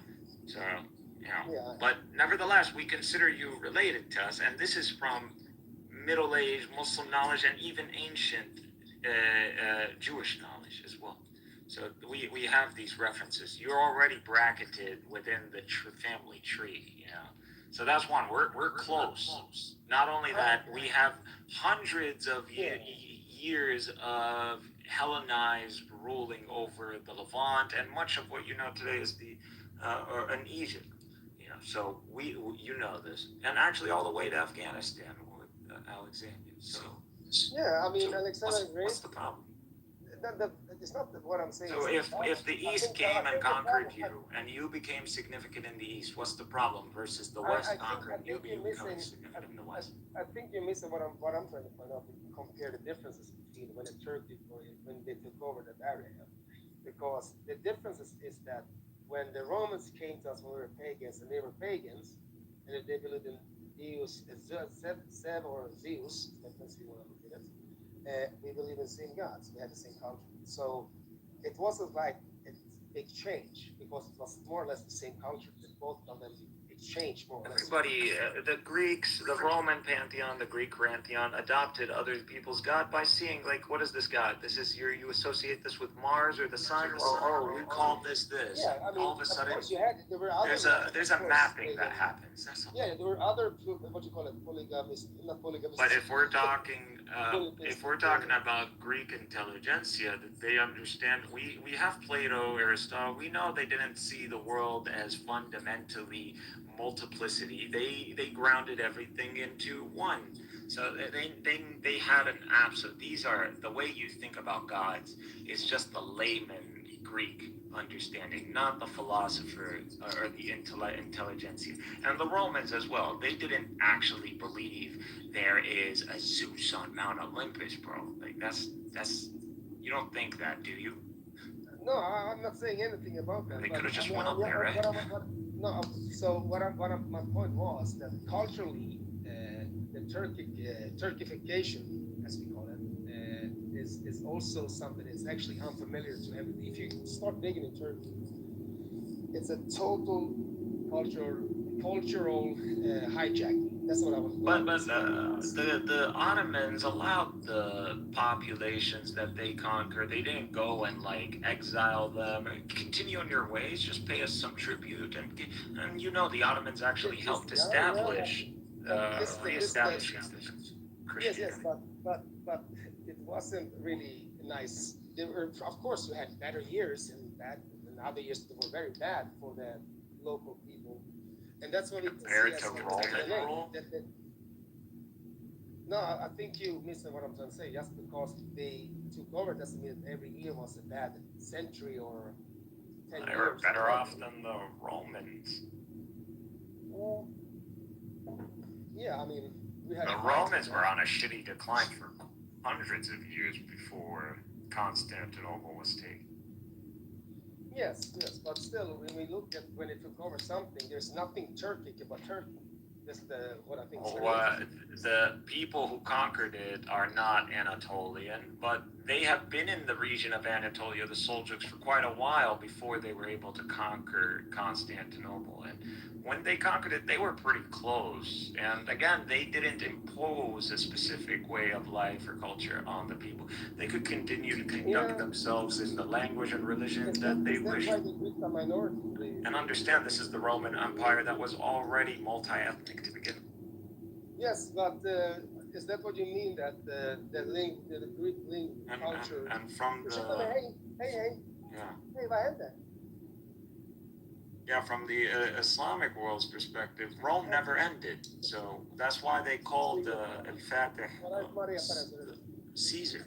Nej, jag säger ha det bra. Sorry for that, my friend. I was spoken to me. Oh, you're good.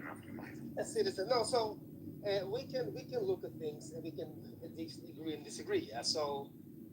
Well, I'd like to disagree on things that are like true or false. Like if it's just subjective, that's fine. We can disagree, but we're not disagreeing on anything that we consider to be facts, right? No.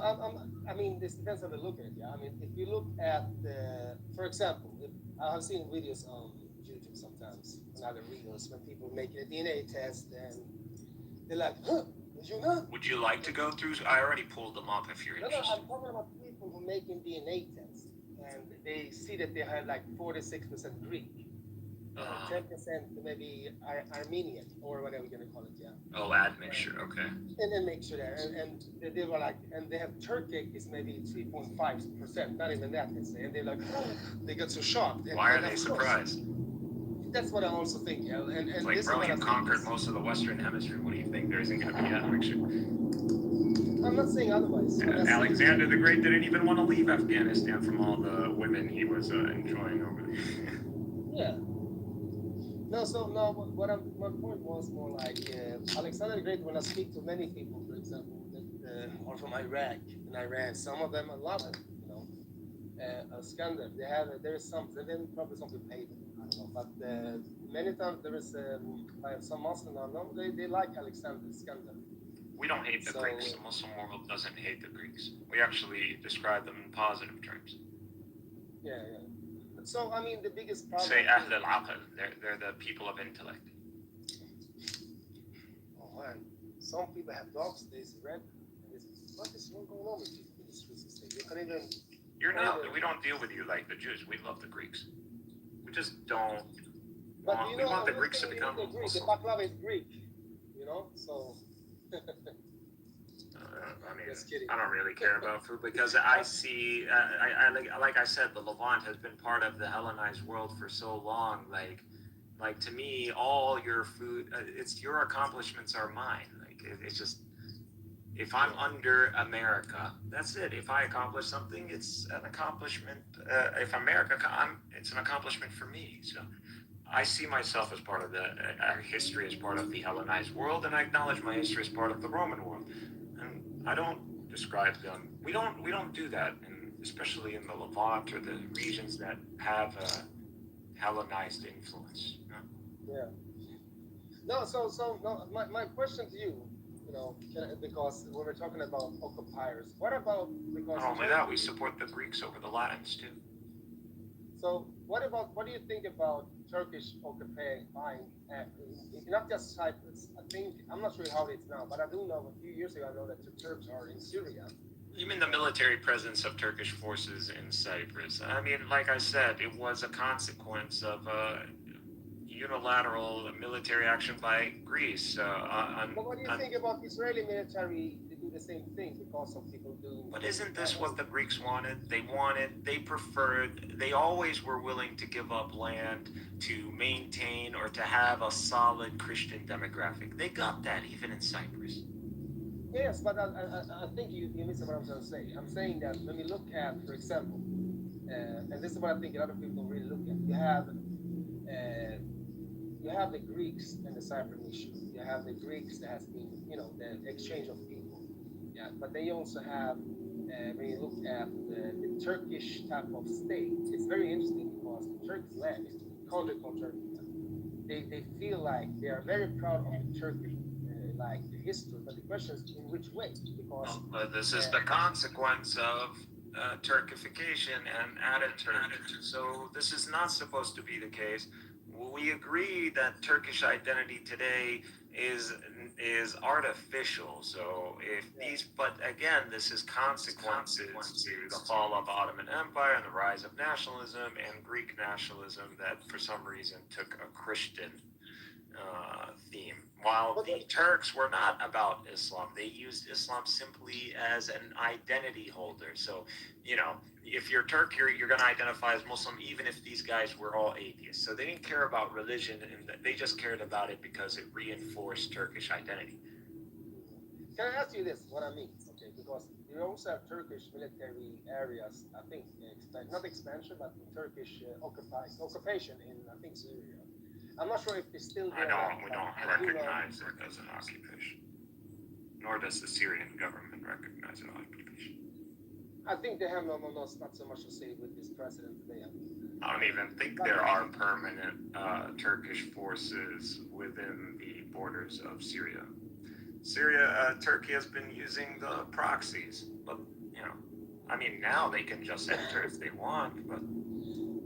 I just wonder also, what do you think about the exchange with President Assad and this new guy that, according to people, has been in ISIS, at least at Jelani? Well, he's an asset to the Turkish state. He is someone that has been right out of high school engaged in resistance against the American occupation of Iraq, and went through the ranks and files of different groups, and he would have disagreements and he would leave. So he is someone who has key principles, ideals, and he represents this to be Islamic, and he doesn't claim to be that these him joining any faction. I'm sorry, I'm echoing. Him joining any faction is him endorsing that faction in its modern configuration, or it's him saying he's infallible. So he's not saying he's infallible either. But again, he is someone who has acted against American forces. He doesn't perceive himself to have acted against Muslims or innocent people. So that's how he sees it, and that's how he describes it. And again, and he's a Muslim, and you usually give the benefit of the doubt to someone unless proven otherwise.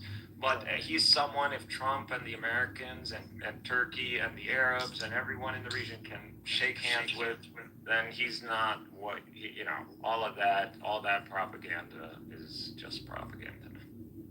Yeah, I mean, but I do think that during his when they gained control over that area with Turkish help, I do know that a lot of Christians that I do know have a big population in around Europe now, Syria. They call us the Suryoye. So they are Armenians, Aramaic speaking people with their, I think they're more. There are Arab Christians, and they're more than any. You don't have to mention these guys. What do you think is gonna happen? You think we want to break bed with Arab? It's impossible. These people are literally our people. We have an Arab sense, and we don't believe Christianity to be foreign. We support the presence, plus it brings tourism. Why the fuck would we want to annihilate Christian presence? They're already a minority. They don't threaten us. They're theologically incapable of arguing against Islam in a way that the world has to pause. So we're not threatened by Christians, man. We're threatened by Western Christianity, which is the threat against you, Greeks. Who's your worst enemy? The Latins and the Franks, not us. I think that what I was trying to point out before was more about this the problem that I see you have not just Turkeyism. Forget about Turkey. Turkey has a strong country, but we're 400 million Arabs. The Turks are not going to break bread with us. They never have, really. So they never go into hostility, full hostility. They've never done. We are Ottomans, man. The only reason we broke bread at the end is because they did a coup against the caliph.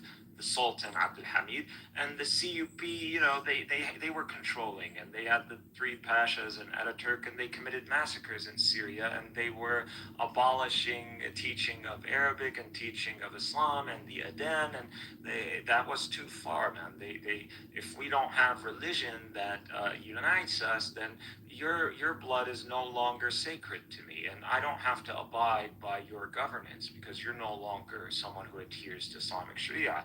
The reason the Ottoman Empire was able to incorporate all of us is because they adhered to Islamic Sharia. This is why we consider them a caliphate. We don't consider Ataturk. We hate Ataturk. Bro, we don't like Turkish nationalism. But this is a consequence of the West. This is what happens. We're trying to bring Turkey back into its Islamic identity. And I promise you, we as Muslims are 1,000,000 times better than the Turkish national secularists. That guy will mow all of you down, and he won't bat an eye, man. We look at you and we have divine commandments not to destroy churches, not to kill women, children, no genocide. So, but when you're talking about that, what about in Israel? Because you guys also believe in Solomon as a prophet, yeah? And how long were the Greeks under the Ottoman Empire? I'm not really sure. No, 700 years, something else, since the 1400s. 400 years. Y'all were under Ottoman rule. You think in these 400 years they couldn't have wiped you out? Yes, they could have, because we actually continued our language hidden and in secret. That's why the Greeks still speak. Hidden and in secret, as if someone was banning the teaching of Greek? In some places you were not really allowed to speak. That's what you can see in Turkey. I'm talking in general for the Ottoman Empire. Did they have a policy that banned the teaching of Greek culture, or Christianity? I don't know about that, if you're going to be honest. Right. We don't, man. The reason you even have a population today, if you were under the Latins, you think you would have this population today? Honest question. I don't know. I don't know. I swear to God, if I asked your ancestors, they would say, literally, burn them all. Yeah, I think we can discuss that because of the differences. Because the Latins, it's not just themselves. Because as I said before, yeah, we used to be in the one unity before. Listen, man, they conquered you. You got good at their game, and destiny kind of threw you a favor that Constantine flipped the capital to Constantinople, and then that side was conquered by those barbarians. But if it wasn't for that, these guys would have had their little middle finger up your ass. You got lucky, man, and God saved you from the Latins, and now you're under the Ottomans. Go by the empire's theology. The empire's theology saw itself as a representative of God. They couldn't fail. That's why they never gave up to the Muslims. They would pay us money, tribute, as in to cease hostilities temporarily. It was never a treaty. Why? Because they didn't believe. They believed in rectifying a treaty with us, even if it would have secured their borders, that this would be bending the knee to the authority of another prophet, another divine empire or system. And that was a no-no. That was a theological defeat. That's why things continued with the Roman Empire, because they were stubborn and they saw themselves as representative of God, and the emperor, literally God's man on the ground. That's why shit had to go all the way. Now, that's unfortunate, but now that was their theology and that's what they fought for, but they lost. Why continue the theology? If we can't figure out what's right and wrong and we end up on the battlefield, wouldn't it make sense that God would give victory to those who are in the right? That's what we believe. That's why we win. Even when we lose the battle, we never lose the war. To lose the war would be a theological defeat for us. You know, I think it's interesting that how you say this thing sounds very, nice and mild, if you look, but we can discuss, of course. You can discuss certain days were nicer to us, they have better days. You have the Janissaries, You know about Janus? Oh, I'm not saying they were ideal. No, the Greeks suffer, of course, because again, you're unwilling. You don't want to be part of the Ottoman Empire. We recognize that. But guess what? A lot of people didn't want to be under the Greeks. But they learned to live with it over time, and not only that, but they celebrate it now. Yeah, but which groups don't want to be under the Greeks? Which shadows people? I'm sure all groups, especially like the Persians and East, fought against the Greeks. So yeah, I mean, in a sense, yeah. But everybody, the old world knew something. Once you lost, that's it. Take the L, just fucking accept it, and just move on. That's it. What's one king over another? They didn't care. As long as that king was righteous. That's all people care about. Now, you care about religion. Are the Greeks, in any sense, conservative? Or would you describe them as liberal capitalists, just like everybody? I think that you think I'm saying religion. No, what I'm saying is that the pagan religion that you think the Greeks had were shared by the Romans. Do you believe Greece is only Greece if it's Christian? I will say that yes, because that's the identity of the Greeks of the day, of the nation of Greece. Because the Greeks were fighting. Of course, they also got some help by some other groups, of course. But also, we can look at the Greek spirit without. I mean, the Greeks were Christians, and so when they fought and got the little lands that they have today, that's how the country is established. The same thing is, and they got it back. So when they fought back, and of course, it's never good to kill people or hurt people. Of course, I mean, we can discuss this in another conversation. Yeah, but I do think to be Greek is to be part of the ancient, the Eastern Church, and to have. So you don't see Greek identity separable from Christian identity. And okay, let me ask you this, more personal. If someone in your family converted to Islam, would you denounce them or disown them or something? No, I would not kill them according to some other. Would you disown them? I didn't say kill them. Jesus. No, I'm saying that why should I disown them? I will not agree with them. Okay, but you will continue to host them and be family with them, right? Yeah, but this depends in which way. Yeah, you might not be. You might do it with a frown on your face. If it's the son itself, then there's another conversation. Is it the daughter? It's gonna be. No, if it's your son or your brother. Yeah, what should I hate them for that? No. Would you disown them or break bread with them? But I think most people would be not happy if someone leaves the entire identity for a family household. Like, if you go to any group, if there's a Muslim, I do know that there's Muslims that left Islam and they have not been so nice to everybody. I'm not saying, there are Muslims who might disown you. Yeah, that's true.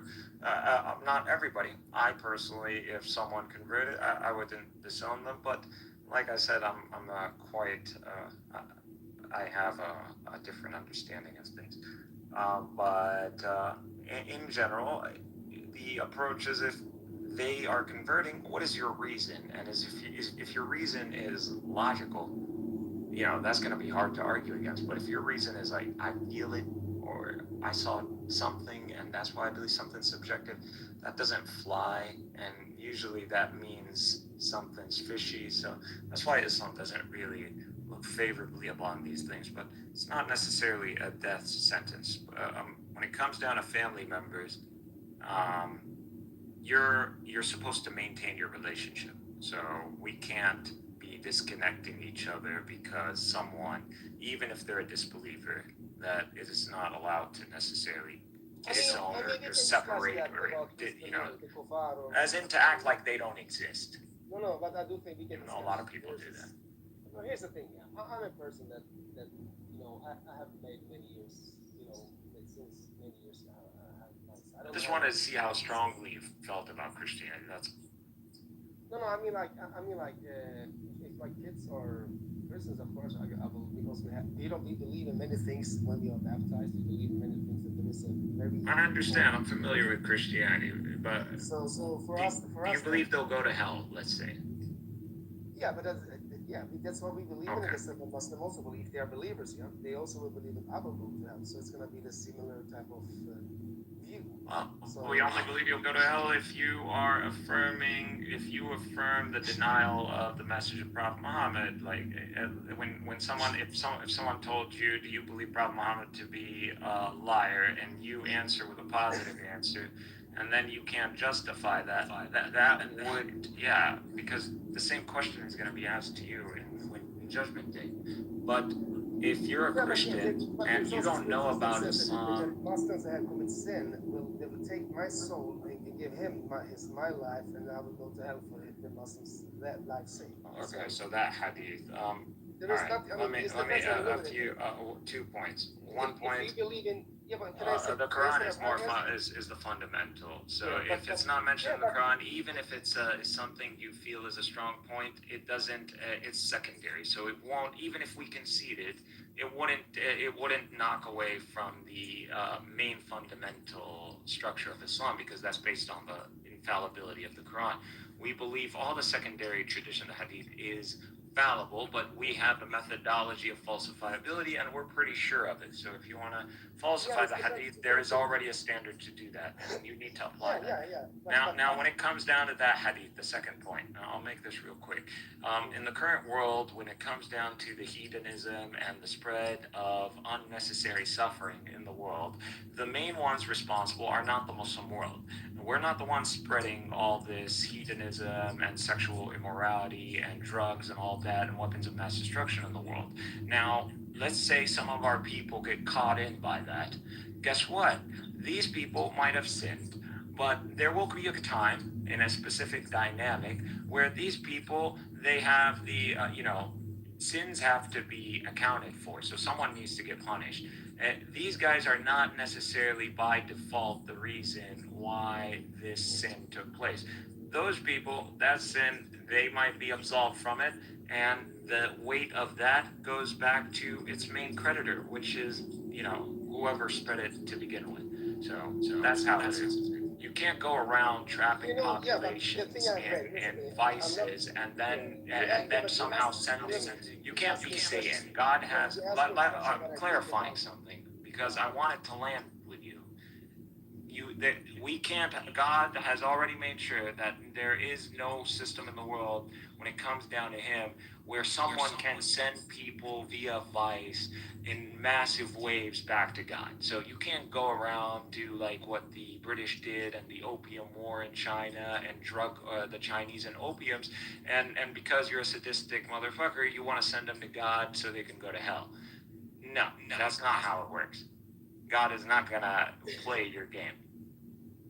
Yeah, but the problem is also we need to look at this. Those places where you have, we can look at today's world. We can see that the Christians are spreading all kinds of hedonism in the world. If you want to speak, you need to let people speak. Go ahead, I'm just working back and forth.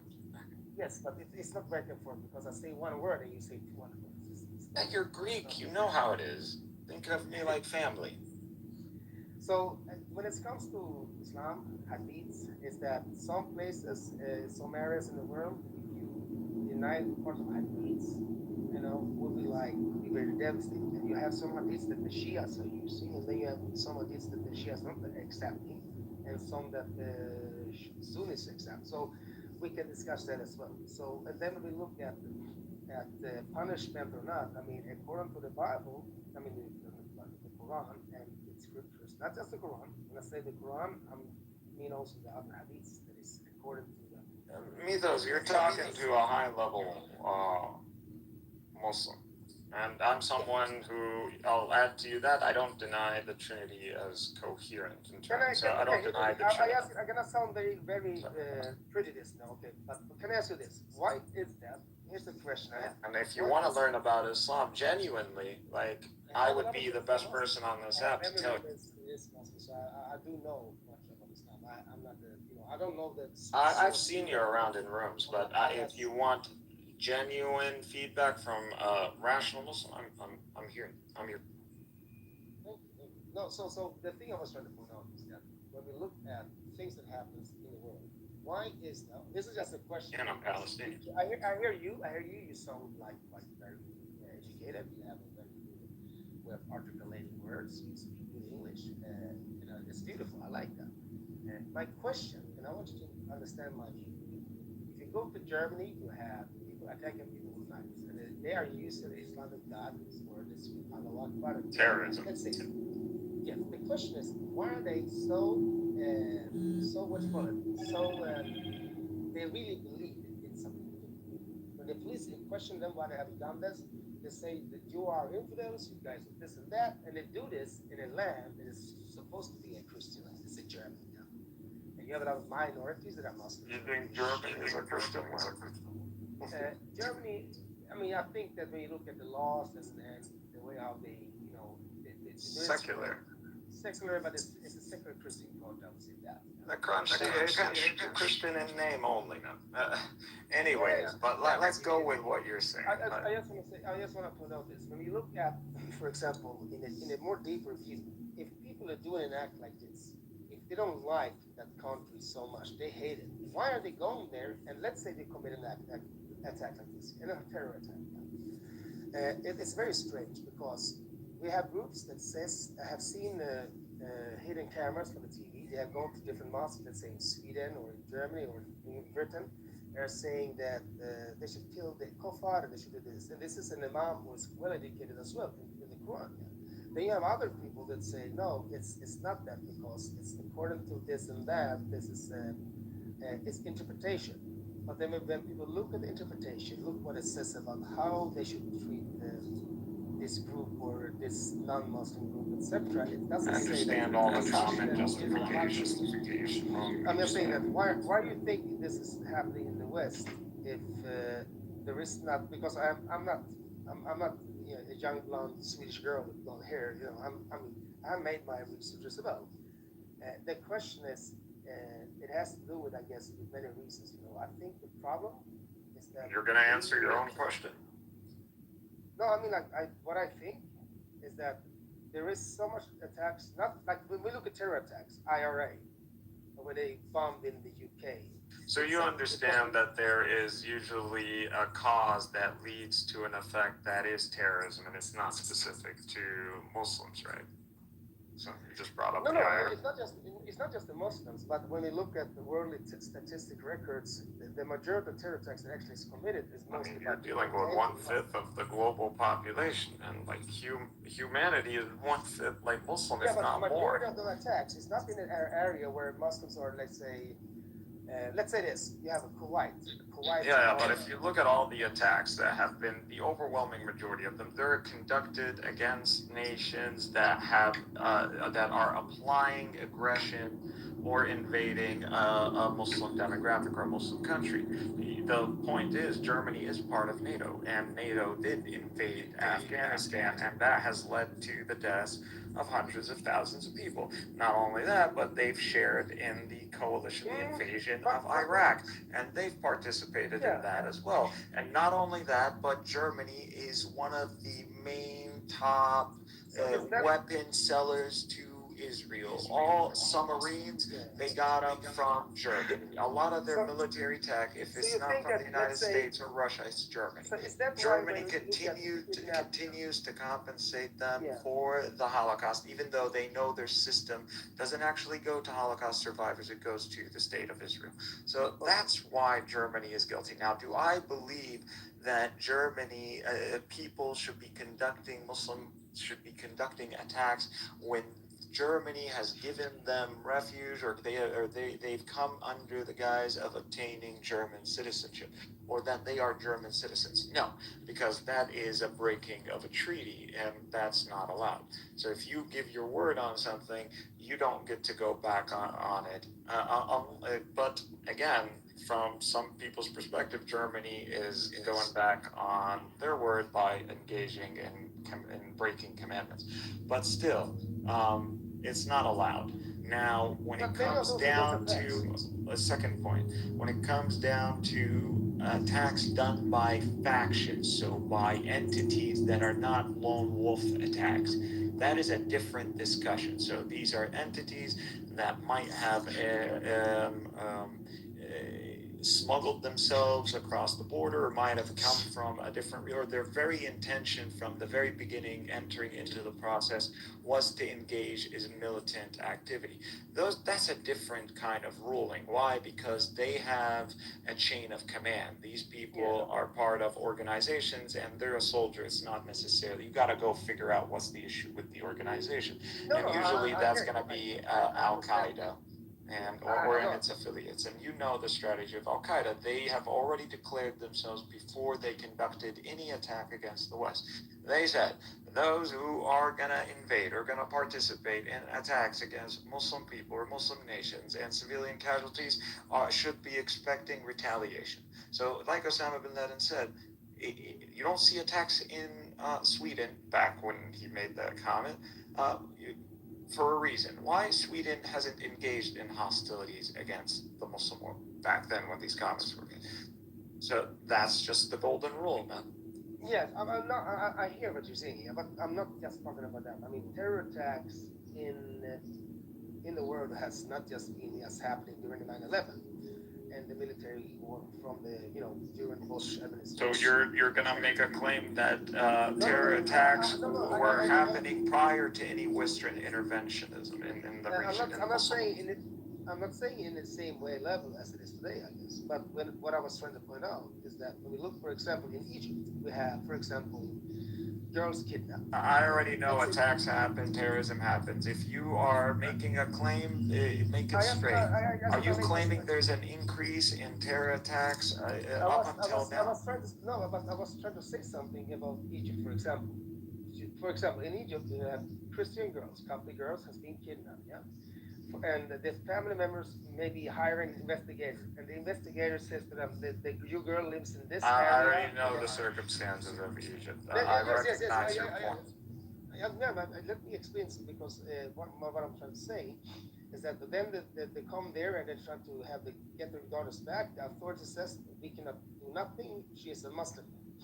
And the question is here now, if the authorities will work, why is that people are, for example, other stories, there's people that's gonna get married. There's a woman I heard, she's explained the story, it's very tragic. You think the Egyptian government is supporting? Dude, the Coptic Church has extreme influence and power over its people, even if you convert to Islam, and vice versa is not the same. So if a Muslim converts to the Coptic faith and they end up being incorporated into church, no one is gonna really go out there and try to tell them, if they're a woman, it's a different case. Obviously, women, it's always gonna be different. It's just that's how the Middle East. Can I change this? If I say this, But there are Muslim women, there are Coptic women who genuinely converted to Islam, and they have videos of this, and then they were forced to be given back to the Coptic Church, and then they disappear. We don't know necessarily what happened to them. Now, under Islamic law, these people are not to be given back to the faction that they were part of if they convert to Islam.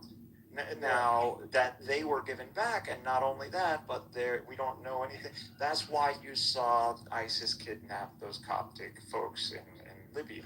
So is it right? Was that the proper response? No, that was not the proper response. But let me land.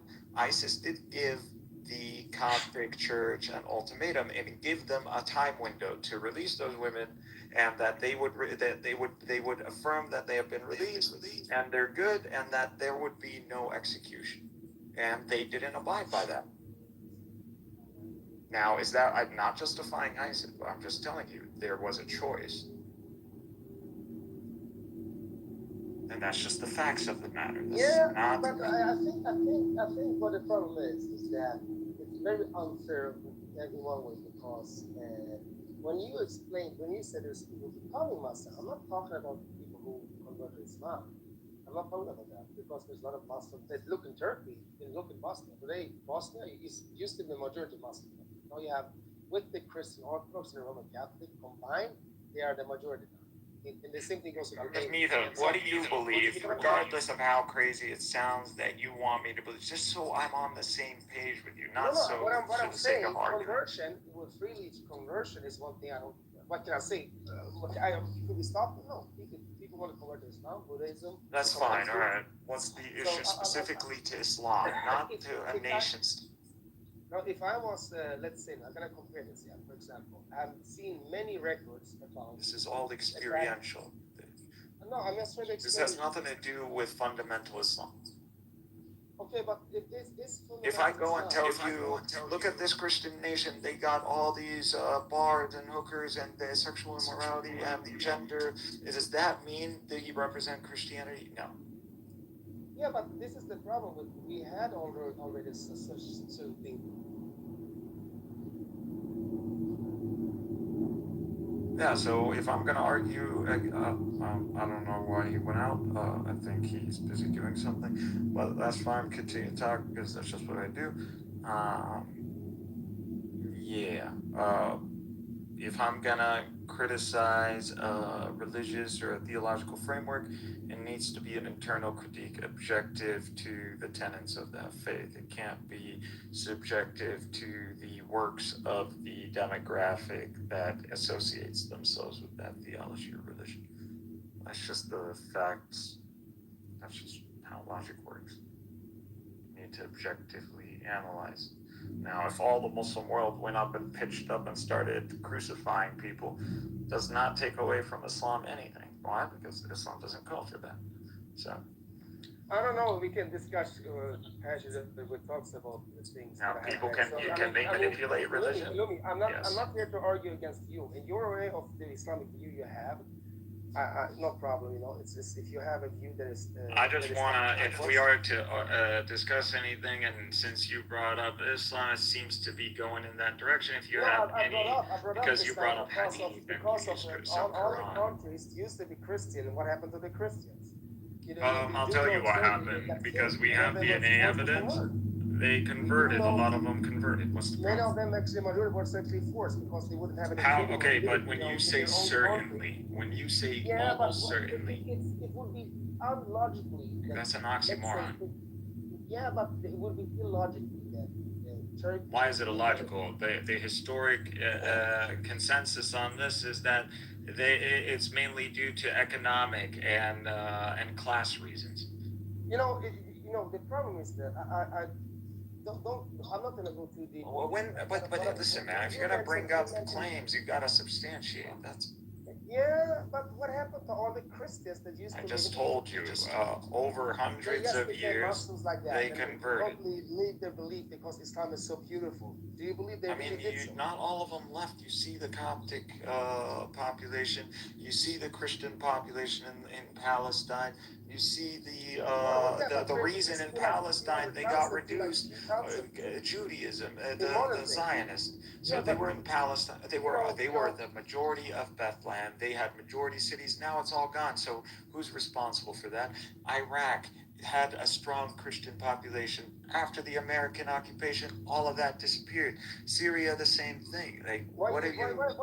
Who actually?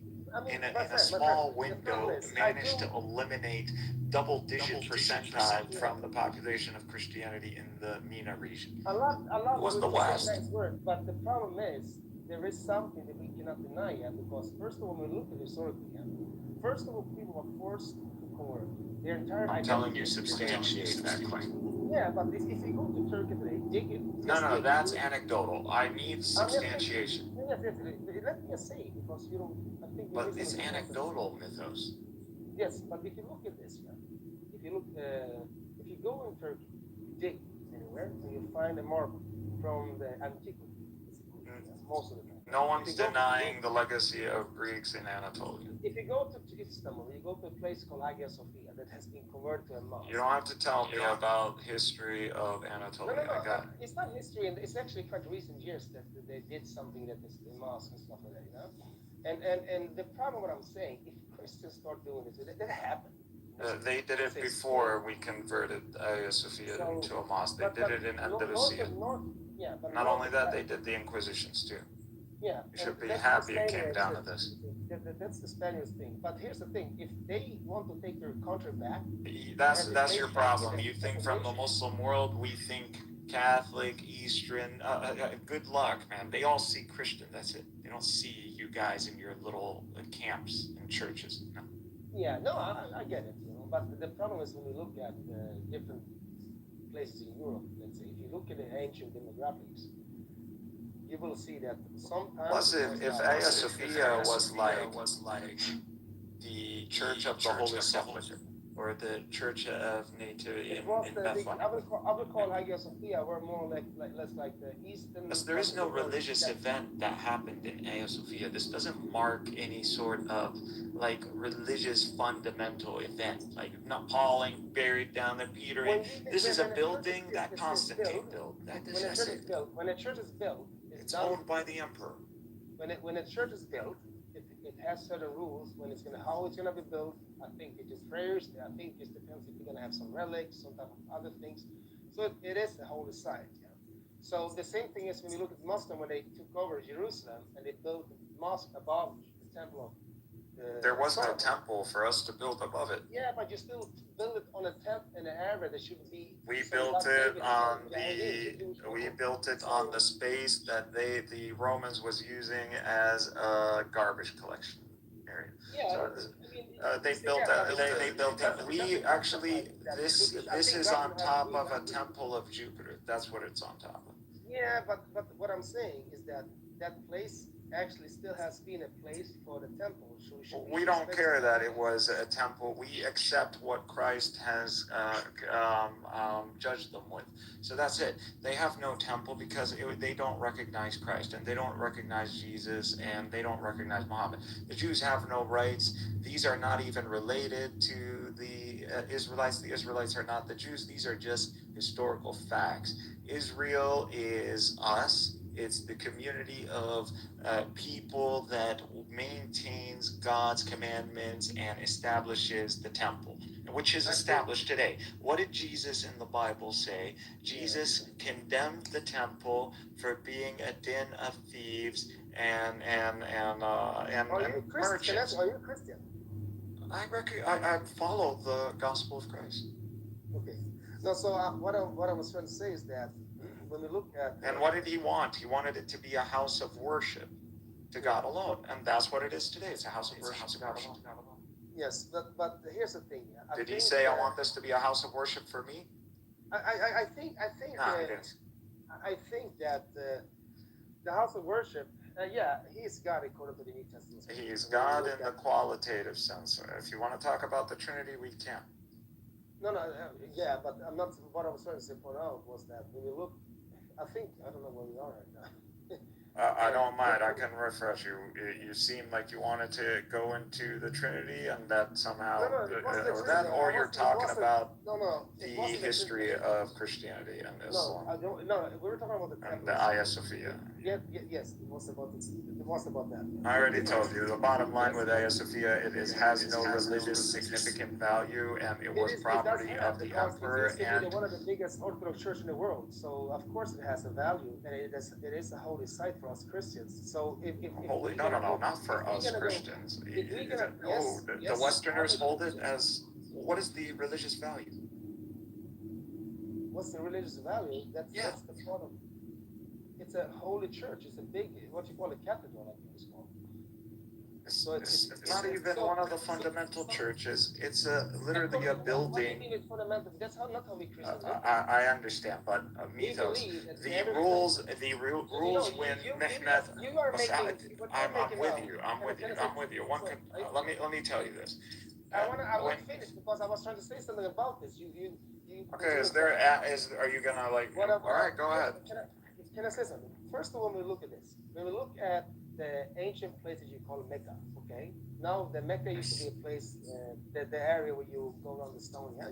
You used to be a part of that area was the pagan area, yeah? Way before Muhammad came there and they took away the idols and stuff like that, yeah? So, and it has to come. That's not necessarily a true statement, no. So it's not a holy site for the Muslims, Mecca.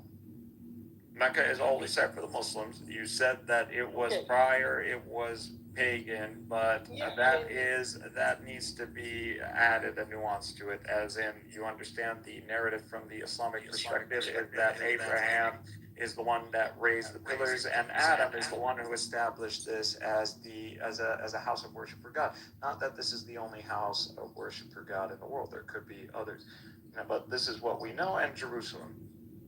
So when it comes down to that, and Arabs were not pagan in the sense that they denied the ultimate God, they associated with him earthly partners.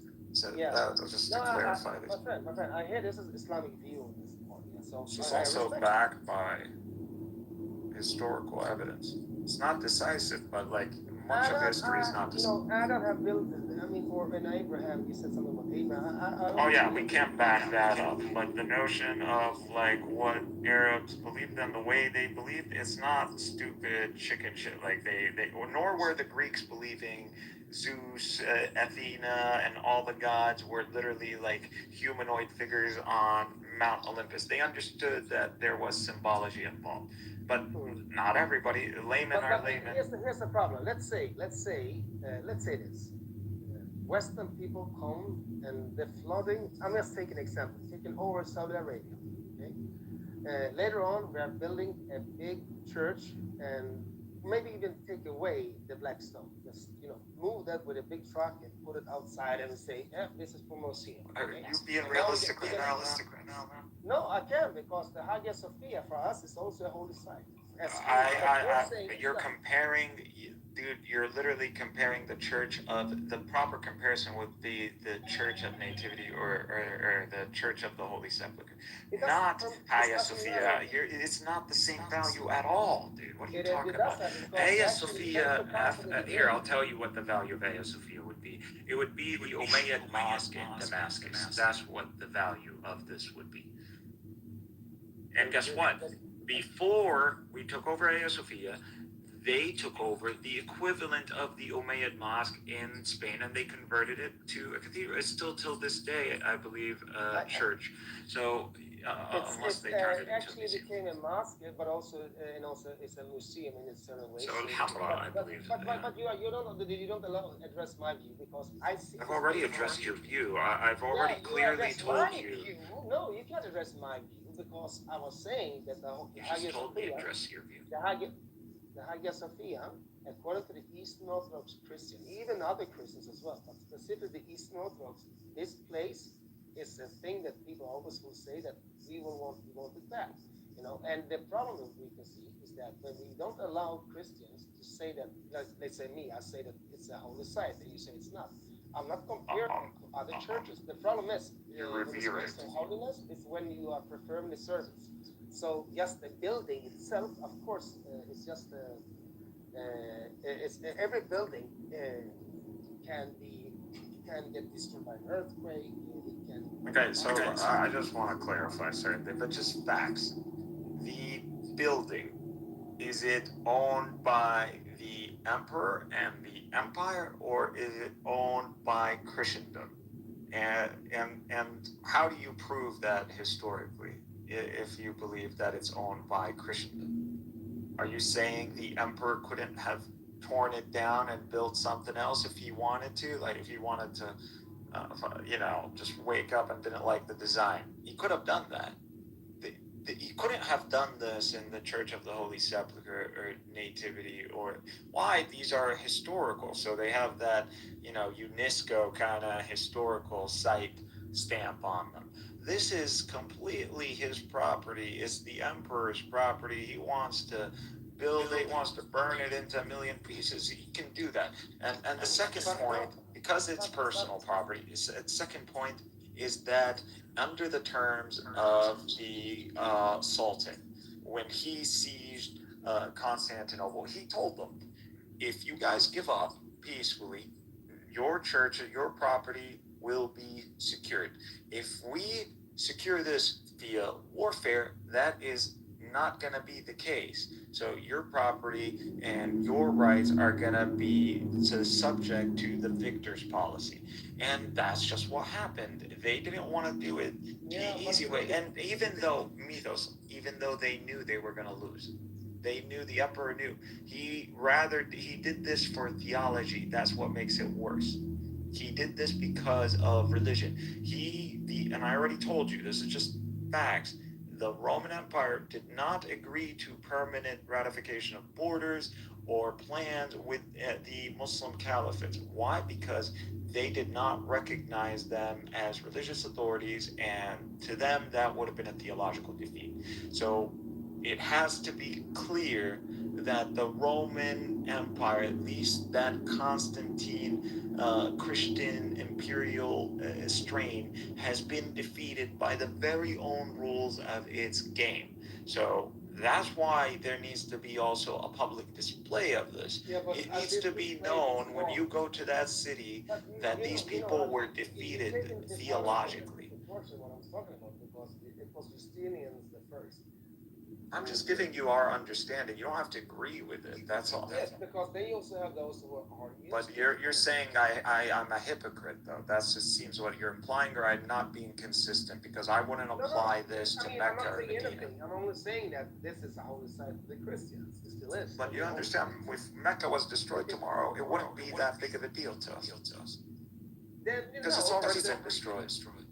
You know, the problem is that what I'm trying to point out is that I'm not saying. But if you can establish a church where Mecca is, and you can do this, but Mythos, I'm giving you exactly what you want. We know what the problem is. I'll make this point, and then I'll let you run. I'll let you cook. If today Christendom gathers its forces and they invade Arabia and they invade Jerusalem and they take out our holy sites and they build churches and they throw, they destroy the great. That's it. It would be a theological defeat. We wouldn't be arguing like, oh, why do you build your church? We would be like, Islam is done. It's refuted.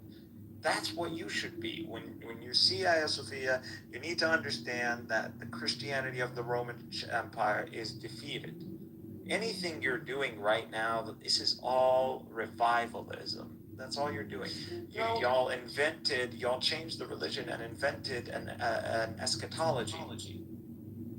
Marble Emperor eschatology. Like, seriously, look this up. Why do you think Russia, they were calling themselves Tsars? Because they believed in this eschatology. They wanted to go and conquer Constantinople and prove themselves as the revival of Rome. I think y'all did what the Jews.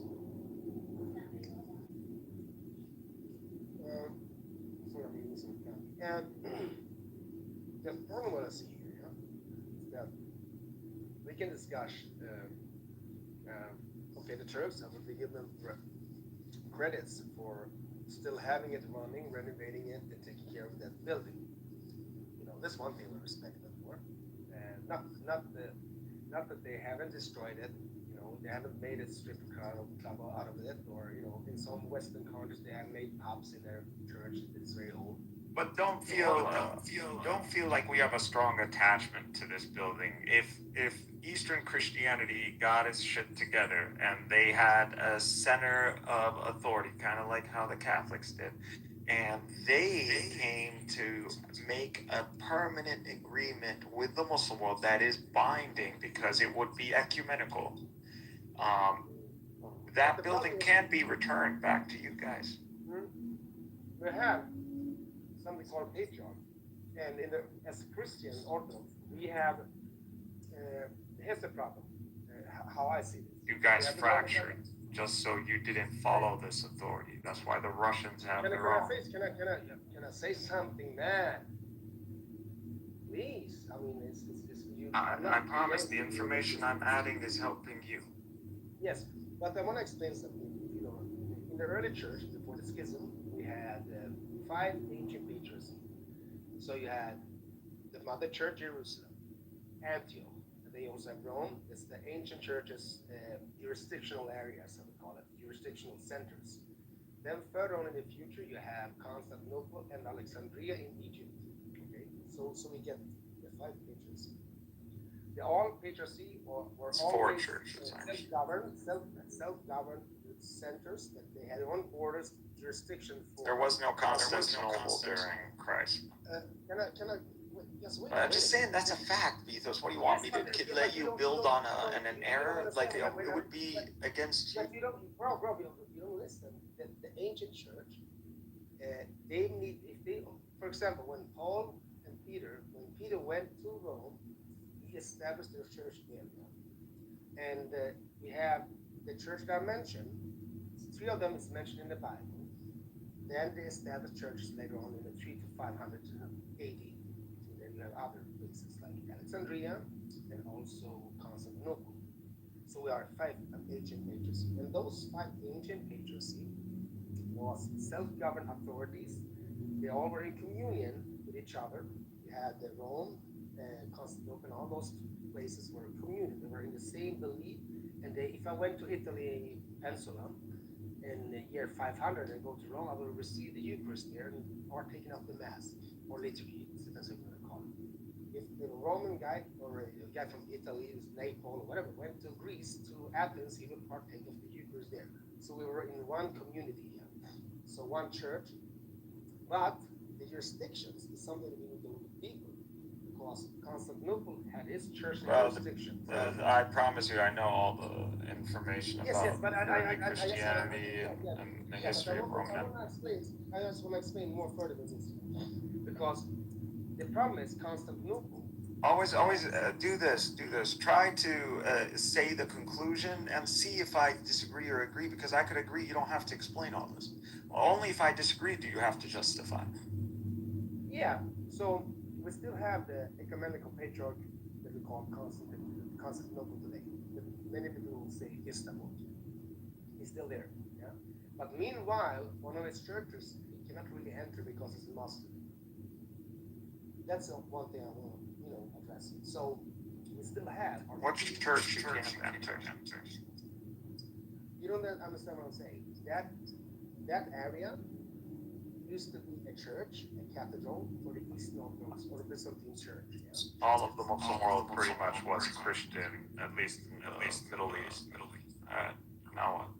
I know that, and that's what I'm saying. That you have Antioch, who has the jurisdiction. I think they go into Jordan, I guess. I understand this point. I agree with you. All right. So, what I was trying to point out before was that Hagia Sophia is still a church, but they have converted it now to a mosque. Okay? So, and I think I've been there. It's a museum. Okay? So let's say when people say that it's not holy ground, the problem is it's still a holy ground for the Christians, but it's occupied. Someone made it to something that it's not. So let's say it's only holy for those who hold to Roman revivalism. No, because the Roman, the problem what many people don't understand, during the process when Constantine moved the capital from Rome all the way to we call it the Costa. Okay, I'll concede it's still holy to Christianity. All right. Let me say this. He moved that to that area, and we can say that the Christian Empire. No, what I'm trying to say, the Christian Empire. We have 2 Roman empires actually. One that I will not consider to be really a Roman Empire is the Germanic Holy Roman Empire. The German wants to have it back in the Second World War, yeah. And you can see Germany in the middle, like the whole empire, and it goes a little bit out down, almost around Vatican. Not around it, but a little bit through Vatican. It's correct. That was the Holy Roman Empire. It was Germanic Empire, more or less, yeah. But you still have the Christian Empire during that days. You had the Byzantine Empire that became the Christian continuation of the Roman Empire. So it wasn't like the Roman Empire died out, some people say. No, the Roman Empire lasted always to the 1400s when the siege of Constantinople. That's the Roman Empire, because Constantinople recalled the second Rome, the second capital. So the Roman Empire in Italy, a city called Rome, was, I don't know, it wasn't the capital, I think, it was Constantinople. So, I don't know. Bro, no one's arguing with you any of these facts. Like, I'm not going to argue with you basic facts. Like, you're right, but, like, you don't have to tell me about the history. I already telling you you're right. Like, I understand the history. Now, if you're arguing this is wrong, no problem, because it's holy to Christianity. Well, the terms were given. Now, don't say we weren't fair.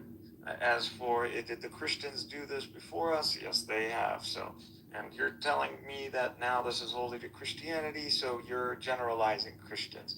But when I tell you Christians did this, You're telling me, well, we didn't do this. We're not them. So it can't be both ways. Now, can this be rectified? Yes, it can. We have no strong sentiment to that building. That can totally go back to Christian governance. But you need to give us something of value. So if you say this is the holiest thing for you, then you need to give us something of major value. Okay, but again, what we can see. You want us to return it because what? Because you believe in a sense of fairness? Or you believe this would be justice, but that's subjective to you. Yes. I'm not saying otherwise. Yeah, the only thing I'm saying. But I'm not denying your feelings or how you think. I'm not arguing that. I understand you guys still believe it's a symbol and it's a holy site. No problem. No, so what I'm trying to point out here is this, okay? Christians have made, especially the Western Christians, the Franks and the Germanic people. If you know that, if you look at early German, there is a book, I need to buy the book of course, but I was listening to people who went through the book. Yeah? It's called Franks and Romans with Callistus Varra. I think that's the author. And he went through he was explaining one thing very interesting. He said, like Italy, north part of Italy were like Germanic, like not really, but like Latinized Germanic, and also Frankish and Germanic tribes. Franks and Norway invasion, yeah. No, so they became very influential. Not only that, he also said if you look at some areas and cities that walls around the city, and everybody thinks that it's about to protect them from invaders. Actually, not really. Sometimes it was to collect taxes from the farmers that went out to the city to, collect the farm, collect the. So old-time gerrymandering. Okay. So the interesting here, when I listened to the book, was that when you look historically, some of those areas, when you look at before it became Latinized, as we say, they still spoke Greek in many cities in that area, in the southern part of Italy. And I would say from Naples, Napoli, in Italy, Napoli, and down, even to the Sicilian peninsula, island. Okay, so when we look at that area, they used to speak Greek. You still have people in that area that speak Greek in Italy. So when they were Christian, they were very common to the historical views. I would say that. That's what I would say. Okay? But the problem that I see when we're talking about the differences when we look at areas and so on, we can see that now in Italy, it has been an awareness more and more people they want to have the Greek identity then. Like Strato Magna Sicilia Dua, no, yes. Is it like DNA test? Not only DNA in that perspective, also culture-wise. They want to go back to the ancient roots when it was. So you think they're just waking up and going, man, I feel Greek. I need to go back to the fatherland. It's called Strato Magna Graecia Dua Sicilia or something like that, or Italia. No English term for it? Greater Greece. Huh? The Greater Greece. Okay, but I'm not denying the notion of a greater Hellenized world, but are you telling me there are people in Italy who are feeling a strong relation to Greek identity and they want to be brought into the fold? I mean, that sounds interesting. I would like to see your explanation on this and if you have any references. I mean, I could just ChatGPT that, but I never heard that before. I could see how that would be a result of DNA test, but that would be very interesting too. Because that would mean that they are comparing to some specific lineage, and I would like to know what that is. And I already pulled up the data a while back into our conversation on Greek haplogroups. Because if there is a lot of people, when you see South Italians, that particular DNA, many times it refers to the ancient Greeks as well. Okay, so I don't care about admixture, man. I care about your paternal haplogroup. If your paternal haplogroup is Greek, you're Greek. If it's yes, but when you use the term, because I think that many. I don't care if your mother was Greek. No. I mean, like, I'm not talking about that either. I'm saying that the holograph. So when we look at, for example, those who are called to be called South Italians, why do they have a label, Southern Italians? Then it must be a breakup with the Northern Italians. And I mentioned to you that you have the Germanic and the Frankish tribe made a mess in the northern part of Italy, like in the middle and up. And then you can also understand that the Sicilian mob, once upon a time, were like rebels against the city-state, the big capital they want to take over and tell them this is how, you know, when like they felt oppressed by Because they got subjugated. I think more or less. So that's where you can see the mafia later on became more like what they are called mafia today. I guess more or less, yeah, like criminal, etc., etc. But that wasn't really the case back then. So why are you bringing this up? No, what I'm bringing this up is that a lot of people don't know that Italy also shares many old ancient Greek, because you have a lot of ancient Greek civilization has been in Italy, especially in the southern part. Even a city called Naples was built by the ancient Greeks. So that is actually a Greek city. Not maybe the modern, they build the new buildings, of course. The new buildings, it's not the Greeks, but you get my point.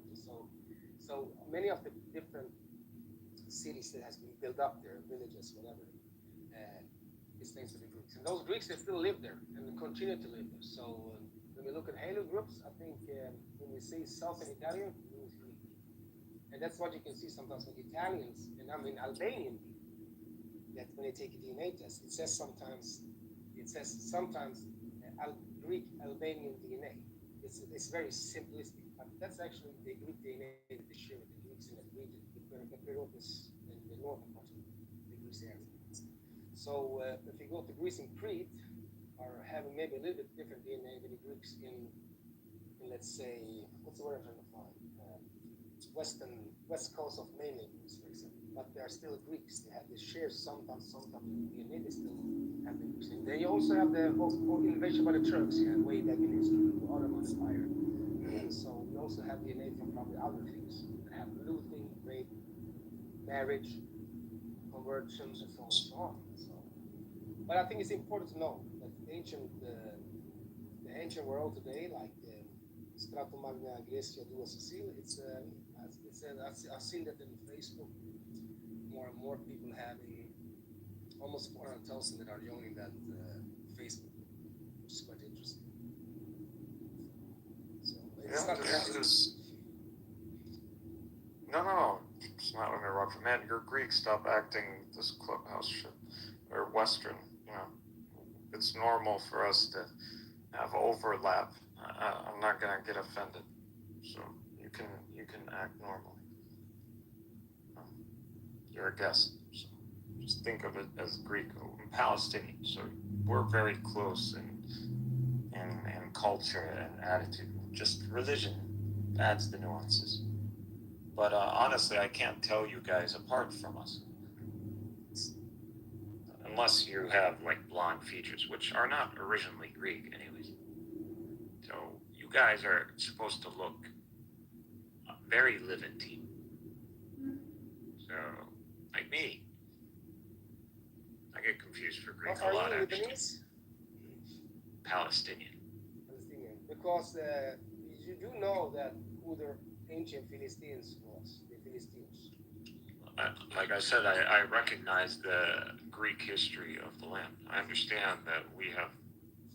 I see myself as we're no longer that, but we recognize the Hellenized history and cultural influence. We know we have.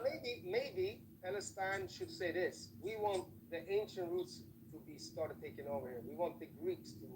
The Greeks are in control of Palestinian Christian affairs. So Greek Orthodoxy is the predominant Christian denomination in Palestine. But unfortunately, the patriarch is not supportive or does not have power. He gets pushed around and land gets confiscated. There's a big battle over Greek Orthodox land, and we don't see where's. If you're going to showcase that you guys have power, influence, the best way to showcase that is to showcase that you have sovereignty over the lands that belong to the Orthodox Church. And you could just look this up. Like, it's bad, man. You shouldn't be worried about us. You should be worried about the Christians in the Holy Land and what the Jews are doing to them, because they're almost gone, man. You know, what I see is that, the Greek Orthodox Church in, what you call it, Palestine / because it's actually considered to be called, if you're under the Jerusalem jurisdiction of Jerusalem. It belongs to the. You know, I took Greek in 5th grade. Sorry? You know, they taught me Greek in 5th grade. Yeah, That's how powerful Greek is, like in our life, especially private schools, Christian private schools, which are all the private schools are Christian. So, a lot of Muslims attend those schools, and the majority of the students are Muslim, but they're Christian themed. We don't have an issue with that. I have a lot of Christian friends, and they're actually more successful and richer than your average Muslim Palestinian. So there's no issue over this. There's another issue that is also. But the ones who are a real threat are the Jews, man. They hate your guts. Yeah, I know. I've seen videos about that. But what I'm trying to point out is also one thing that I want to raise as an important highlight is that when we look at why did Constantinople become invaded by and here's the problem, a lot of people don't understand that it can take, they never really regained back their power after the Medici and the Crusaders night temples when they destroyed and sacked Constantinople. Thanks to that, we never came back to our strength again. And of course, the Pope did not say, go and do this. No, this was among themselves, actually. And the whole point of the Crusades was to assist the Roman Empire, and instead they sacked it, and then they took its territories that were supposed to be taken and given to the emperor. So this is what they did. These Latins can't be trusted, bro. But it wasn't even the Latins, it's the Franks, because the Roman Church appointed Charlemagne in 800, and they created a Roman rival. So they took the Roman name, which didn't belong to them, and they gave it to the Franks, the barbarians, who the Romans spent decades, if not centuries, of fighting them and their ancestors. And we go and you go, the church in Rome names him Roman Emperor, and you get the Holy Roman Empire. That's not only wicked, that's theft, that's appropriation. If you're gonna talk, it's worse than Hagia Sophia. They stole the Roman name, man. The thing I was trying to point out was that is that historically we can see that I need to check it. They destroyed you guys because they took the Roman name. You realize that? So what I just want to say that the problem with this, the problem with the sack of Alexandria, Constantinople was because of some type of debt. They didn't pay them for some type of thing. I forgot exactly what it was, and so they sacked the entire thing, plundered, and I guess also raped, probably killed people as well. And this was around. This was. That's the whole meaning of sack. I mean, like it was in the 40s. You know, they stole even the books. You know, they had a direct list from the Vatican of the books they wanted. So they already know beforehand that there was going to be sacked. I'm not sure about that. I will say this. What do you think? They had a renaissance, man. They literally stole all this shit. I need to just address this also. The type of action by reaction type of military action, what you call drill, that happened because of the Islamic, continuation in that region. But I do think that during the time, a lot of those so-called kings and, what you call it, dukes of some area or whatever, and influential crusaders, they did not probably do their jobs correctly. And this is what I mean, like they could have made more better research. We need to remember that the armor they had was too hard to bear, to carry their. So if they would be more organized and maybe station military in that region to get to know the people in the culture, not the culture because you still have many Christians there, but to understand the environment, they probably wouldn't lose that simply speaking, like they did. That's why we have Fourth Crusade. We won the Jerusalem, so on, took it away from them. They won it again, it was taken away, and so on. It went front and back. But I don't think it's. I don't think it's.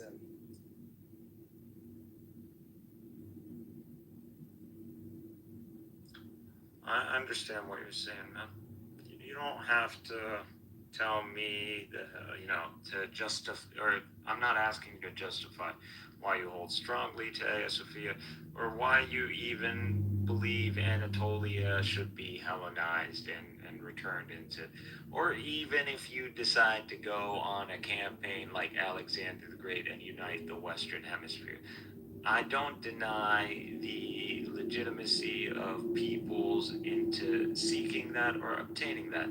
That is the human condition. So when the United States comes to the world and starts taking over territories and securing its hegemony, I don't go, oh my God, how dare you do that? I go, that is the natural course of an empire that is but in even hegemony. the word Anatolia, or whatever, Anatolia. But then there are acts of sadism that are not the attributes of an empire and its expansion, and that usually alludes to some other factor, and that sometimes turns to be some fanatical religious element like evangelicalism or Zionism and some messianic fanatic belief. And that's where it's like, oh, okay, now it's personal because this is not an empire expanding, you're attacking the religion. Islam can survive under empires like the Mongols came and took over. We didn't lose our Islamic identity. No one ended up converting to no sky god Genghis Khan, and everybody held. And guess what? Landing.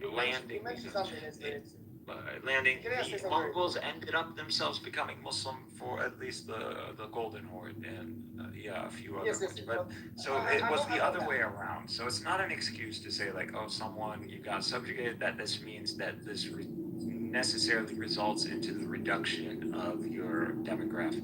No, it doesn't. If you have a strong religion and this is more logical and coherent, it is not going to decline. And the proof of this is the Mongol invasion of the Muslim world.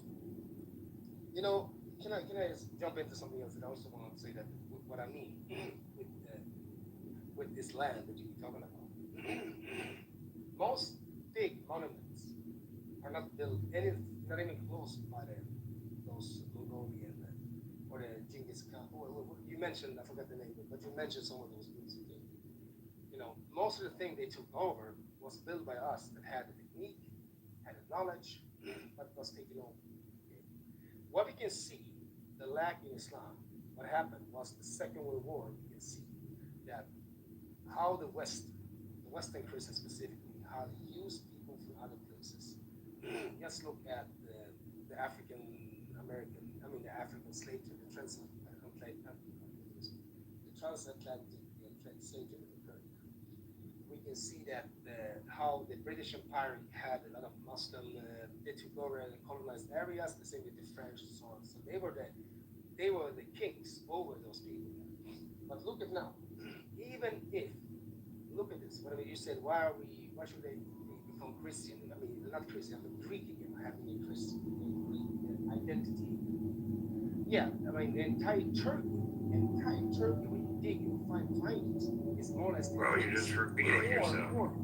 I know dig anywhere in Turkey, you're going to find something Greek. Yes, but what I'm trying to say with this is that means that anything that those who call themselves Turk in that region are there, but they have no identity to it. Okay, you're defaulting back to the reason we engaged in. We already told you Anatolians are majority DNA-wise Anatolian. So you can't be saying these things.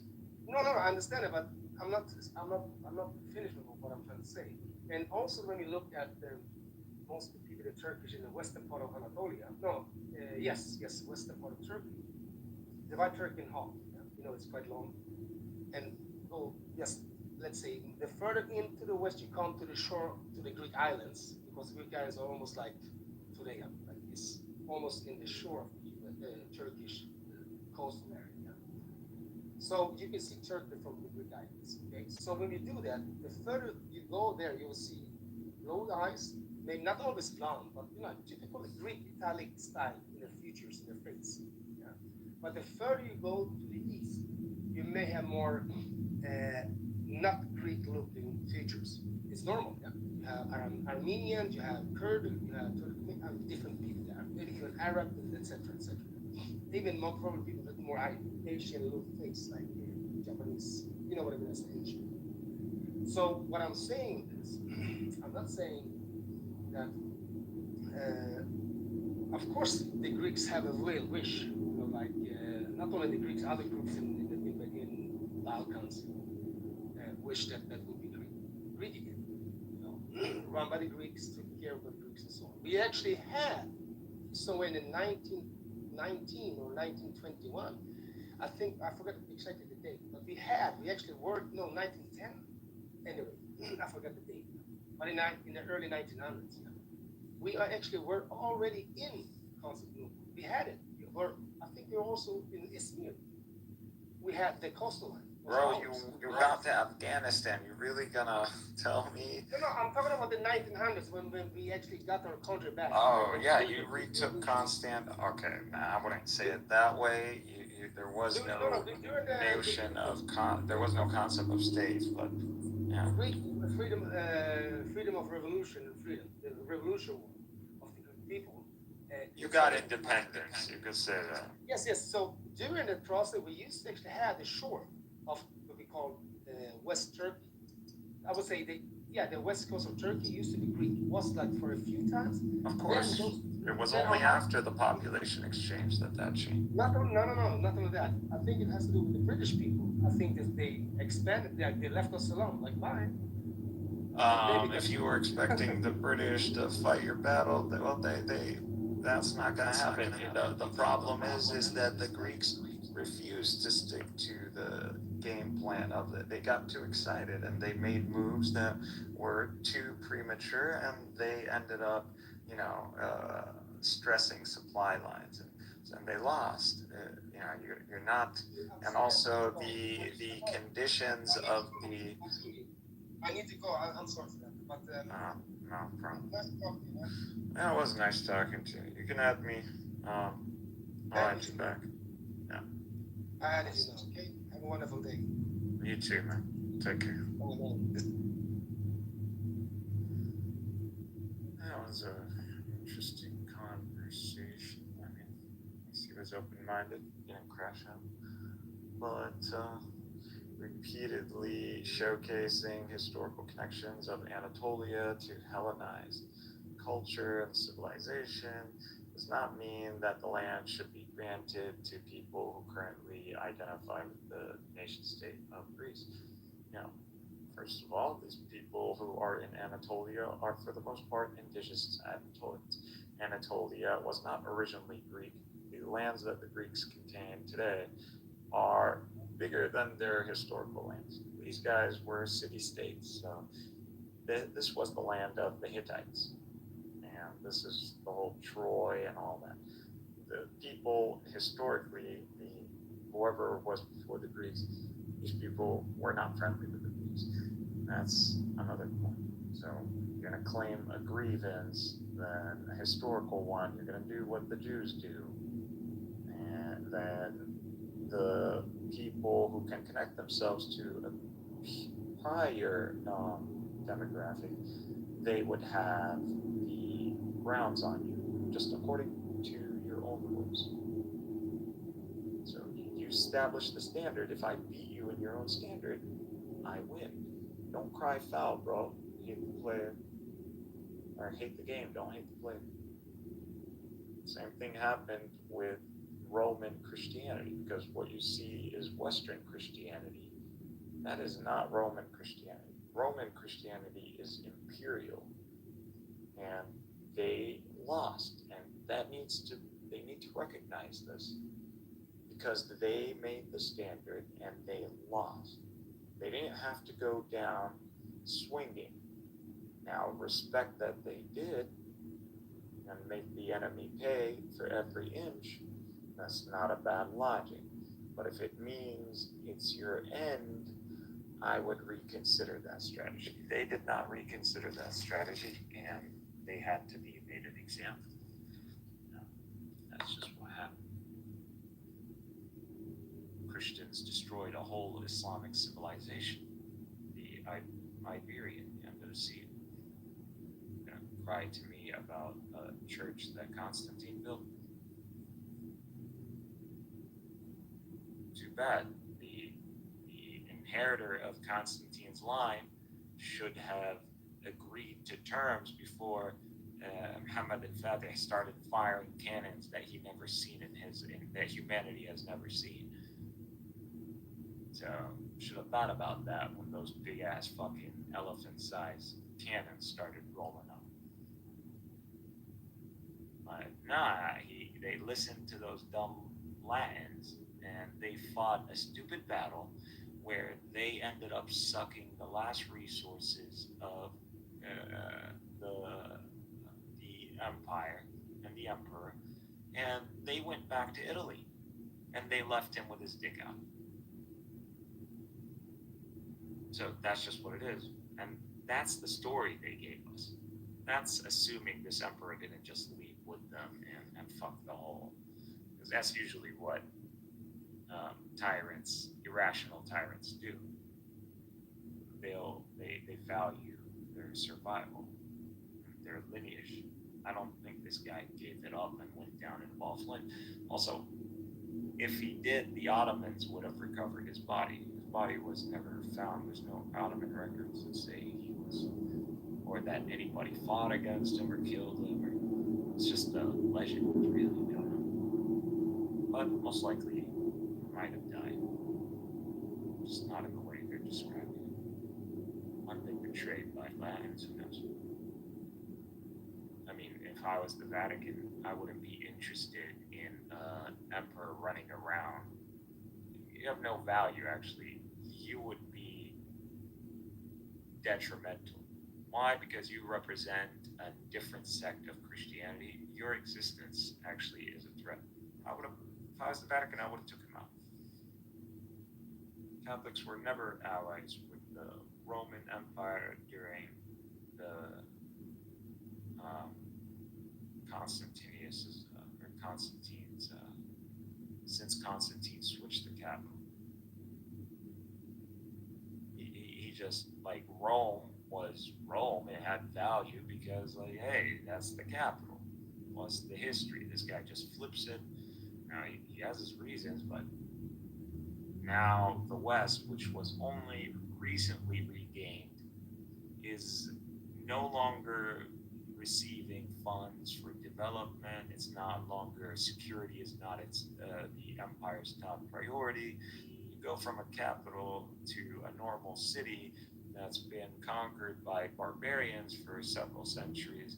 Yeah, you're retaken and then you're like neglected. It's like, why the fuck did you fight the whole barbarians and all of that just to like leave me in a worse position? So they took a grudge on that one. They felt it was an insult to Latin identity. So that's why the Church in Rome did what it did.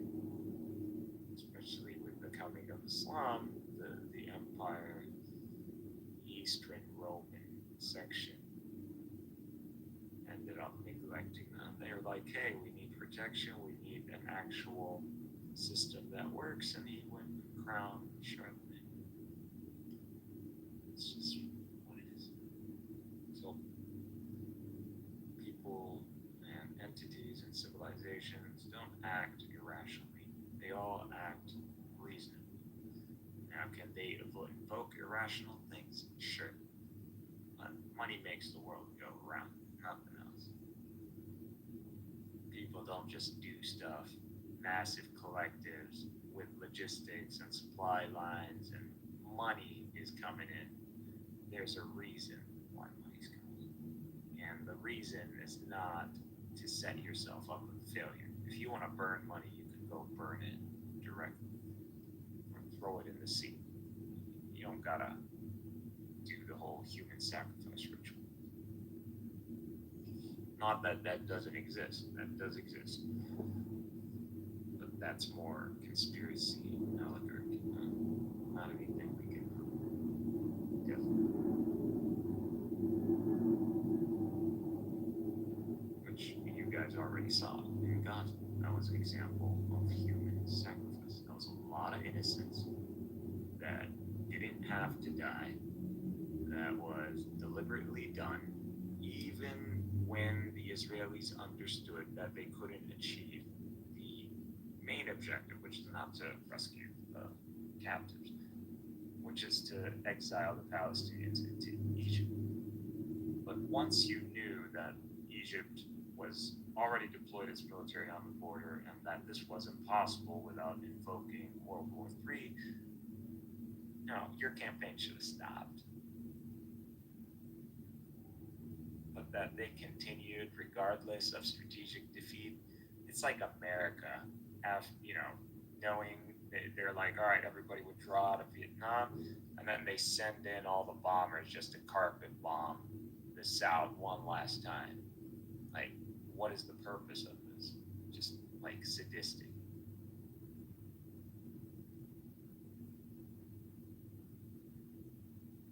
It's not something a military does. Military should always be extremely efficient when it comes down to the task delivered to it. It should be a chessboard match. It says military should never be like bloodthirsty, because that's how you know a bad military, just because if they're bloodthirsty or not. The thing about Romans, extremely disciplined, even in face of excessive desire for vengeance.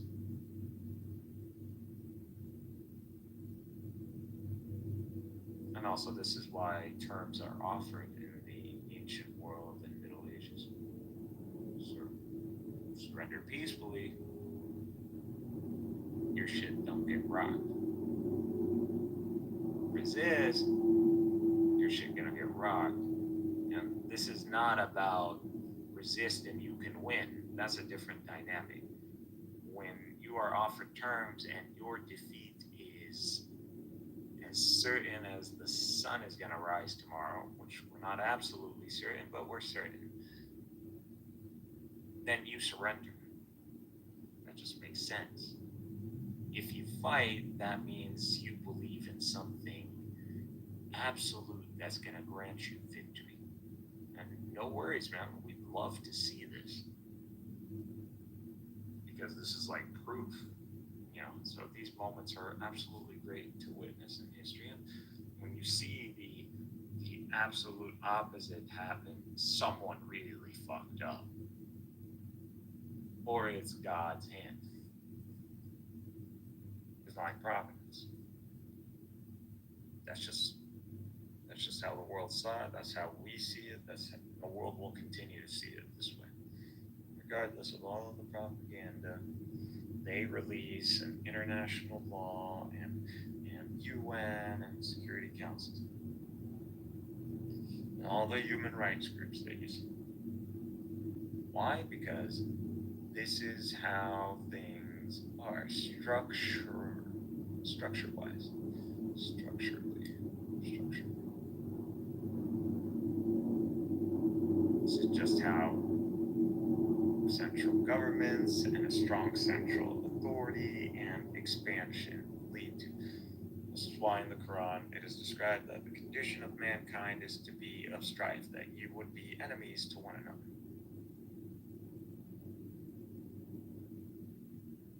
This is not a punishment. This is just the condition of living in this lesser reality. It's just the environment, bro. And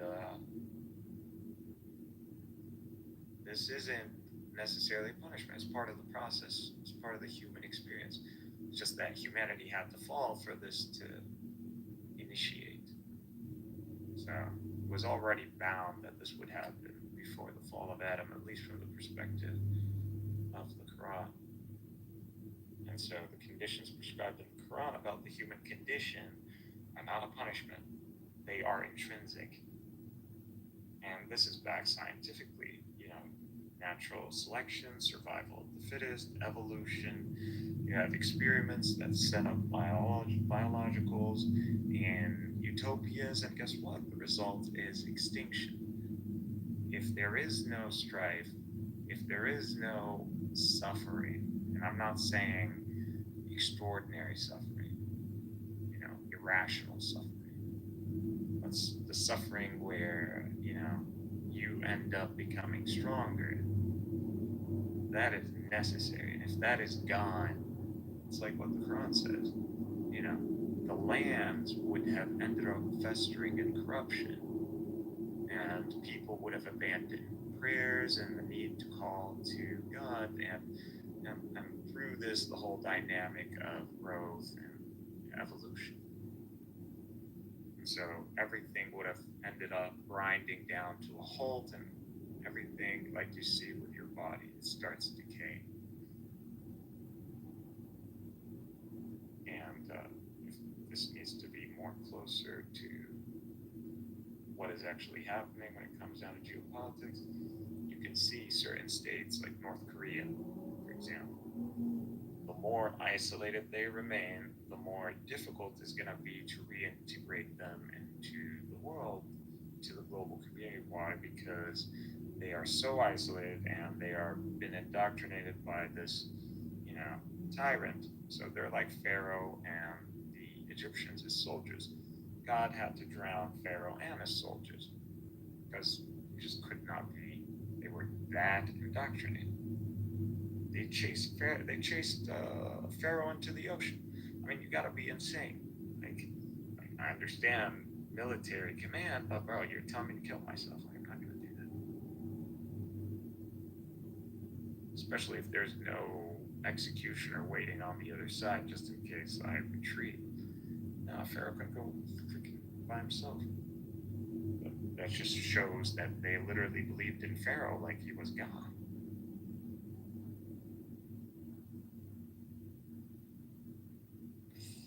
So, you gotta pay attention to these things. And it's not like the Bible says, like, it was meant to be a utopia first and then we fucked it up. No, it's not what it says. The whole concept of original sin is up to interpretation, and it's also does not stem from the Bible. So it's mainly Augustine. So he believes he's a Platonist and he holds to gradation, so it's not going to be, that's where that's coming from. This is a lesser grade reality. No, it's not. It's literally the reality that is meant for us. We wouldn't really exist in any other reality in the way that you think, people think, at least not in this matter form. People think that the world is gonna disappear or something. Like, people think heaven isn't in this realm. Like, everything you're seeing is it. That's it. There's no you going on a space shuttle and traveling in a straight trajectory and you're gonna hit the second heaven or the third heaven or seventh. It's not how it is. It's not a matter of altitude or geo coordinates. You cannot see that. You just cannot see it. If an angel swung by next to the planet, you're gonna think it's a star or an asteroid or a black hole or whatever. You're not gonna recognize it. No one has seen a real angel. When angels show up, they don't show up in their real. They take the form of men because this is what this reality necessitates. You can't take up a different form. You can't show up in your original form because the reality is not that environment. It's like a fish trying to live on land. The only way a fish can get on land is if you put it in a little glass and put some water in it. And it would be temporary.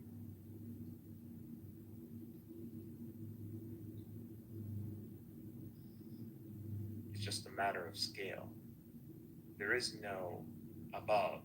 Like, above is not what you think, like up. Once you leave Earth, up and down is relative. How do you know what up and down is? Plus, the Earth rotates. If you think like Mecca points up, and if you just like launch from Mecca and go up, the planet rotates. It's not this understanding. Now, God only knows, because induction, obviously we can't make absolute claims. The only claims we can make are deductive, absolute statements from the Quran, or from the Prophet, or at least the consensus, if you're a Sunni, or even the house of the Prophet or Ali, if you're a Shia, not that those. Whatever. It's not the case. It's not a matter of altitude or direction or geo. It's a matter of energy, and it's also a matter of scale. How do you know quantum reality is not up? When you're saying God is above, it's really an energy scale thing. It's not a distance thing. If you were a higher energy being, you would see things and observe things that are of higher frequency, and they would probably translate for you. We're just incapable of this. Also, this world is, or the relativity world, or the world where Einstein's equations work. This is Earth. This is the Earth that God set up in 2 days and 4 days. This is not the heavens. The heavens are another system, and that's the system that was made in the last 2 days, and they were made 7. And hold and behold, 7 frequencies. If you go to Planck and behold, black body radiation, ultraviolet catastrophe, you can see the rainbows, or you can see the rainbow. So it's an energy scale thing. God's throne is upon like the quantum foam.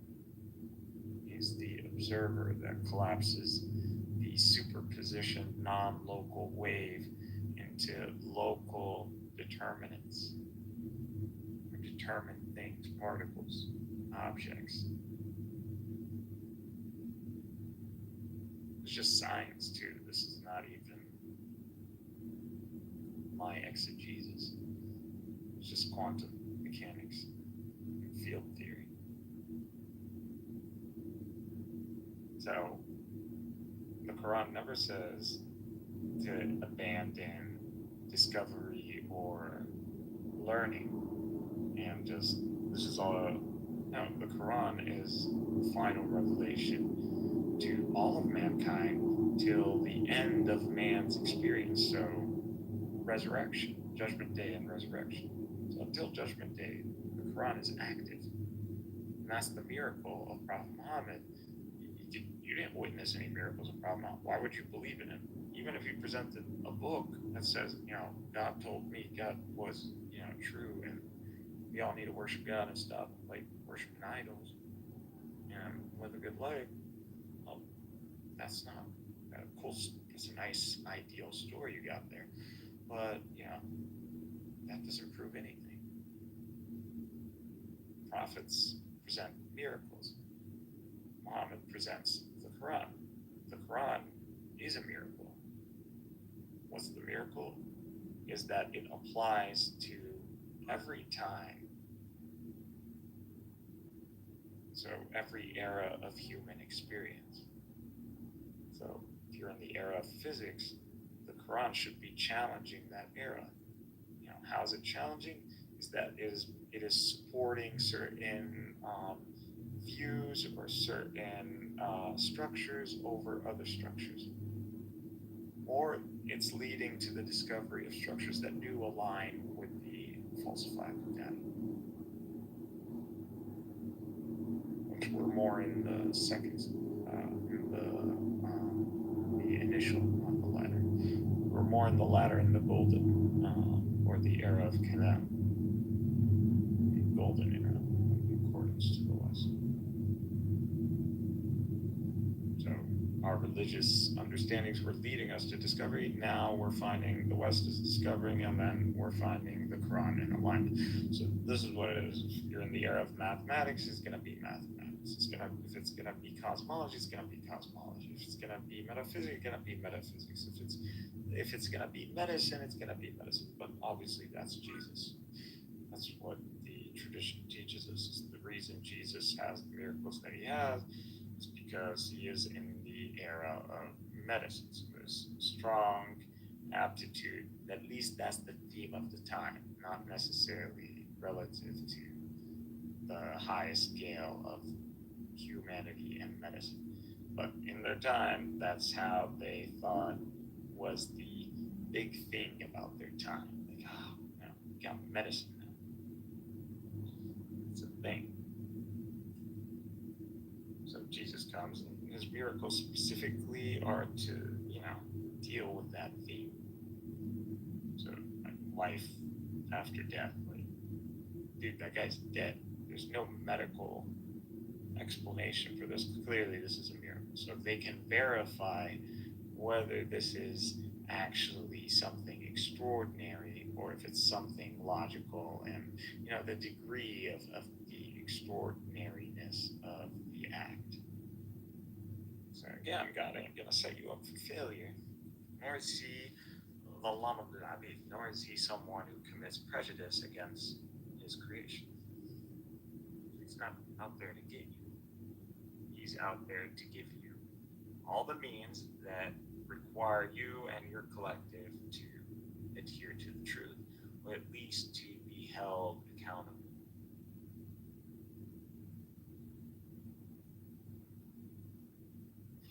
And God has ordained upon himself that his mercy would overcome his wrath. So he is always more merciful than he is wrathful. Once you exhaust those conditions, at that point, wrath is allowed, but you're still going to have to showcase a final appeal. And after that, it's all out. And God's wrath is great and extraordinary. So it's always the calm before the storm. That's one of his signatures. So whenever you see that city, that Roman city or Greek city that disappeared with the volcano, it was quick. That could have been a divine punishment. So we don't know. Obviously, there are prophets that came to other peoples. Islam is not necessarily. Actually, there are foreign prophets that we don't know. They're already mentioned in the Quran. There are assumed origins of them, but we don't know. Yes. We don't know. The Kifir, we don't know. Ilyas is said to be associated with Hermes. So the one that shows up in Egypt.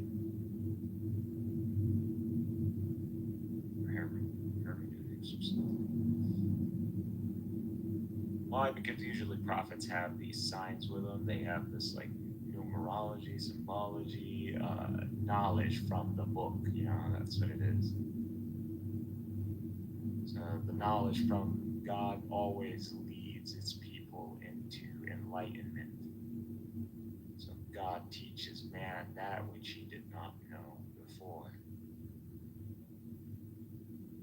If you see after the coming of Islam, the Quran, you see math, you see algebra, algorithms, sciences, chemistry,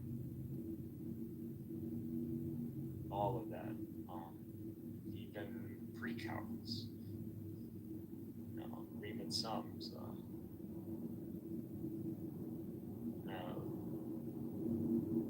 The West didn't invent calculus; they just standardized calculus. But we were already calculating areas under the photograph or approximating the area using geometric shapes, basic geometric shapes. We have the proof points. This is all Iberian Peninsula. We have.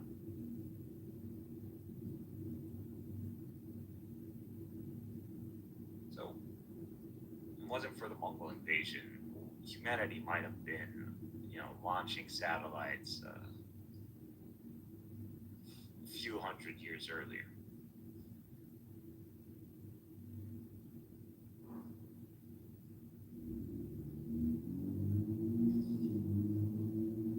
Lessons to be learned is every nation tested is going to experience or potentially experience what would lead to these tribulations. Just part of human civilization. Now, the miracle of Islam to the nations is the same that was given to Abraham. The miracle to the nations via Islam is that you will continue. That regardless of the human pattern where you see civilizations crash and fall and disappear into history, so they die, Islam will guarantee that you will continue as long as you adhere to its covenant. And it promises great riches and dominion to those who join it. So you see the Turks, for example, which were part of Tatar. They were in tandem with the Mongols. These people, for the most part, converted to Islam. And they might have not necessarily done so for faith reasons, even though there's really nothing about Islam that a nomad in the steppes, a warrior nomad, is going to say, like, yeah, that doesn't make sense. No, there's one guy, okay. I mean, nothing crazy. Genghis Khan believed in. Just called him a sky god. Different names, whatever. And over time and their success and their relation with Islamic communities, they were like, oh, actually, this is legit, man. This is the real deal. Like, look at me, I'm getting buff.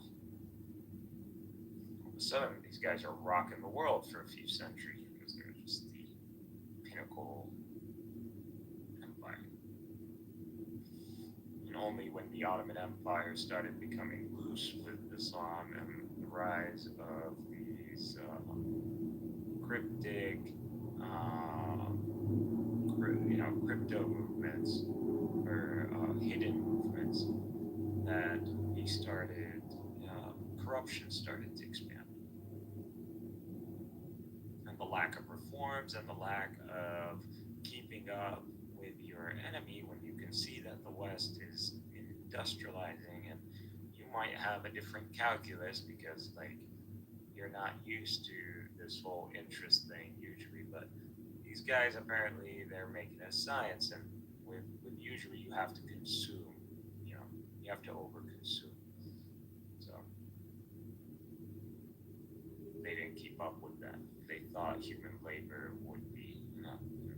We paid the price for it to put us in debt, and they had to borrow money, and that was another mistake. So once you start engaging in usury, that's where you curse yourself. So that covenant ends up, the Islamic covenant works against you, because the Quran says those who engage in this, to prepare for war. So, assume that God and his prophet are now enemies to you. So if your own covenant is now your own enemy, like what's the point? You're definitely going to crash. And that's definitely what happened. But to be absolutely clear, the Ottoman Empire did not fall due to foreign intervention. The Ottoman Empire fell once the CUP overthrew the caliph or the sultan. So once they overthrew him, it was over. And that's where you see the Arabs, the Arab revolt. Because you're no longer abiding by Sharia, you're no longer a caliphate, you have no authority over me. Actually, you're in opposition to Islam now. You're out there banning Arabic and Islam, and you're actually Hellenizing a whole Muslim community, a whole Muslim nation. So it was not an affront against the Turks. It was against the secular nationalists who are adhering to the Western agenda. The Ottoman Empire didn't fall, as in due to conquest by its enemies. It fell because internally it was overthrown and the people accepted it. So they had to suffer. They had to suffer the abandonment of the covenant. But even when they abandoned the covenant, the Turks did not abandon reason or strategy. So reason and strategy, they understood, at least when it came down to their military. And when the military was failing to maintain the economy and the nation, it delivered it to the civilians. So, was it a smooth transition? Not really. But when it comes down to nations, it could have been way worse. Now you see the Turks are pretty much back on the map. We're talking seriously about a neo-Ottoman reality. Might not be called an Ottoman Empire, but pretty much something that has Turkey at the helm. But not as a central authority or caliphate that's dominated by Turks.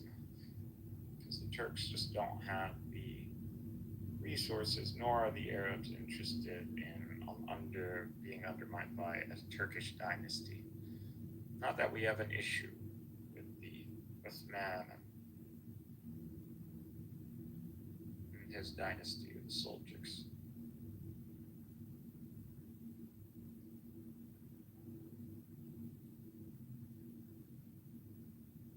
But, that's going to be the price they pay. That you had leadership of the Muslim world and you kind of let that go. So, doesn't mean history can't swing around about, but you're going to have to regain that trust by truly dedicating to Islam in light of the current Western and Eastern threat.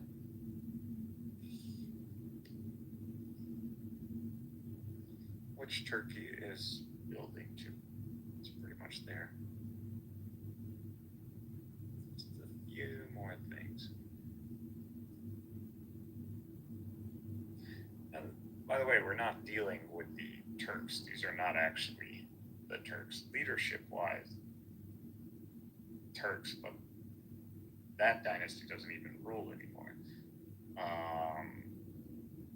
You're dealing with Anatolians. You're dealing with Romans. These are the Romans.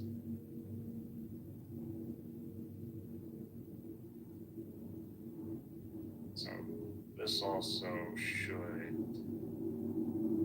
make you reassess any eschatology that involves Rome. So when we're talking about Rome, what are we actually talking about? Depending on the context of specific eschatology, Islamic, you can tell from the context that it's talking about the church or Western Christianity.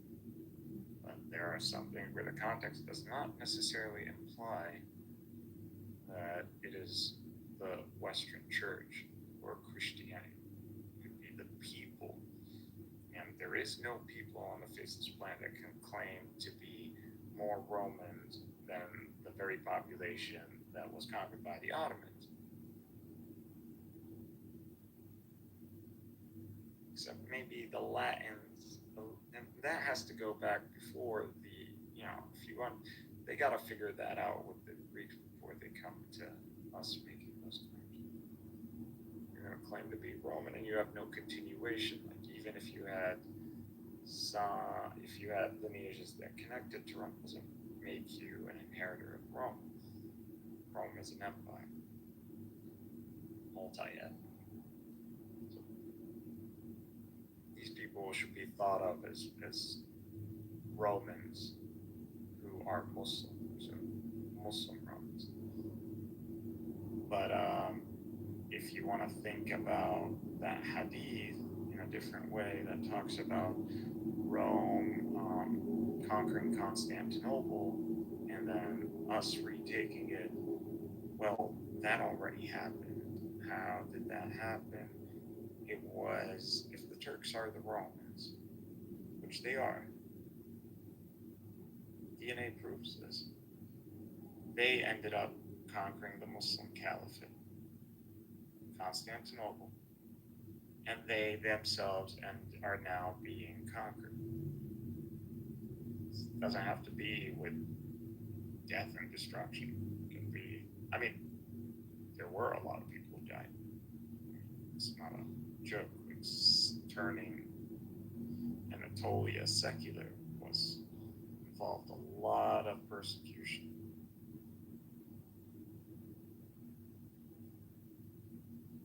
So it is a conquest.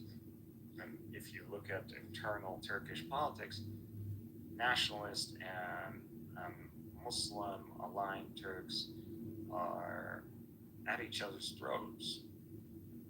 But it's the Muslims that always give the nationalist, they throw them a bone. So they always make sure that their strategy it feeds into the nation's interest. And that usually secures enough loyalist nationalists, rationalists, even if they're secular, to vote in favor of the Islamic Party or Islamic parties. So, which is what the Muslim political party in Turkey was able to do successfully versus the other branches of the Muslim Brotherhood in the MENA region that didn't play smart. So that just proves Turks, or at least Romans, are clever.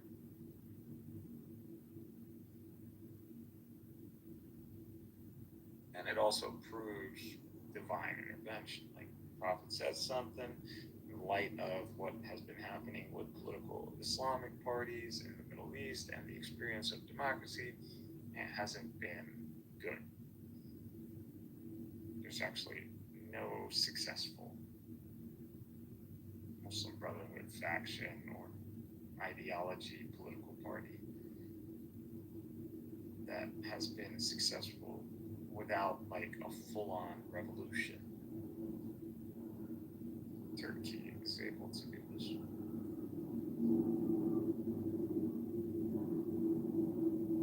Even in their secular mode, they were more honest, or they upheld its values, even though they weren't really good at that. But yeah, so prophecy has already happened. Now, this is not definitive, obviously, induction. Nothing's absolute. However, this should be a way of thinking about the world and understanding that how it's being presented to you in light of Islamic eschatology, as if things are yet to happen in the future, is not necessarily the case. We are actually, if what I'm saying is true, and a lot of these prophecies have come true, then we are more endgame than we think. And, you're as endgame, we just witnessed the Messiah, or a very messianic phenomenon happen in the world, and people didn't register that. Now, I'm not saying Jesus ain't coming back, but I'm just saying you know, unless Jesus is in a cave somewhere, like how the Shia believe the Mahdi is, not that they don't even believe he's like in a comatose state. I don't know what those crazies, but still, yeah, he's like, no, Jesus coming back, bro.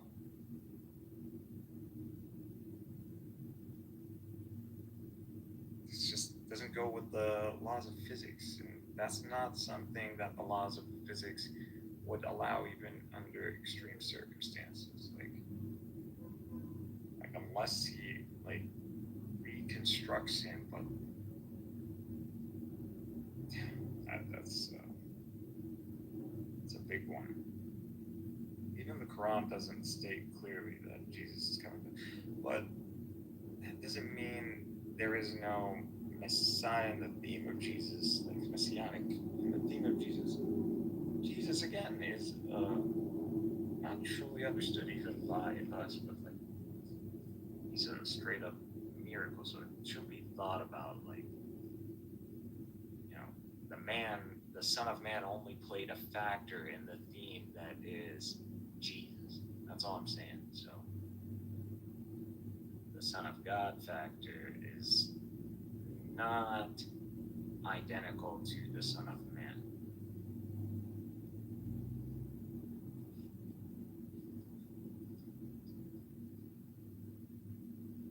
So Paul emphasizes that the flesh is not what's significant about Christ, it's the mind and spirit of Christ. So, I'm just saying.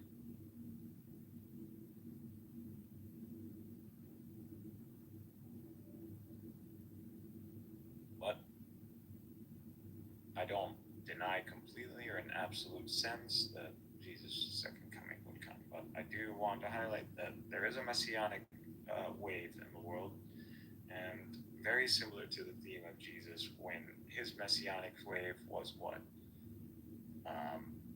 Spread of monotheism, the flip of ethics, so the system of morality and ethics before Jesus and after Jesus are different.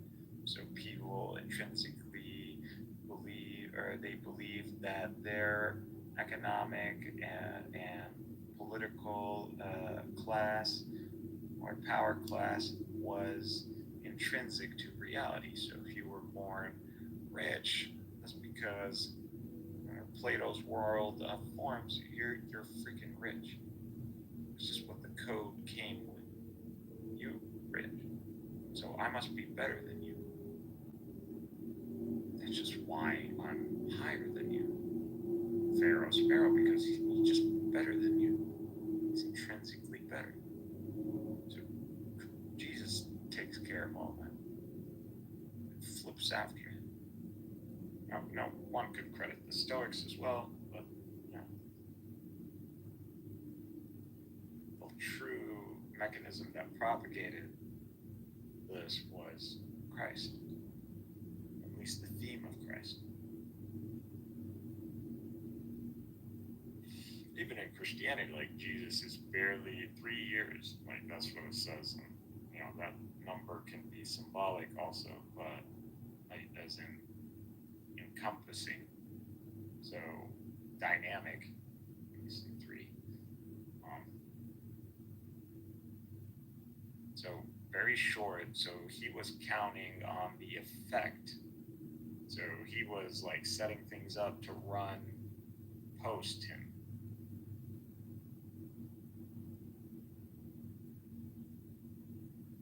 And that's really what we see. And when you look at the world,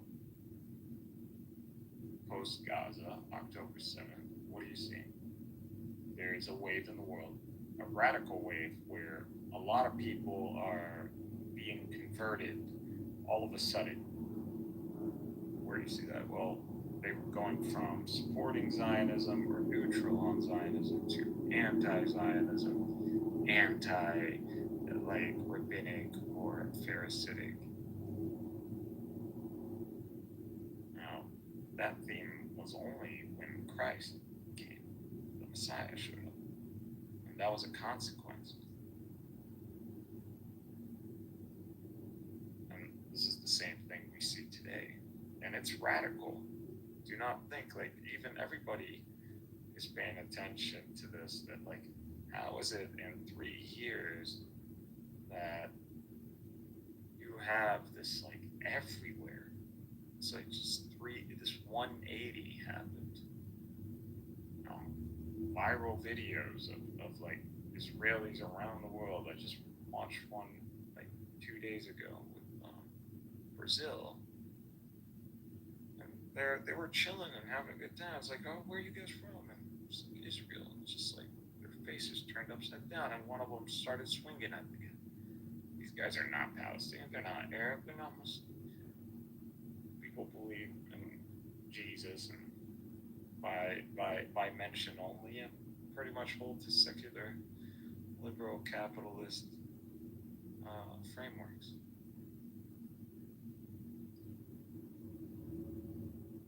This is very odd.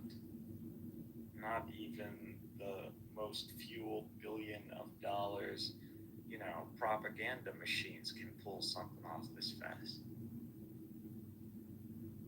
But this is only a result of massive human sacrifice.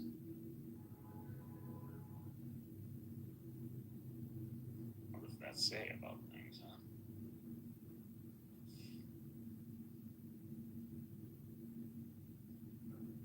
So, I'm just saying, I entertain the plausibility, possibility,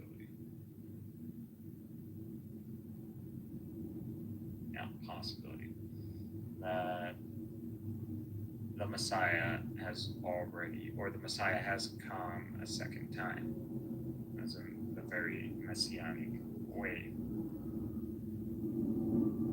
which we would just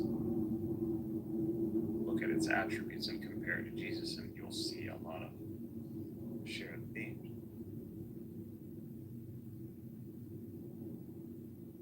So I've given you some reasonable induction on that Armageddon also might have already happened. This notion of a hadith that talks about Muslims aligning with an ally to defeat a third enemy, or aligning with Rome to defeat the third greater enemy. I believe this has already happened. This is the Soviet Union. This is us allying with the West and against the Soviet Union and defeating the Soviet Union.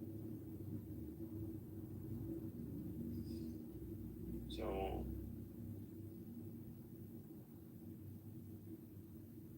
post-Soviet Union, or when the Hadith describes this, or the eschatology describes this, it says while post-Armageddon, that's when the Antichrist shows up. Well, post-collapse of the Soviet Union, that's when you got your Dajjal, which pretty much war on terror. When it just like fully exposes himself, goes all that. Era of deception, era of delusion, with its seat being in Jerusalem, which is a lot of people credit a lot of the problems in the nation and in the world and the Western Hemisphere to the Zionists and those who have them within their circle.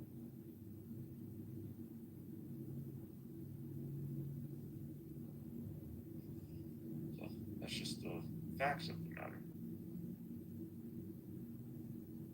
Now, people say, well, that's maybe what people aren't right. That's fallacy of authority. True, but that logic doesn't apply when we're looking at the human nature. So humans are not going to be, via their free will, overriding their human nature. and they could do that on an individual level. They can do that on a scale Israel. So, for example, like it's going to be really tough, and there's going to be a lot of challenges. But you know, the struggle in this is honored and it's blessed, and God's with you. Or it can be done at a major faith level, like Islam submission. So just the logic of submission followed by the logic of faith. So we just need to submit because, you know, that's God. We need to try this out and see if this works. If it's working, then, you know, it has to be God. Or even if it's not, it's working, so just shut the fuck up and color. Which Islam describes the state as hypocrisy, and hypocrites should not be engaged with as an inquisition would engage with heretics or something.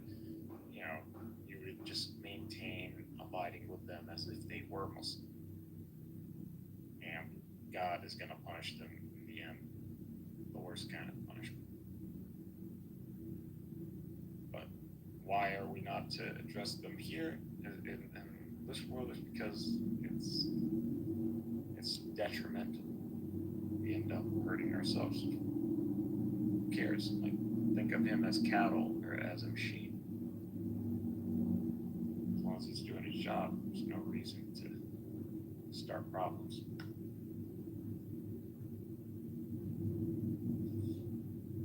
We're not like the Cowboys. Straight up stupid if you think about it. And desperate. But they had a Jew running that ship, so yeah, it was like throwing blame on him.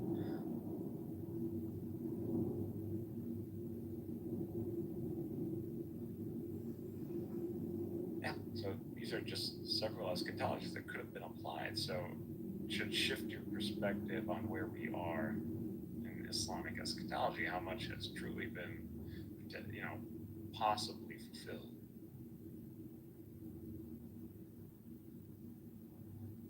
Recognize where you are in these times. You got to also understand that God isn't sending any more miracles. There's only the Quran. That's it. And then the major signs, when you see the next major sign, it's going to be the great event. It's going to be a deb. You know, it's just if that event happens where humanity knows for a fact God exists and that can't be denied, just like the sun can't be denied or the moon can't be denied, it's game over. That would be the major calamity that strikes humanity. And that's how humans will be believer and disbeliever, and it will be like written on their foreheads as it. Now, whatever reality that brings about, there might be some technology or something that somehow showcase we're speaking the truth or not, or whether we're lying to each other or not. Might be, who knows? I would assume humans would support an endeavor that would allow them to know whether the other person is speaking the truth, if the other party is willing to engage. Lie detector test kind of thing.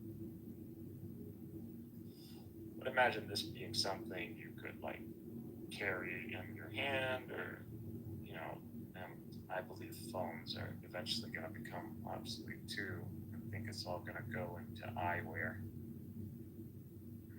If not, and the only reason why there's this delay with eyewear is, I think, because this whole, do we even need eyewear? Can't we reduce this to something more like an implant or an external implant? So it's only a matter of time. But right now, they just can't put all of that tech into something that you would attach to the side of your head, and it wouldn't be a hindrance. But the technology is already available, so we can use brain waves, we can map them, these could translate to commands, and this could go through a software, and you would have an interface. Now, how this interface would be displayed, I don't know. It could be like a Dragon Ball thing, or it could be like, I don't know. It could be something that connects to a screen on your hand or whatever. It could be verbal, it could be projecting. Who knows? All these concepts are already being studied marketing-wise.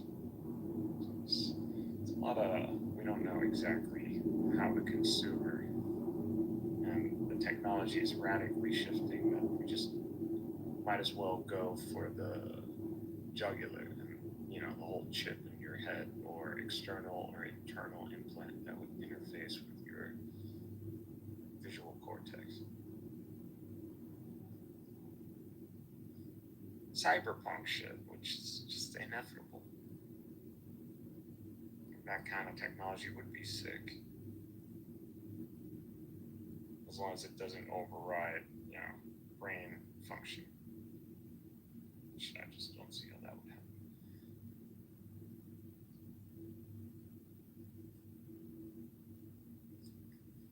But that could be a reality.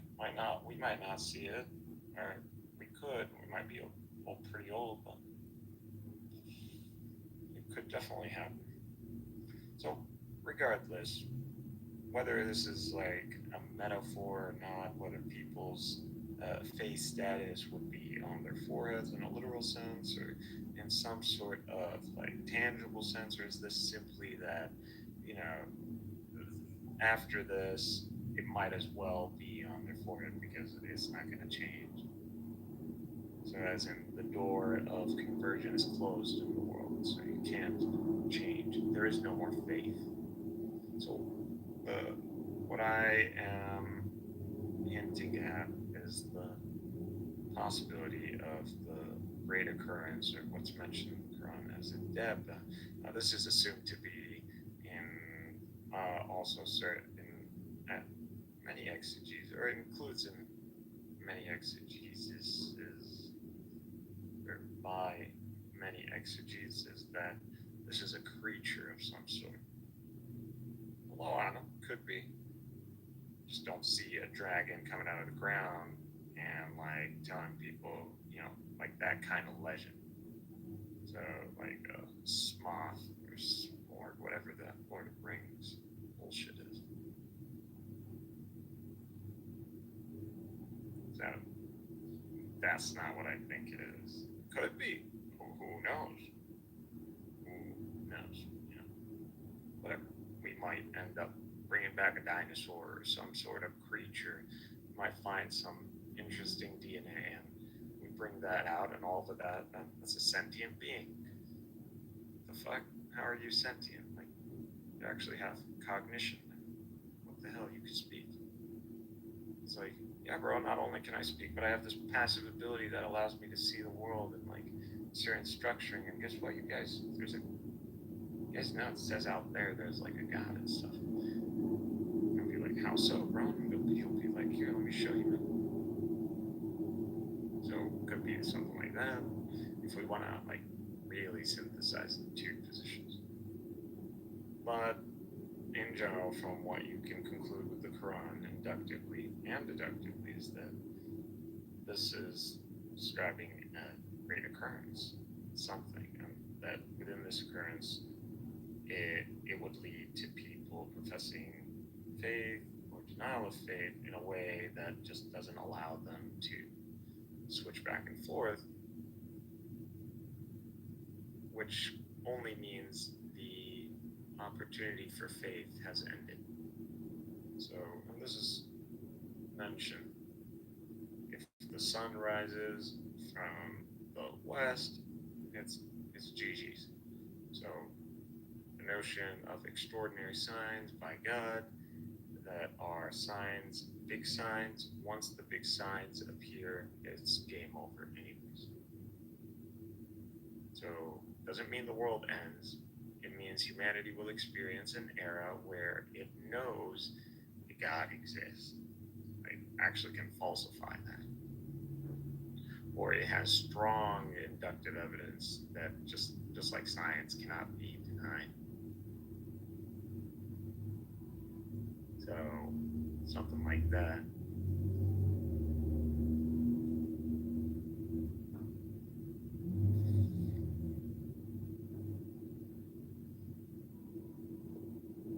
So when people are thinking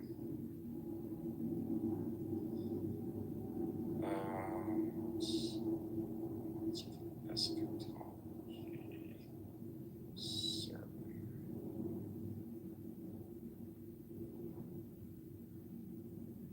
yeah. So when big signs appear, that's it. You know, you're just like, nah, don't even bother. Don't even, God, you know, sorry or something like that. No. Don't even waste your time. Might as well just write it on your forehead and accept it. And live accordingly, because guess what? If everybody who is already on faith and this happens and they start saying to the disbelievers, hey, don't lie, you GG, bro, just own up to it. Now, once you get over all the stages of grief, denial, and all that, what it is that just like someone who's been told they have cancer and they're going to die in a year or two, what do? Well, you maximize your happiness. That's the logical thing to do. So, if believers knew that these disbelievers are fucked, even I would tell them, like, bro, just have your best time in this life. Yeah, enjoy it. There would necessarily need to be some separation to begin with, just to give them that maximal. That's just humanity, being humans. Now, if you want an argument in front of God to argue, now if I was a lawyer and I was going to be your lawyer, I would tell these disbelievers to kill themselves.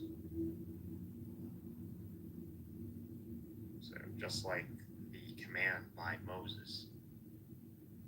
So what did Moses tell the Israelites when he came down Mount Sinai? It's like, you know, the ones who disbelieved, it's better for God if you killed yourselves.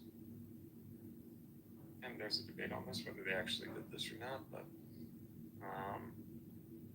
regardless, either way is not a problem. So whether they actually did this, you know, God forgave.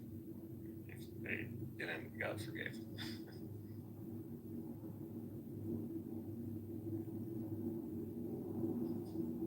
But I believe they might have done this, which makes sense. You know, you don't want that kind of people in your group. And those people, once you signed on the dotted line and you witnessed major miracles, you were saved by Pharaoh and all the things that happened to you, and you still did this, like, yeah, might as well. And when you kill yourself, you're going to be forgiven. So, yeah. Hi, I'm on the stage. Hi. Hello. Would you like to talk about anything religious or geopolitical? Eschatology is one of my favorite things, actually. Okay, religious eschatology. Do you hold to a specific framework or I could read theological framework? I'm not very informed about it. Prescribe to the Hindu paradigm or no? I do. You know, if you speak to me about it, maybe I will, you know, I'll be reminded of something. Familiar with Hinduism a bit, at least on a structural level. You go by many names, Dumai. Yeah, I've changed that policy. So, I mean, a lot of that has to do with, like, just making a statement, but no, you'll see Illumi more. Okay. I mean, like, you know, I've done that myself, and I've settled into this role, you know, this I name. said Illumi only. Changed it. Yeah, Not so just it's Illumi, yes. Illumi only. So yeah, so I think I'm going to be Nara only. Even my the way I interact will change. So Illumi comes with a specific approach. But I'll reserve these more genuine conversations to the house, because that's what I'm going to test that out. So we'll see. So yes, eschatology is something that is, I think it's something very important to be. I don't know if it's something about the unheard aspects of it, right? Because if it's truly the end of times, then the unheard has to be heard in so many ways. So, I mean, it's almost, you could say that, these are the times that were prophesized. So, that's my religious view of it. How do you feel about it? If you look at my profile and you just go to my bio, you'll see look from the bottom, you'll see the declarative statement of what I hold to, or what I'm trying to bring to people. What I hold to in a way that recognizes, or a framework of any religion or theology can recognize. I'm just going to read this. There is one absolute source, nous, and nous holding to the definition as in a knower. One binding structure of intelligibility, logos, and many archetypal disclosures. Tajedli across history, submission is alignment with this constraint, and doctrines are tested by coherence without denying real eschatology. So I've already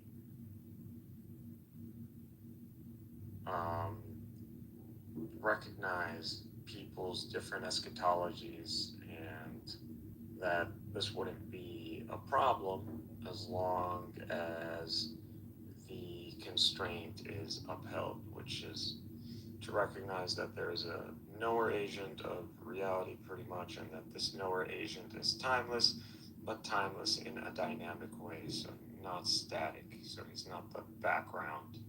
He's actually active, and that's just his timeless dynamic. So you don't ask like what God was doing before, because he's eternally doing it. So this is all a dynamic. The notion that God can just like snap his fingers, or that he's in another location and that he could just snap his fingers and pop up right here, he could $1 million you, like break the laws of physics. I don't hold to that kind of notion of God. Not that I claim to hold to understand the complete modality, but I believe at this point very strong understanding.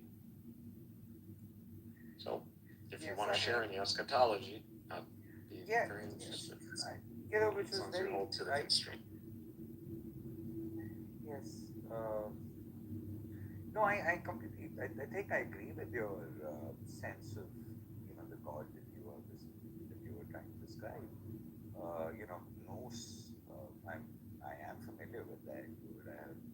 I remember reading something about it, the argument of the source, and yeah,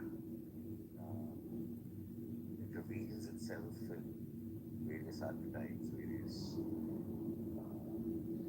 Exactly.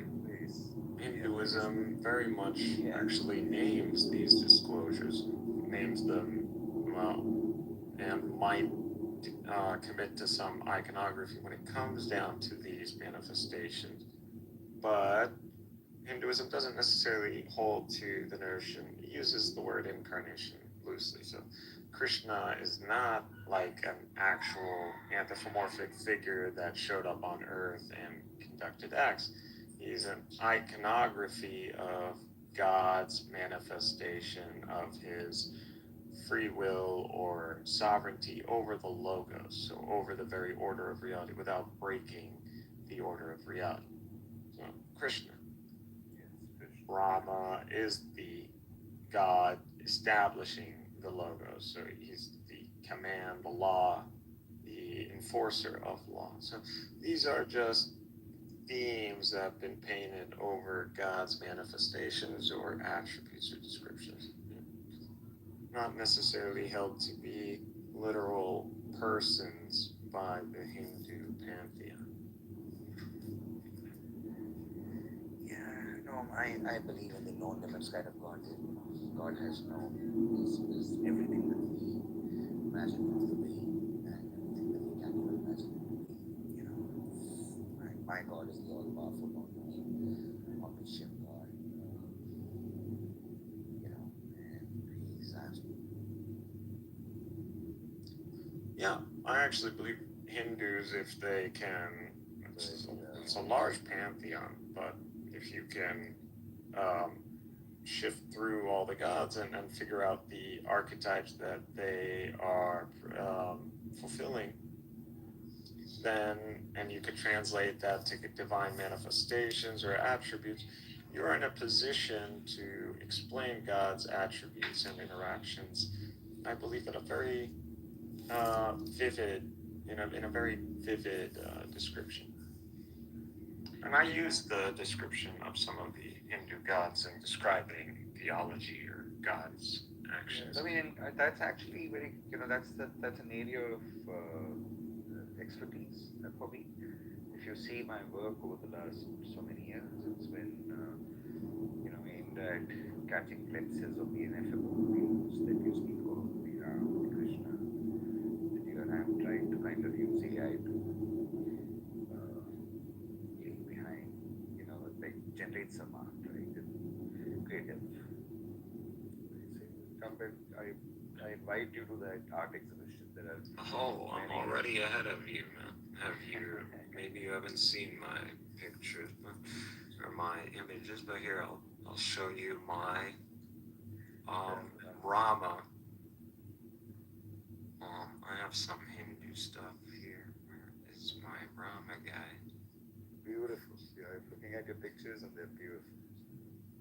These are very Rama.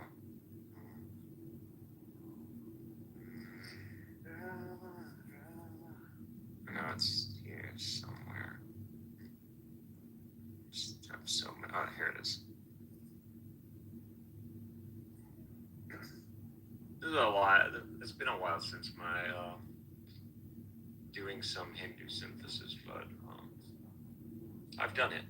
I've done some key gods or disclosures or iconography regarding God. Say hello.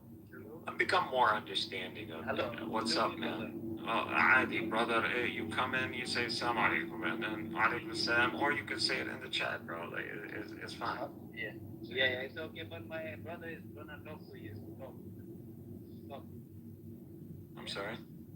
Yeah, say hi to him, please. Greetings. Nara, he'd like you to recognize him. So. Yeah, say hello. Hello. And there you go. Hello. Yeah, he's talking. No, this time. No. Are you okay? Yeah, he's not okay. Say to him. Talk to him, bro. Yeah, he's from Brazil, learning English. Tell him. So this is my Rama. Yeah, well, I put my depiction. Yeah, how are you? Ask how are you? But Hinduism is not really that much of a synthesis can be found, actually. It's not actually that hard. Hinduism is not a paradigm like Christianity. Again, incarnation is the confusing word. People think transubstantiation. And they need to understand that God is immutable. And as long as they understand that, then... What's up, Soeb? Like, you can't be interrupting, man. Like, I'm down to Holy Spirit and all, but...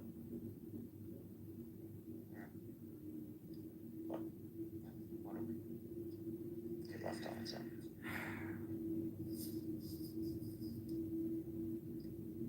But yeah, I'm always encouraged. I'm always down to learn about Hinduism. This is not. Yeah, this is the emergence, and we're all in this together. So I'm happy that you were here. Glad that you're all Yes, this is part of an overall process that is the human experience. Yeah, there is something tells me that's enough, if we are here, and that's enough. It's up to you. You're thinking you don't have any questions about the world, or you're not trying to get to the bottom of what you believe or your logic. Every day, some of your brothers of purity. No, they're not. I don't like those guys. I call them brothers of disparity. I don't know much about them, but yeah, they're in the cuckoo They're trying to be edgy and confrontational and try to trigger people with their silly title. But the problem is, it's you're not doing research. You're not bringing anything new. It's very repetitive, very basic. And if your whole attempt is to antagonize people by forcing them to do research and learning the hard way, y'all not very good at it. And that's what they're like. When you push hard on them, they'll say, well, we're intentionally doing this so people would go and learn. I was like, that doesn't seem actually doing what you guys think it's doing. It's just causing sectarian hate. And y'all also taking a name that really doesn't belong to y'all. It's just like kind of slandering that. So, but to me, they're mainly like Safahed, Sassanid, the revivalists. They glorify Persian imperialism. So, and they're attacking Islam from taqiyya, crypto kind of style. Yeah, so it's not necessarily all of them, but that's just their dynamic. Yeah, there's a lot going on in Iran. I mean, I heard something terrible today about millions of people. I hope that's not true. Millions? They drop a nuke? No, I mean, I heard someone mention 6 million people. Speak Jewish. I don't know. 6 million people, that sounds like an awful lot. So, temporary suspension of negotiations in Geneva, and Americans are demanding that Tehran turn in its uranium. I thought y'all blew it up. What happened? So what it's saying, I'm translating it, obviously. The Omani foreign minister has declared that the American and Iranian negotiators have suspended temporarily, and that they would return negotiations later on Thursday. Meantime, Washington expects Iran to dismantle 3 sites and deliver all its enriched uranium. No, that's not going to happen. However, positive note, they did exchange creative and positive ideas during the talks, expressing optimism. The talks were 3 hours, what was approximately 3 hours. And it was while the foreign Omani minister and the nuclear agency, whatever, the director of that nuclear watch agency. Now that's, other than that, Axios was the one that revealed hours and the key demand. Fox News reported from American officials that any deal with Iran would demand that they seize uranium enrichment and ensure that they will not revive their nuclear program. On its end, Wall Street reported from officials that expects Iran to dismantle 3 nuclear sites and deliver the uranium. So that was actually Wall Street Journal, which makes it more credible.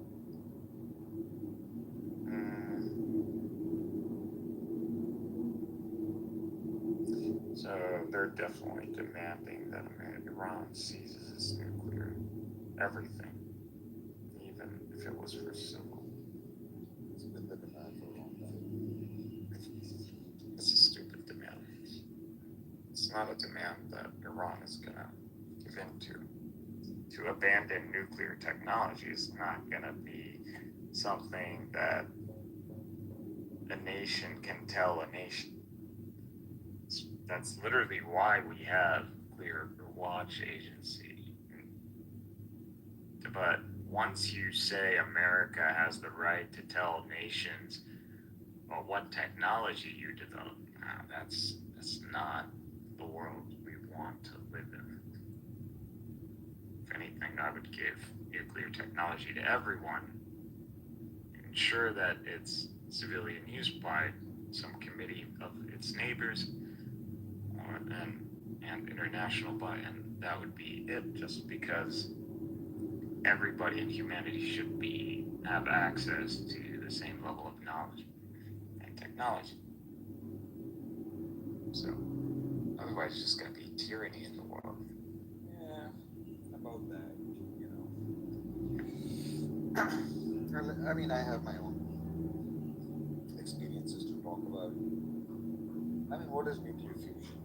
I mean, we're talking about Holy Spirit. What is nuclear fusion? Holy Spirit. I mean, this is not about God. God ain't gonna be taken out with a nuke. This doesn't mean we can't be destructive to one another. We don't have to be. We don't have to be, exactly, but when everybody got nuclear tech, or they got, like, nukes, well, that's pretty much it. No one's really gonna be thinking to go mess around with that guy. He's got a nuke. Can deliver a so-called nuke, then it's GG, you're not gonna mess with him. That's just peace through power. That seems to be the way the world is converging towards. That's the answer. The West is just concerned that if Iran had nukes, you would not hesitate to go out and launch them. I mean, I think that's an extreme concern. Really? Like, where would Iran launch those nukes? Tell me about it. You tell me. You're the one who's pretty, like... Leave it to Khomeini. He won't leave a square inch of the map. Oof. Why do you think Khamenei, like, is someone who's, like... Not just him alone. I mean... wants to genocide most of humanity. I don't know what's going on in Iran. Nothing. Well, I'm telling you, he doesn't want to. Nor, they might be a specific kind of a sect, but they're still Muslim. Muslims just cannot, we cannot fundamentally attempt to do this. We would be refuting our own religion if we accomplished something like this. We can't do something like that, yet alone what you're saying is crazy. Just nuclear radiation and winds and just nuking the whole world, you'd just be nuking yourself too. You can't do that. Yeah, you can't do that. Why else would they resist an Iranian attempt at nuclear fusion? Officially. The reason Iran wants nuclear technology is because, one, it's necessary in the light of the reality that Iran lives in, is because it's surrounded by, Sunni states for the most part, and Turkey, and Russia. Turkey's NATO. Russia got is practically a nuclear power. I was going to say practically superpower, but I shifted. But they're still very powerful in this sense.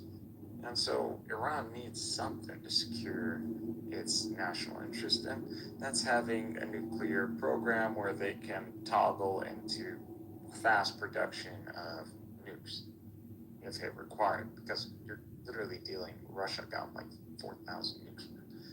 So, and Russia is a rival, like this trinity of rivalry that's happening. It's Turkey, Iran, Russia. That's in the, surrounding the Caucasus regions and mutual borders. So that's just the matter of it. So this is a national security thing for Iran. This is nothing to do with the Islamic mullahs and actually, if anything, it's the mullahs that are making sure that the military doesn't, go full out with the nukes.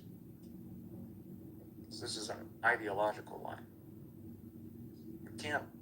Iran can't launch nukes at Israel, yet alone launch them at the rest. Israel's the Holy Land. Palestine, Israel. There's nothing wrong with the name Israel. Of the Zionist state. Some of the guys have heard on Clubhouse. Can't nuke the Holy Land. Some of the voices I've heard here on Clubhouse, Matthew specifically, and there is another Indian sounding voice. Yes. They would not hesitate for anything. They sound ravenous. Yeah, they're ready to defend the Persian Empire, of course. So like you hear the words growling down, Yeah, they're really just Persian nationalists. The Fenrir is growling, right? You hear that? This is the brow. This is all they got, bro. Like, what else? You gonna take this away from them? This is their moment, so they wanna let them have their moment.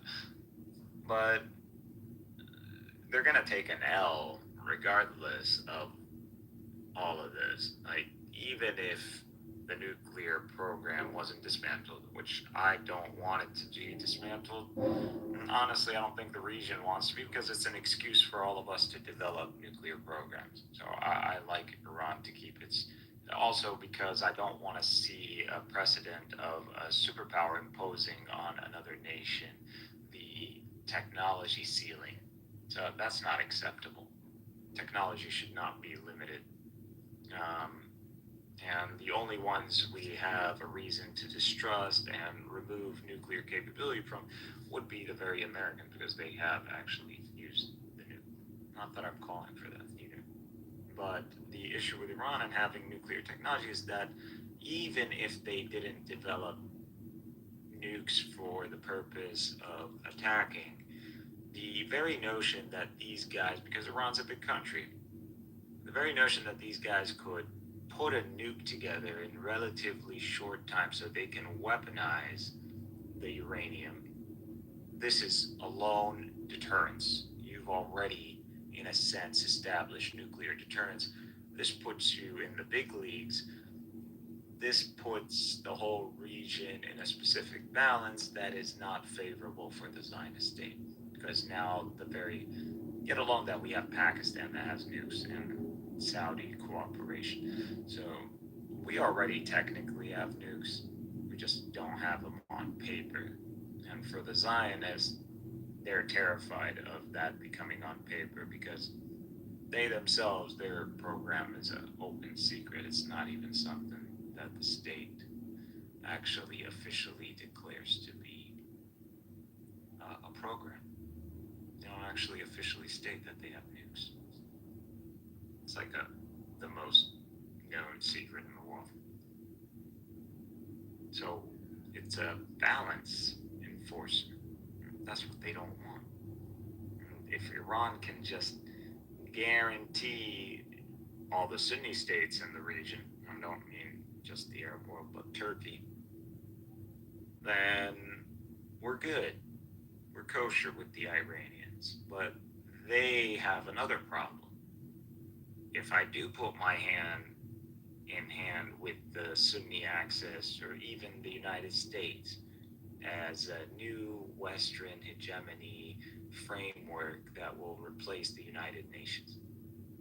Because the United Nations is on its way out. This would also be an ideological defeat for Wilayat al-Faqih. If you know what Wilayat al-Faqih is, it's pretty much the Shia Caliphate. So what you have is the Shia Caliphate. If the Shia Caliphate ends up putting hands in hand with not only its ideological rival, which, by the way, the very specific strain of Shiism that they're using there is the Safavid strain, the one that was imposed on them by the Safavid dynasty, or Salim al-Awwal. So it's a specific strain that is hostile to Sunnism and sees fulfillment by the defeat of Sunni propagators. So alone, it's an ideological enemy, and it's already, they can't argue this because it was literally enforced and imposed by forced conversion, wasn't willing by the Safavid. And they did this because the Ottoman Empire was predominantly Sunni, and how else are you going to justify Sunni Muslims killing each other? So that's what they did. So if your very ideology has it where this person is an enemy, and you conquering that enemy is a fulfillment of your religion, what are you doing when you end up like cooperating with the enemy? And not only that, that enemy becomes a superpower because of that cooperation. Yeah, I mean, You raise the white flag.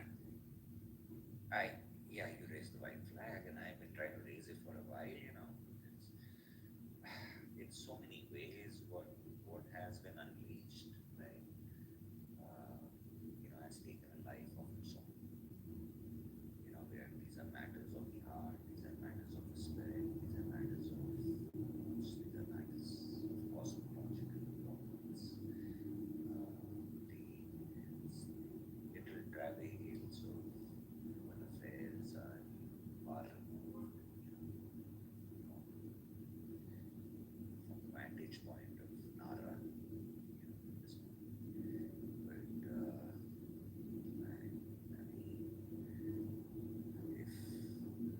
But what if the strife was to end?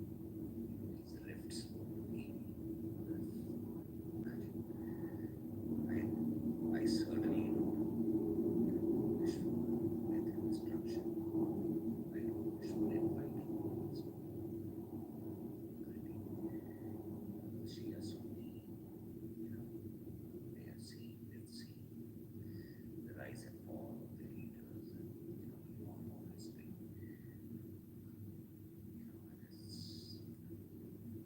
We're hearing each other for the first time across I don't know how many lifetimes. There is soul, Frank, and Indian. This is a moment. It's a happening. It's an event. Everything else is far, far apart. So can you induction, bro? I like to believe I'm pretty good at it. I feel like we've had a discussion a bit so far, so you can judge me based on that.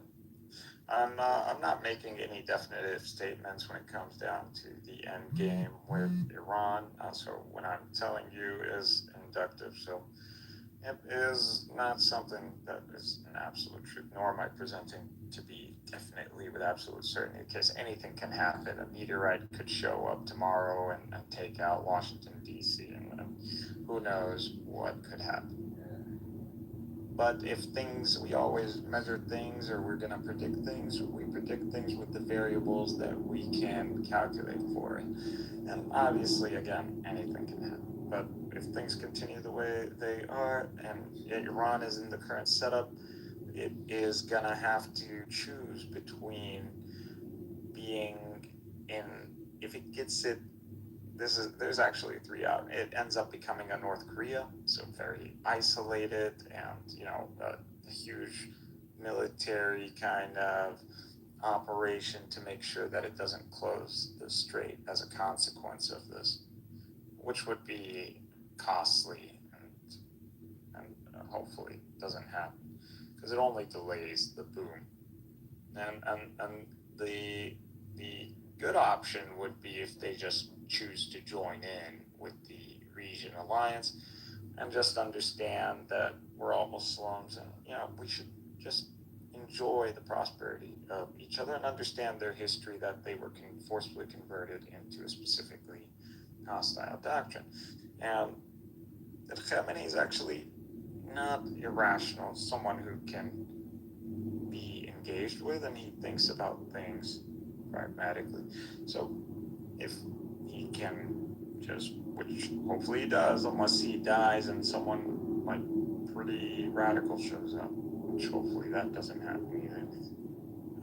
Things hopefully go in accordance to this, and the Iranians just realized that Shiism is going to be something that they're going to have to put an academic effort in supporting, and that's the only way they're going to be able to propagate this in the world. But they already know they can't do that, and they're just going to have to accept long-term assimilation is going to be the inevitable outcome. So as it took like maybe I think 100, 200 years with the Safavids, it will take probably the same. Shiism was always on its way out as a opposition, a political opposition within the Islamic framework. In a world of nation states, like, it's just no longer necessary to have a Shiism. So this is just simply a legacy of the Safavid Empire, and this is the ambition of Iranians who want to, which model do you propagate? Well, the model that works. So whatever model that works, the one that's true and tested, that's the one that you're going to go with. That's the one they went with.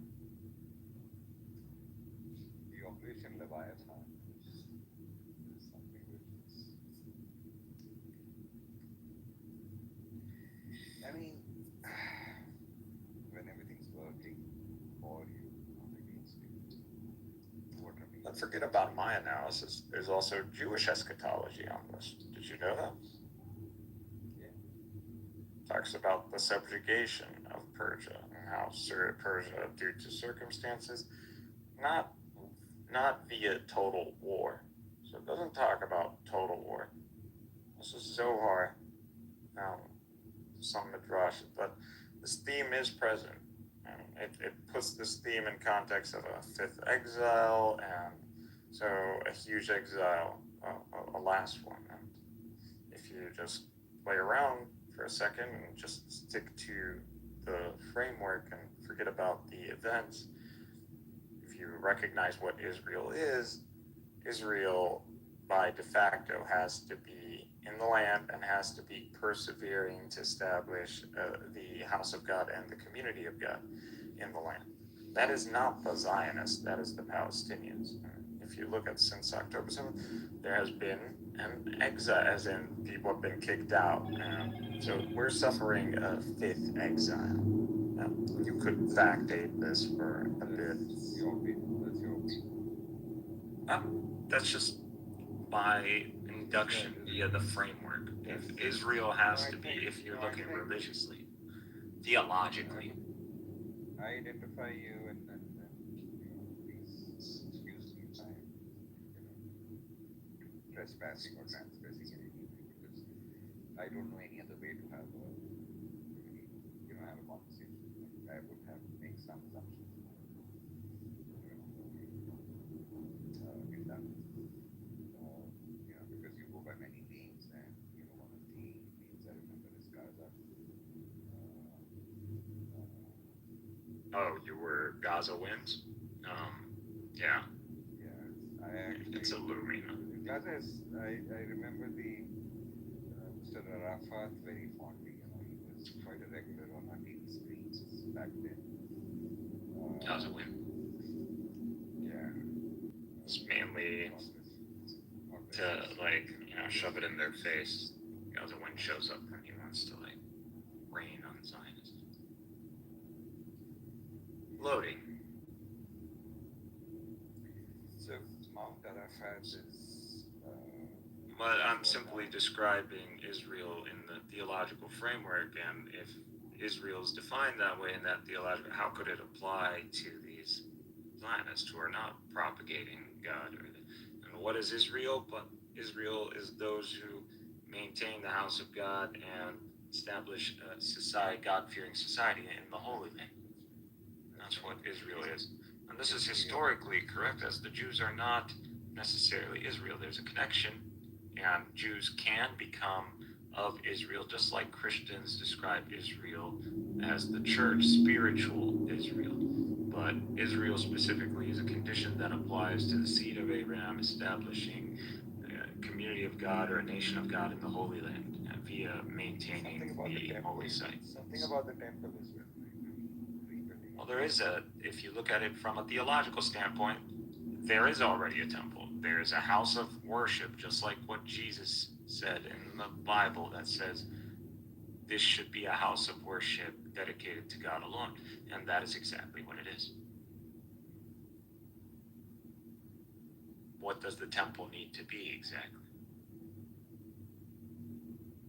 It needs to be parliament?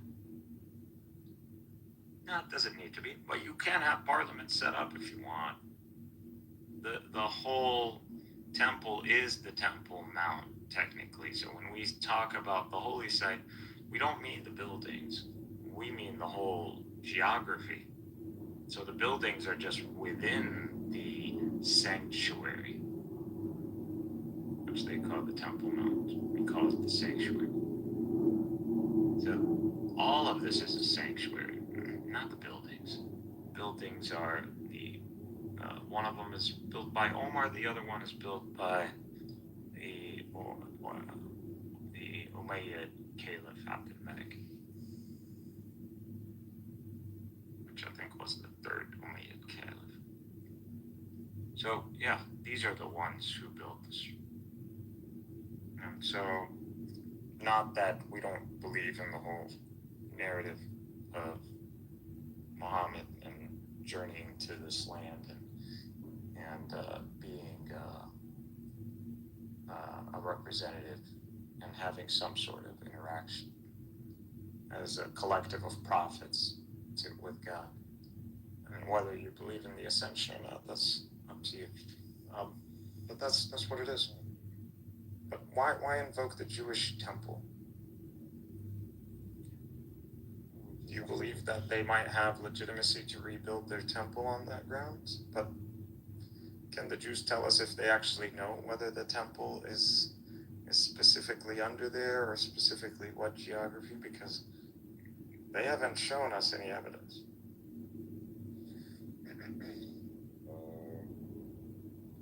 That's these response.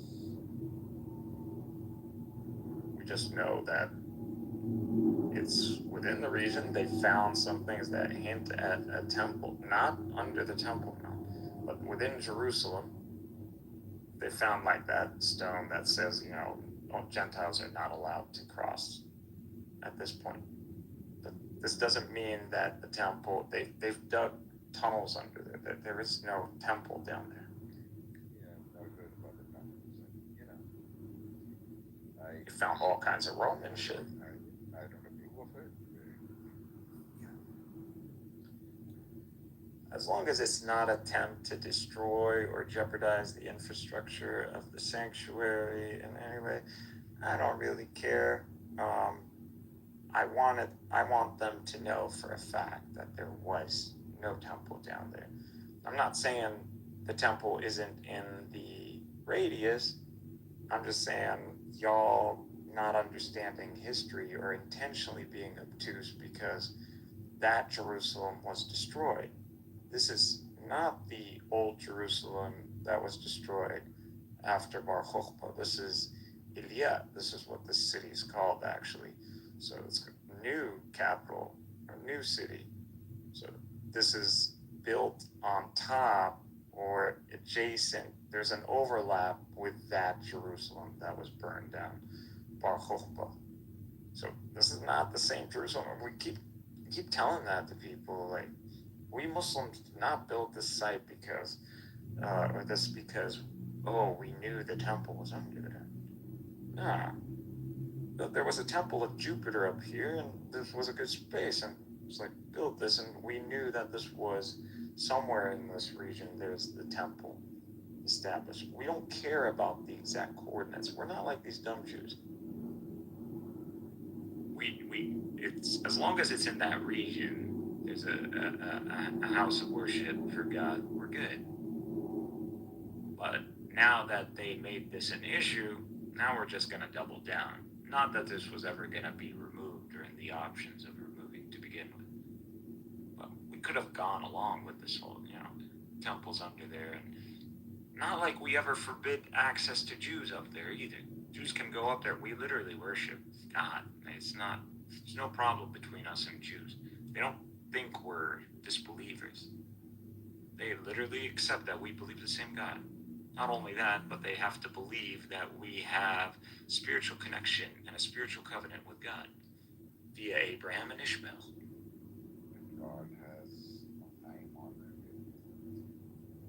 God has honored his covenant so far with us as Ishmaelites or with us as Israel.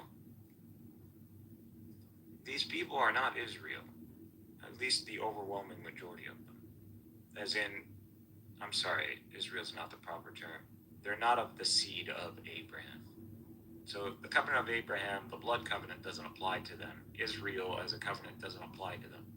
And Islam as a covenant doesn't apply to them, except in their engagement with that covenant as a hostile. That's it. No issues with these clowns because they're not threatening whatsoever. Judaism doesn't threaten us. It's outdated. That's all it is, and all that Islam is giving humanity is updated. If you want to go and follow their stuff, you can, but it's not going to come at the cost of turning the hand of time, and we're not going to remove anything. And y'all don't even want the temple to begin with.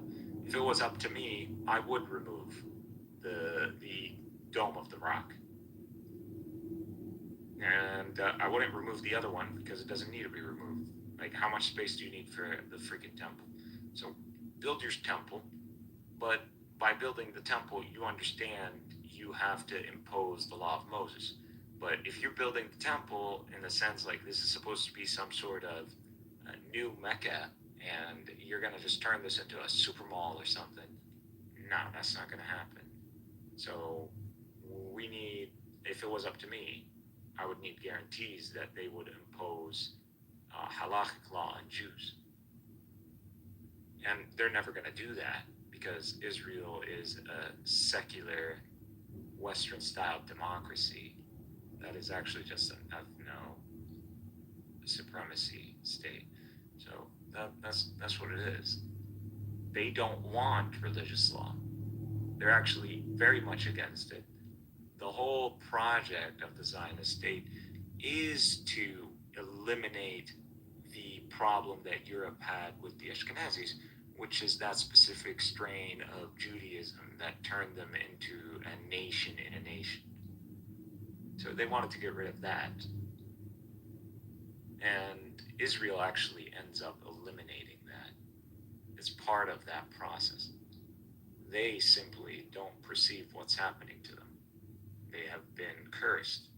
They don't see that they're like cattle who have been tricked with a lot of food and a lot of room and space, and guess what? They've actually been fenced in, and all the wolves are gonna be released once that gate opens. They don't see that.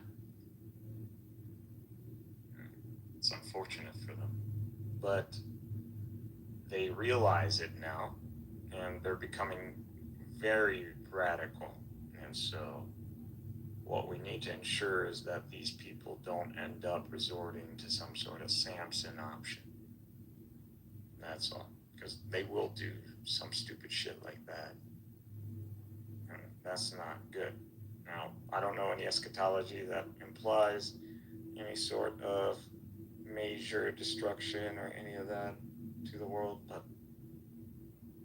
they have threatened to use this option. So we cannot kill box them. And the plan is not to kill box them. We don't need to total war the Zionists. All time is on our side. All we have to do is make sure that we develop our nations and have within our ability enough leverage to impose on Israel peace. So I don't want to sound ironic, but just fire with fire. So they claim that their whole doctrine as a state is, peace through power. And so that's actually our strategy, peace through power. Because we have the numbers on our side, and once we have the numbers, time is just working in our favor exponentially. You know how population growth works, it's exponential. So we'll Arabize them in less than a second.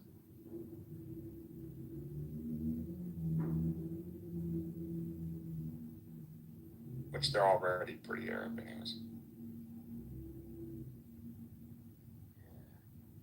I mean, what's meant to happen will happen. This is just based on current growth rates, assuming there is a long-term peace that doesn't necessarily two-state, but maintains in the current regions and allows for the average prosperity. So we're assuming long-term peace. The numbers literally end up in less than a century. They're a minority in their own state.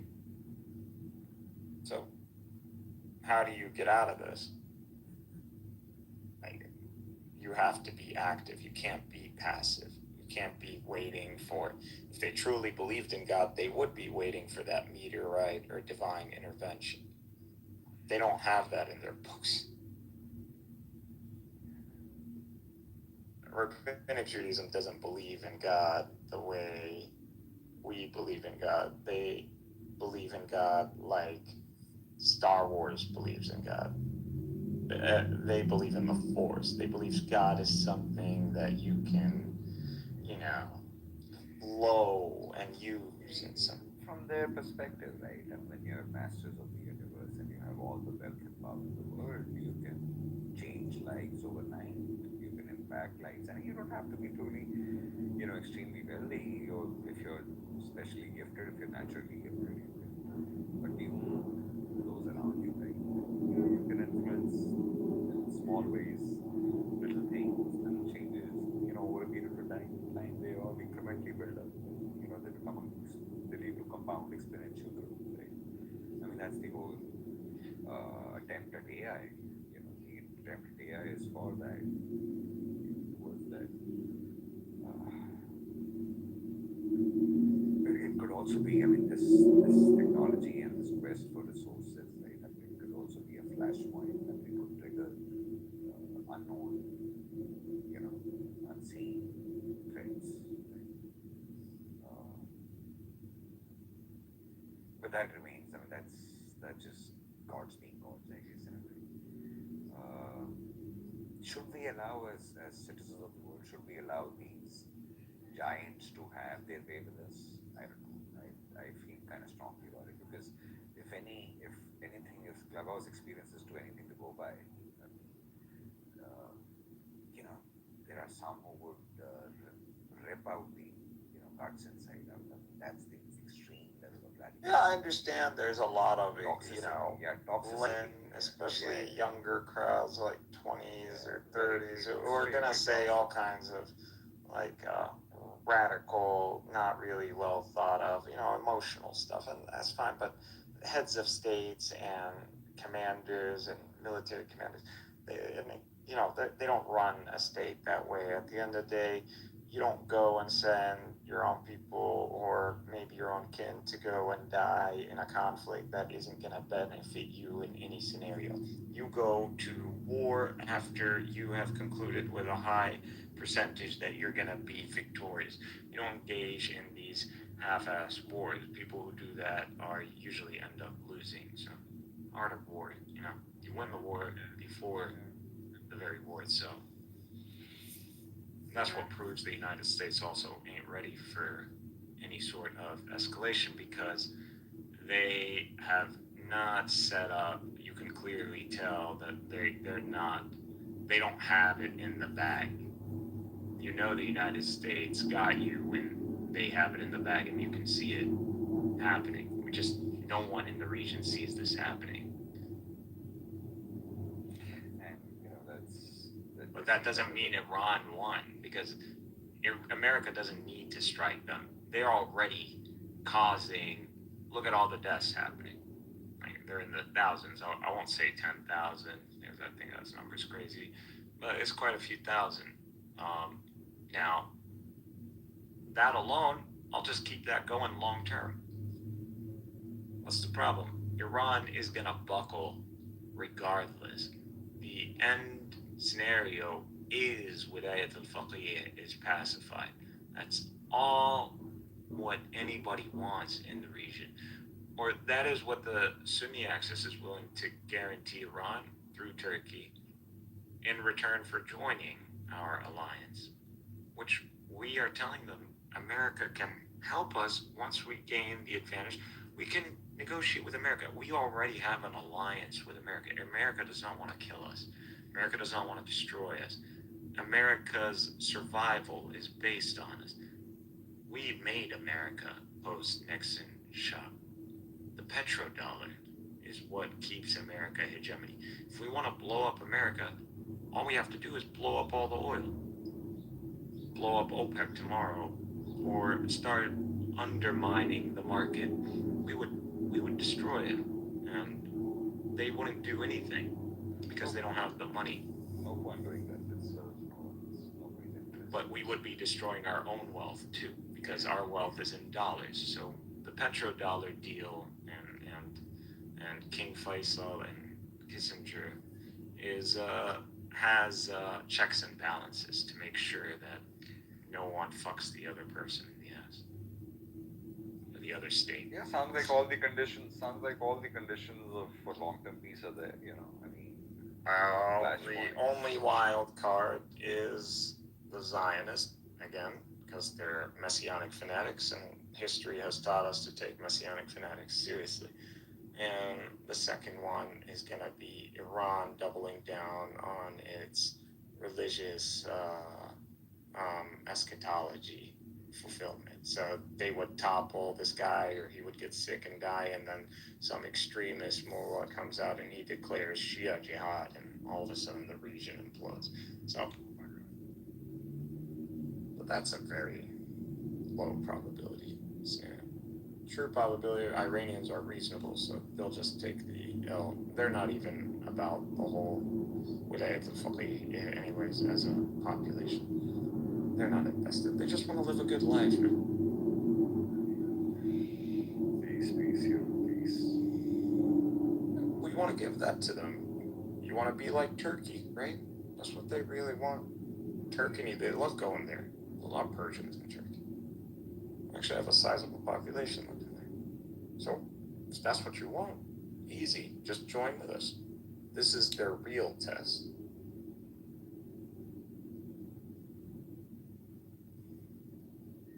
And if you look at the news, Turkey and Iran, you're going to see that Turkey is very interested in this working through. I actually have money bet on this, so I need this to work. I need Iran to agree to a deal, hopefully not the abandonment of the nuclear program, but some sort of settlement where Turkey has a role or has a strong role, or clearly we can showcase a role of Turkey in this deal. It's $1,000, man. I need my 1,000. And something else. So, really counting on this one. But Ramadan, 30 days. Yeah, you know the Americans are not gonna do any strike during Ramadan, so they're not gonna do that. Why would you do that? They would do a strike after Ramadan, or they would do it in a very vulnerable time at the end of Ramadan, which would be like the 27th or the 23rd.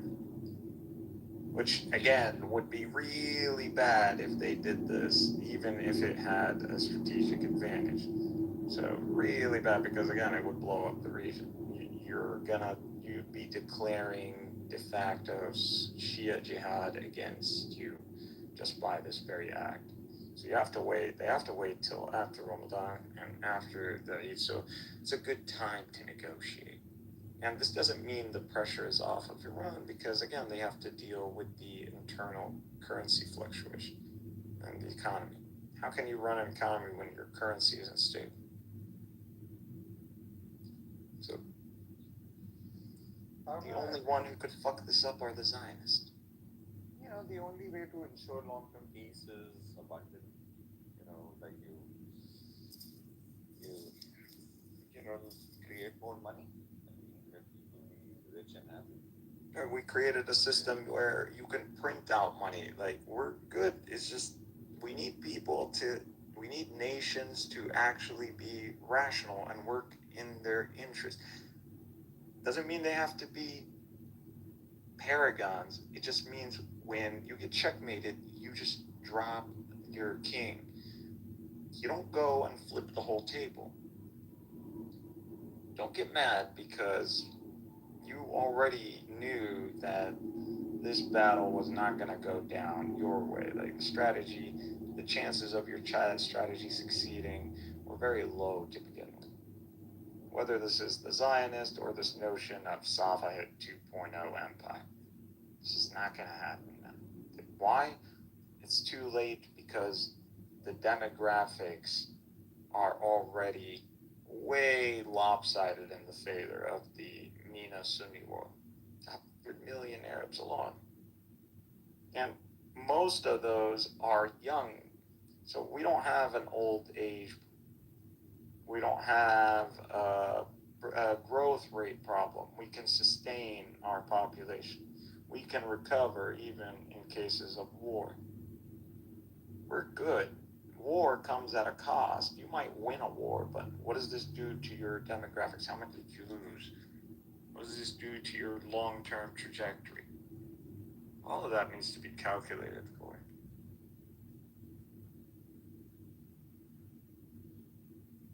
I don't see the Iranians doing anything crazy. But, like you said, you know, reality has a way of surprising us, so you never know. But, like everybody, I'm just enjoying the show. So these are things that just sit back and relax, because it's a true way to determine it. But I always like to be right, so I've been right so far on quite a few things that happen in the region. Everything has been going in accordance to what was expected. I couldn't predict the timelines of all this. I was completely oblivious of the dating of October 7th. No one knew that was going to happen, at least internally, to Palestinians. We didn't know. They completely surprised us with that. But that kicked off a whole bunch of events that you could tell what, or induce what they could have led to.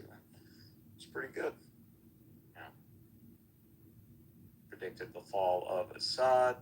I predicted the fall of, I didn't predict the assassination of the head of Hezbollah, but I've predicted that they would lose their influence and their support as a consequence to the fall of Assad.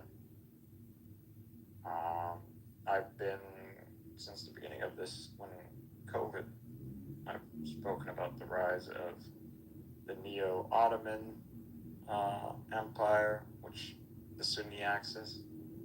So I've highlighted that.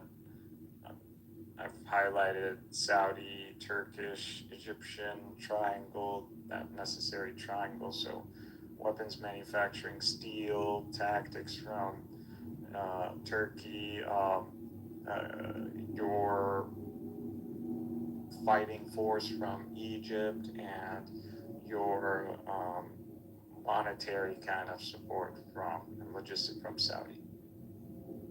That's really what we need. Iran would just be extra support. That would be great because they got ballistic program. They could share that with us. You know, we could become untouchable relatively quick. Which again, we don't need this because Turkey's already done way more than this. We just need to kick Turkey into high production once they get all the technology, which they're about to. You know, submarines they should already be building an indigenous submarine. So once we get the submarines and once we get the engines for the stealth fighter, the 5th gens, no one's gonna fuck with us after that.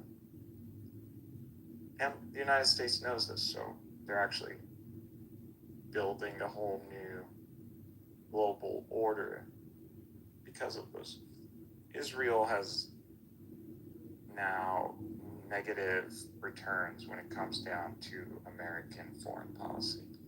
These guys want to run shit their own way, and they're not aligning with the notion that our interest trumps your interest because you're a bitch.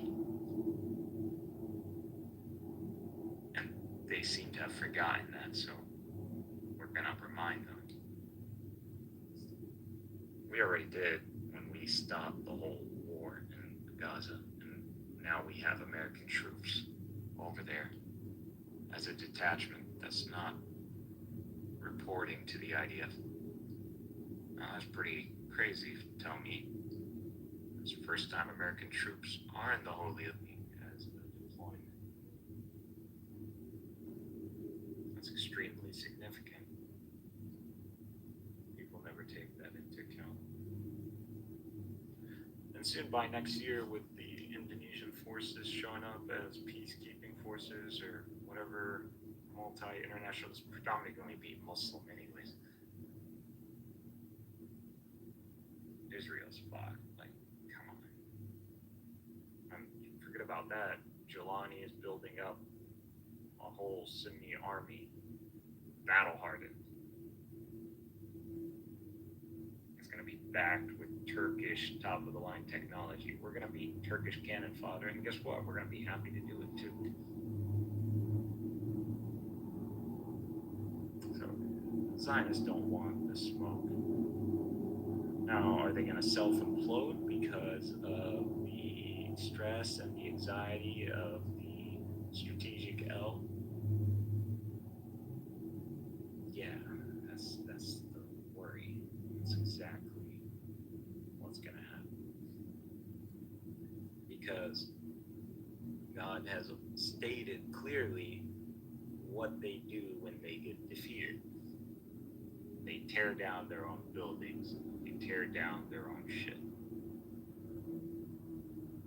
It's literally what they do. And the Quran can't be wrong. If it is wrong, then it's not the Quran. But see, these are one of these prophecies that the Quran tells you that people don't pay attention to.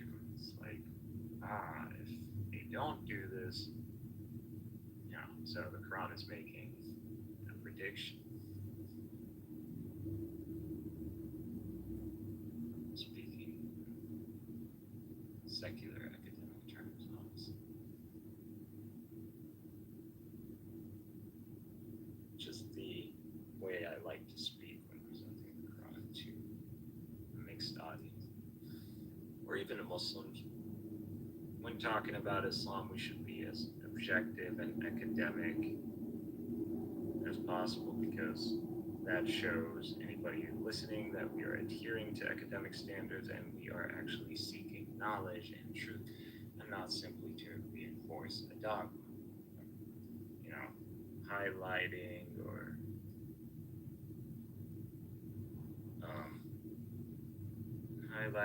or showcasing fanatical expression when having discussions of faith in multi-faith congregation don't serve us. The reason Islam was able to spread, especially among demographics that were conquered, like the Persians, is because of the pursuit of knowledge and the enshrinement of knowledge and truth. Because they had a strong intellectual class, that intellectual class incorporated itself in the Muslim world, and they ended up pretty much being some of our top scholars. Actually, a strong percentage. They're overrepresented in the golden era, because Arabs were mainly maintaining like civil rule and going out and fighting wars. These guys were thinking. They already had that thinking class going on. So we inherited the intelligentsia of the Sassanid court. These people, this intelligentsia ended up spawning some of the well-named scholars that we know. Avicenna, Khwarizmi, Ghazali, even though I don't like him.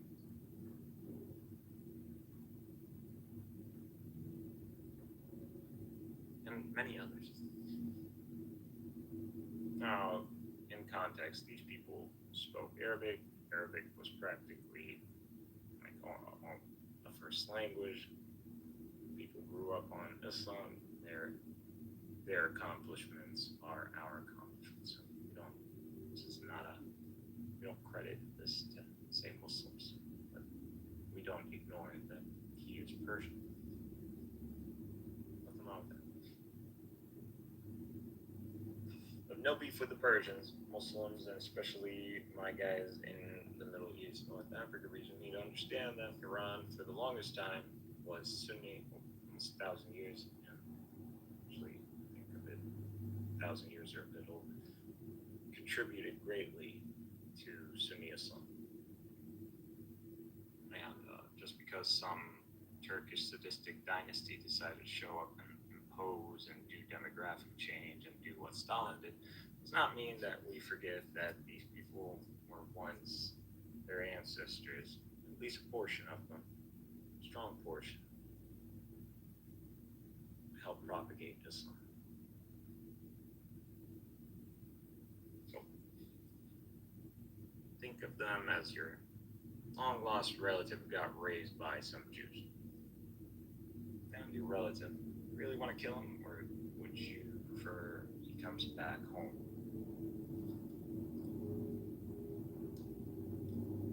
That's the logic.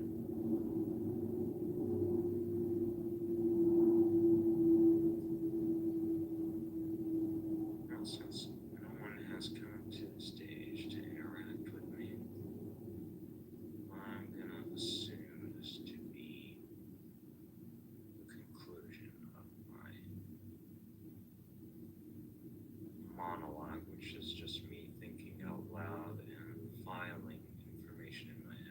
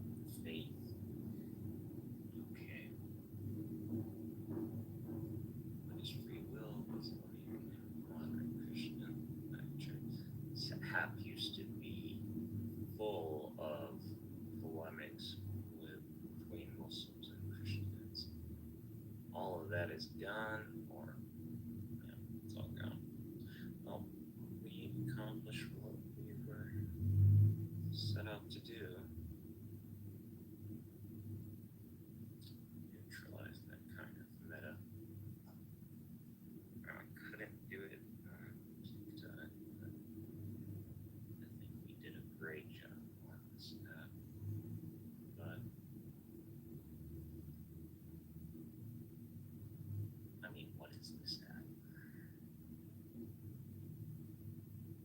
We want.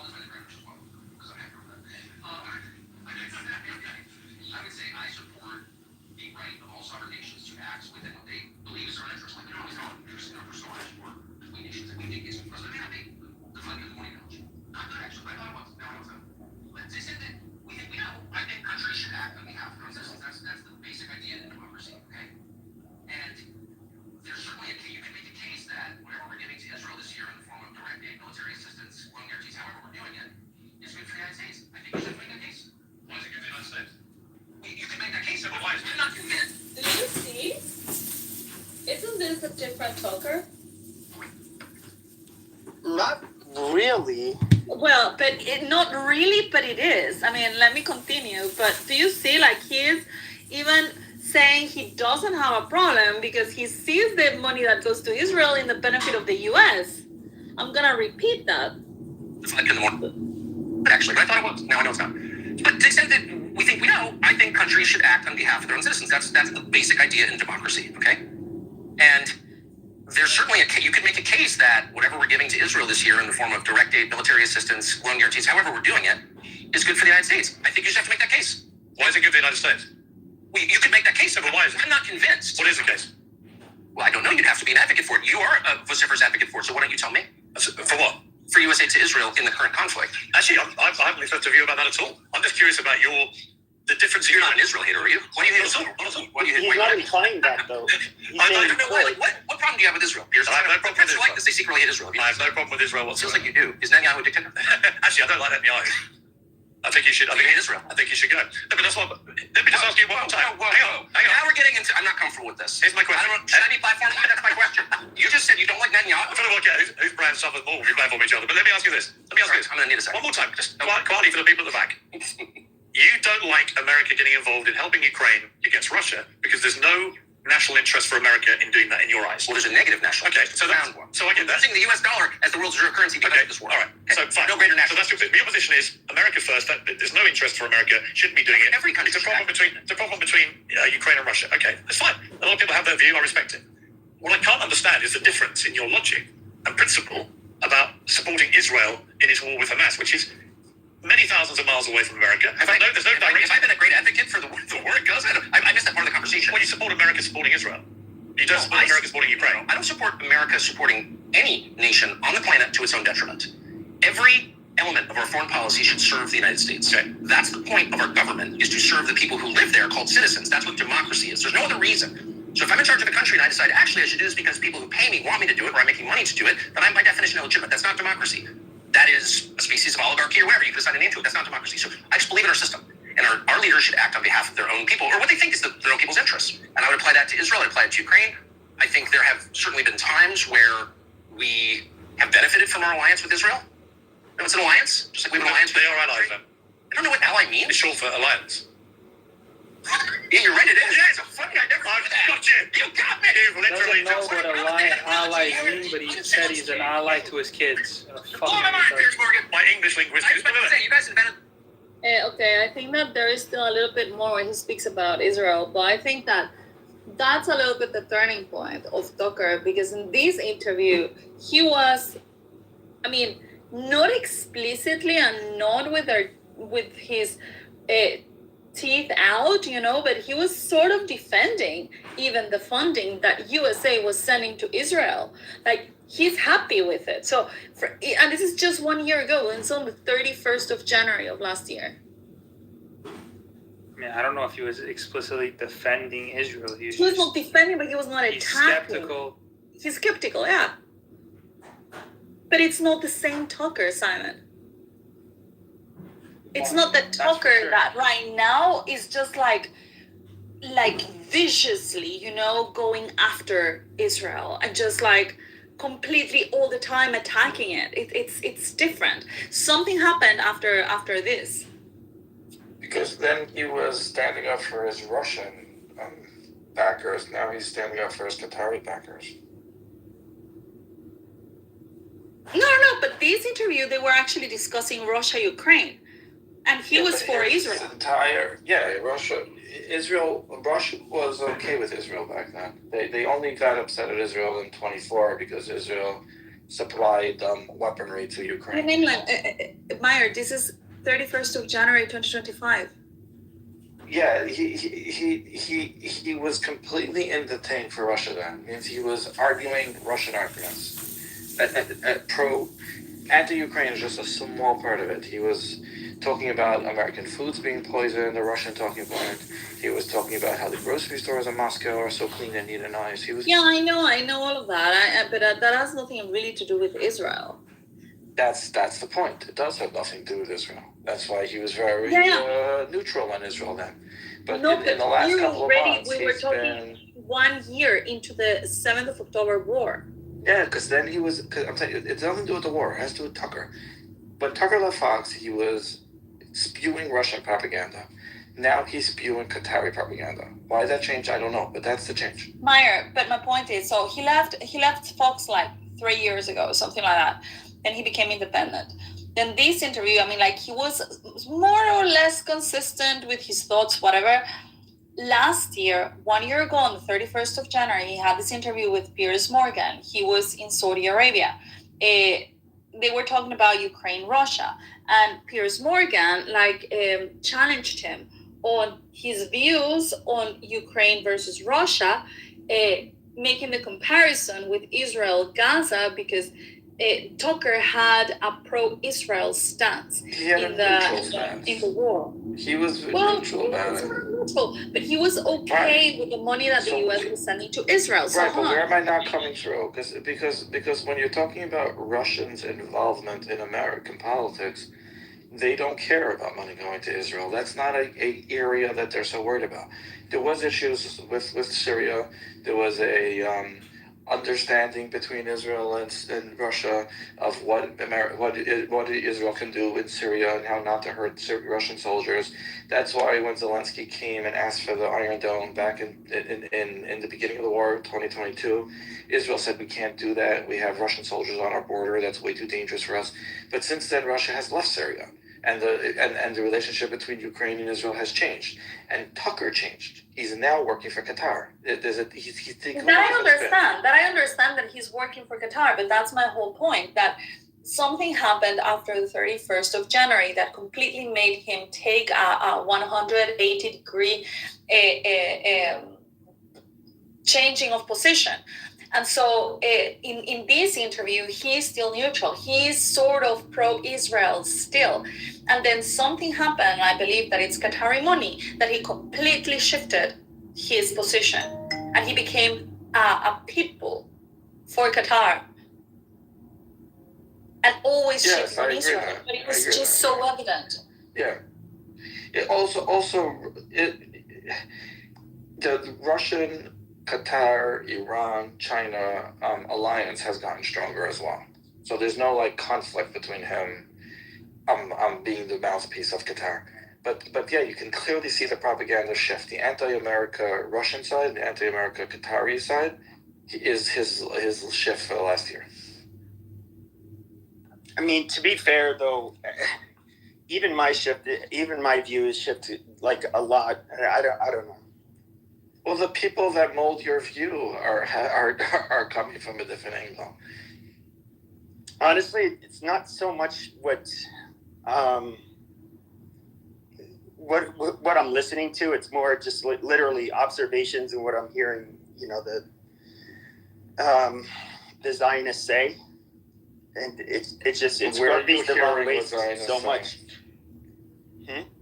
How do you hear what the Zionists say? Oh, sure. Like when they're speaking at the what is that Jewish Republican conference that they had in Vegas. You had the Jewish World Congress. Of course, Greenblatt is a fucking faggot, and he always runs his mouth. And then even what's come out of Netanyahu's mouth, and they've, for example, this social media or information campaign that they're doing, where they've managed to convince Congress to force the sale of America's TikTok, and then Larry Ellison buys it. So you're clearly listening to heavy propaganda. Like you just. But no, Trump. But Netanyahu said this was when he was at the influencer conference here in the United States. He was outward. He was saying it like that's our most important goal because of the young that's particularly influencing the young people. It's not. Yeah, so what he was saying was, which should be obvious to everyone, that there should be a better PR campaign. I mean, he's basically parroting Charlie Kirk's letter. There should be a better PR campaign. The people that you're listening to have taken that to mean that they're trying to infiltrate TikTok. It's humorous. It's silly. I mean, only if you want to hear that is what you're going to understand. Like a guy who's clearly, like the whole world is against him. He's saying, yeah, like the amount of PR against us is insane. Like what's actually happening is not what these people are saying. We have to fight back and actually like make sure that the facts remain the facts. Yeah, well, I mean, yeah, I'm not. I mean, even Mitt Romney, others, after they did that vote, they had said, yeah, no, this was because of the anti-Semitism or whatever they were calling it on TikTok. And even if we were to look today, like one of the biggest criticisms you're going to get on the right are going to be two specific things. We don't want the Zionists or Israel to get us involved in a foreign entanglement. And we're tired of sending them money. And then it's kind of like, we look at what's happening today.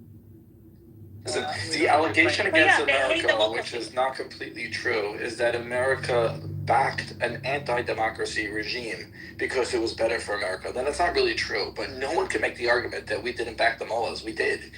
To say thank you, 6 months later they took our embassy workers hostage. But they should not have a beef with America. America worked with them up until they turned against us. I'm not supporting the IRGC, or like I can really care less if it would be good if the IRGC was taken out. I'm not even. That's not it. But can you see a benefit to America if the IRGC is gone? Well, it'd be more peaceful in the region. No, not in the region directly. But that affects us, because what happens there affects us. Yeah, but apart from the region directly, can you see any reason why the USA would benefit itself by taking the IRGC down? Not really, no. No? No terrorist cells in your country? They don't really do that in the U.S. No interference of Iran. You do know they try to murder. That's usually Sunni Muslims that do this. No Americans. Wait. You do know that Americans slaughtered by Hezbollah, who are financed by the IRGC. You see definitely zero connections that benefit the U.S. What about where does Hezbollah attack outside of Iraq? Where did they attack us? Lebanon. Well, they attacked us in Lebanon. They killed 250 Marines. And that was how many decades ago? Who cares? Like, you forgive them now? It's over? 2? What? It was the 80s. Once again, I don't know. 4. Once again, they tried to murder Trump. They tried to murder Trump. That's okay. Yeah, they actually I'm not saying it is. claim responsibility. According to Tucker Carlson, we should nuke him for that. Well, I'm not saying that they. Once again, I'm not making the position that they're bad, that they're good, or that it wouldn't be best with them not in power. But she asked me the question, what is good for the United States and terrorism? I'm sorry, they aren't really committing terrorism on us. Because you're making the claim. You're making the claim that if the U.S. gets into Iran, it'll be because Israel is making them. No, they can't make us do anything. Well, that was your claim initially. No, I'm saying no. It's obviously it's Israel that's pushing for this, and of course the Zionist Americans, for sure. Dude, I don't know. I don't even know what to say. Really, I think you have things like so twisted. Wait, so I'm just curious. If there's another free nation on the planet, some of which the people themselves that are completely opposed to the regime oppressing them are some of the most productive people of any country that they go to. I mean, like, it's they're doctors. These are people who come from Western. They're like Westerners. Having that sort of country be free for these people to flourish in, would that not be in America's interest? That in particular, probably not. Yeah, no, Simon. I mean, America is not a charity. They're not charity nuns. I mean, it's not because of that. If they intervene in Iran, it's not going to be because they want the Iranian people to flourish. No, it will be because of self-interest. It's not about you're charity. Removing terrorists. It will be because you're removing some of the most dangerous terrorists. Yeah, well, the IRGC is funding all of these terrorist groups. These terrorist groups are also infiltrating not only the USA, but also the backyard of the USA, which are all our Latin American countries. Yeah, but starting with Venezuela. So Iran is expanding its circle of influence, to Latin America, and so all of these people are being funded by Iran. I am sure that the U.S. has got so many sleeping cells right now, terrorist cells, that will go up at some point. I got a question, man. Yeah, but my point was just to illustrate that what's funny about we're not talking about just random poor nothing burger people. We're talking about people who are Westerners who are being oppressed by terrorists threatening. They're not Westerners. One of the freest countries. Iranians are Westerners. No, they're not. Yeah, they're Westerners. Oh my God. Have you listened to Iranians speak? Yes, they're still not considered the Western world. I'm not saying that They had Western values prior to the Yeah, they revolution. would have Western values, but they're not part of the Western world, just like Latin America is not the Western world. We're Westernized, but we're not the Western world. I know, I'm not saying that they're Western. I have a question from the Western world. to your In any point. case, Simon, it's not charity. It's not about the people. I didn't say that it's charity. I said you're taking out one of the most dangerous terrorist organizations on the planet. Yes, but they're not going to do it just because they don't go and take down the North Korean regime, which is also could be considered a terrorist regime. It's because it directly. You're saying that they're doing it because it's a terrorist regime. It's not because of that. It's because they have interest in it. Anyway, No, aren't the talks limited to the nuclear program, or are they also expanded to include funding for external terrorist groups? I think it's everything, and I think the nuclear program is what they're using to justify. No, I think it's almost all the nuclear shit.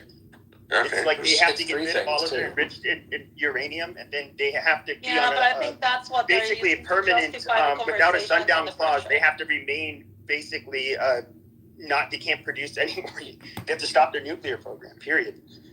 Yeah, but it's also ballistics because they have intercontinentals. So it is actually to the point where now Iran from China has certain ICBMs. It's beyond. Reach the United States, forget Europe. Well, not at this point, but Europe, yes. Actually, yeah, no, they Iran also. Yes, I did the math. Iran also has got a. Sure, they'll reach here because we don't have forces that could shoot them down, right? But Iran also has operations in Venezuela. Do you know how long it takes for a missile to be launched from Venezuela and hit Miami? How long? 22 years. We would know the moment they said well before.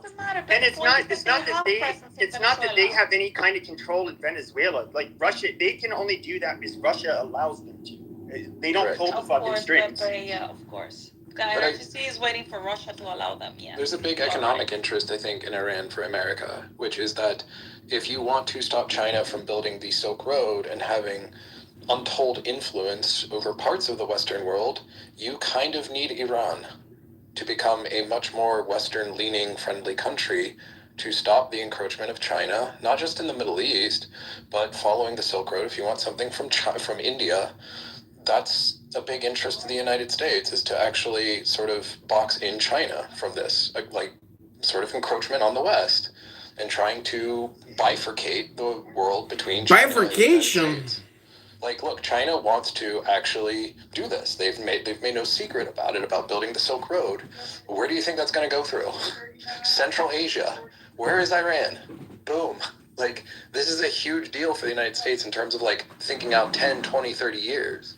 Economically, it's a big deal for the United States too. Iran has a pretty decent amount of minerals. And maybe I am wrong, but I think that a lot of these arguments are very short-sighted.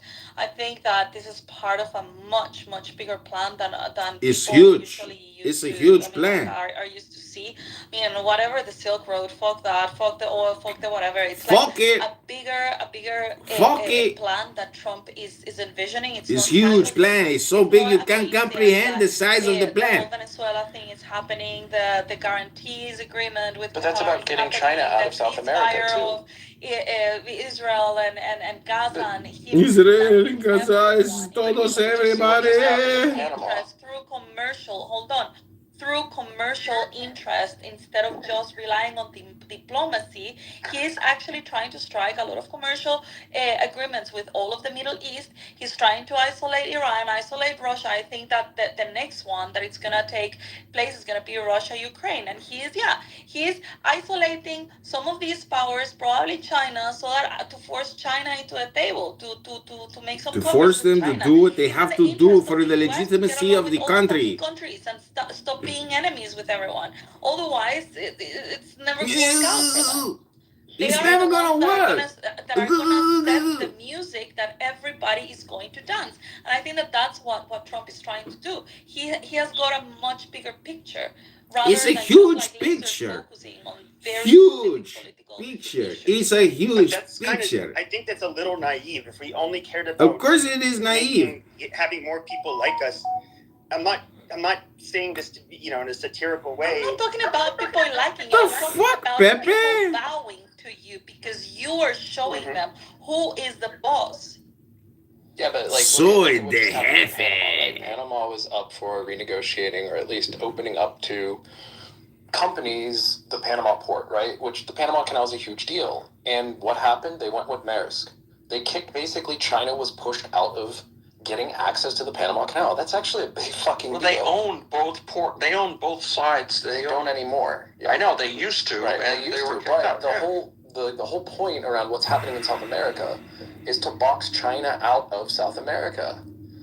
China is not a friend of the United States. I'm sorry to tell anybody here who has other illusions. It's not a friend. Our largest strategic. It's not a friend. It's not a friend, my friend. My friend is not a friend. Minerals on this earth.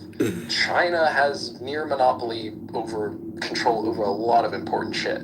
And that's not acceptable to the United States, not acceptable to the Western world. And Iran would be kind of getting a foothold in that part of the world to control China. Same with South America. China. Very smart strategic. We're lucky we have Trump right now. It's the underpinning of their Belt and Road Initiative. Exactly. They call the Belt Initiative, yeah. Belt and whatever. Road, yeah. Yes, but like, sure, but like they already have tons of influence in Africa, right? Like, basically mining the shit out of Africa. Like, it's pretty dismal. What's he doing? Yeah, I've been explaining to him. I'm going to do it once, he said, because I don't give a fuck what most people think. So I do care what you think. So here's the deal. When we went off the gold standard in '72, the petrodollar became the global standard. And I do agree with you that Trump is wanting to commercialize, and I don't want to say westernize, but develop commercial underpinnings in that part of the world as part of an overall strategy to control the oil so that we never lose the status of our currency globally. Because once that happens, then America's in big trouble. And I know Trump knows that. So the only reason why we give a fuck about Iran is the oil in the long run. Now, obviously, the points that Sir makes about the Belt and Road, and the Belt and Road is a pretty clever strategy by the Chinese to, resource their country. They are 4 times bigger in the number of people, and if you just scale that up, they could be, 4 times bigger than the United States, theoretically, if they had the right economic system. So they do have an internal demand for all the raw materials in Africa and all the energy in the Middle East, that if they ever got their hands on it, that would, give them the power to Los carteles son frijoles. fuck America in a way that we've never seen. So it all comes down to who has the global currency in terms of our lifetime. Because the minute we go to double-digit interest rates on our internal debt, this country's screwed, and you know it, and I know it. So where Trump is masterful is he's isolating our enemies. He's basically, to Sir's point, he showed China day one in the office that, look, motherfucker, we're going to control the Panama Canal because you don't have enough. You can make enough boats, but they can't get the Panama to defend your interests, so good luck. And then now he's fucking Venezuela over. We're going to wind up getting a lot of oil out of that deal. And basically what it's going to come down to is, can Russia supply the other side, our I don't want to say frenemies, but our enemies, enough oil to keep their economies afloat? If Trump succeeds with his global sort of, what they call it, the Marshall, what do they have a name for it? The Marshall Plan? They had a name for it. I'm trying to think what Is that after World War II? Yeah, but there's been some memization of Trump's plan, the equivalent to the Marshall Plan, but he's basically dividing and conquer one at a time. And I do believe he is clever enough to use, to realize you just can't base it on oil. And what he's just saying around, developing friendships to live part of it. But we cannot afford to ever lose control of the oil as long as oil is the predominant energy source, which now that AI's come along, we will have at least another 100 years of hydrocarbon production in the world.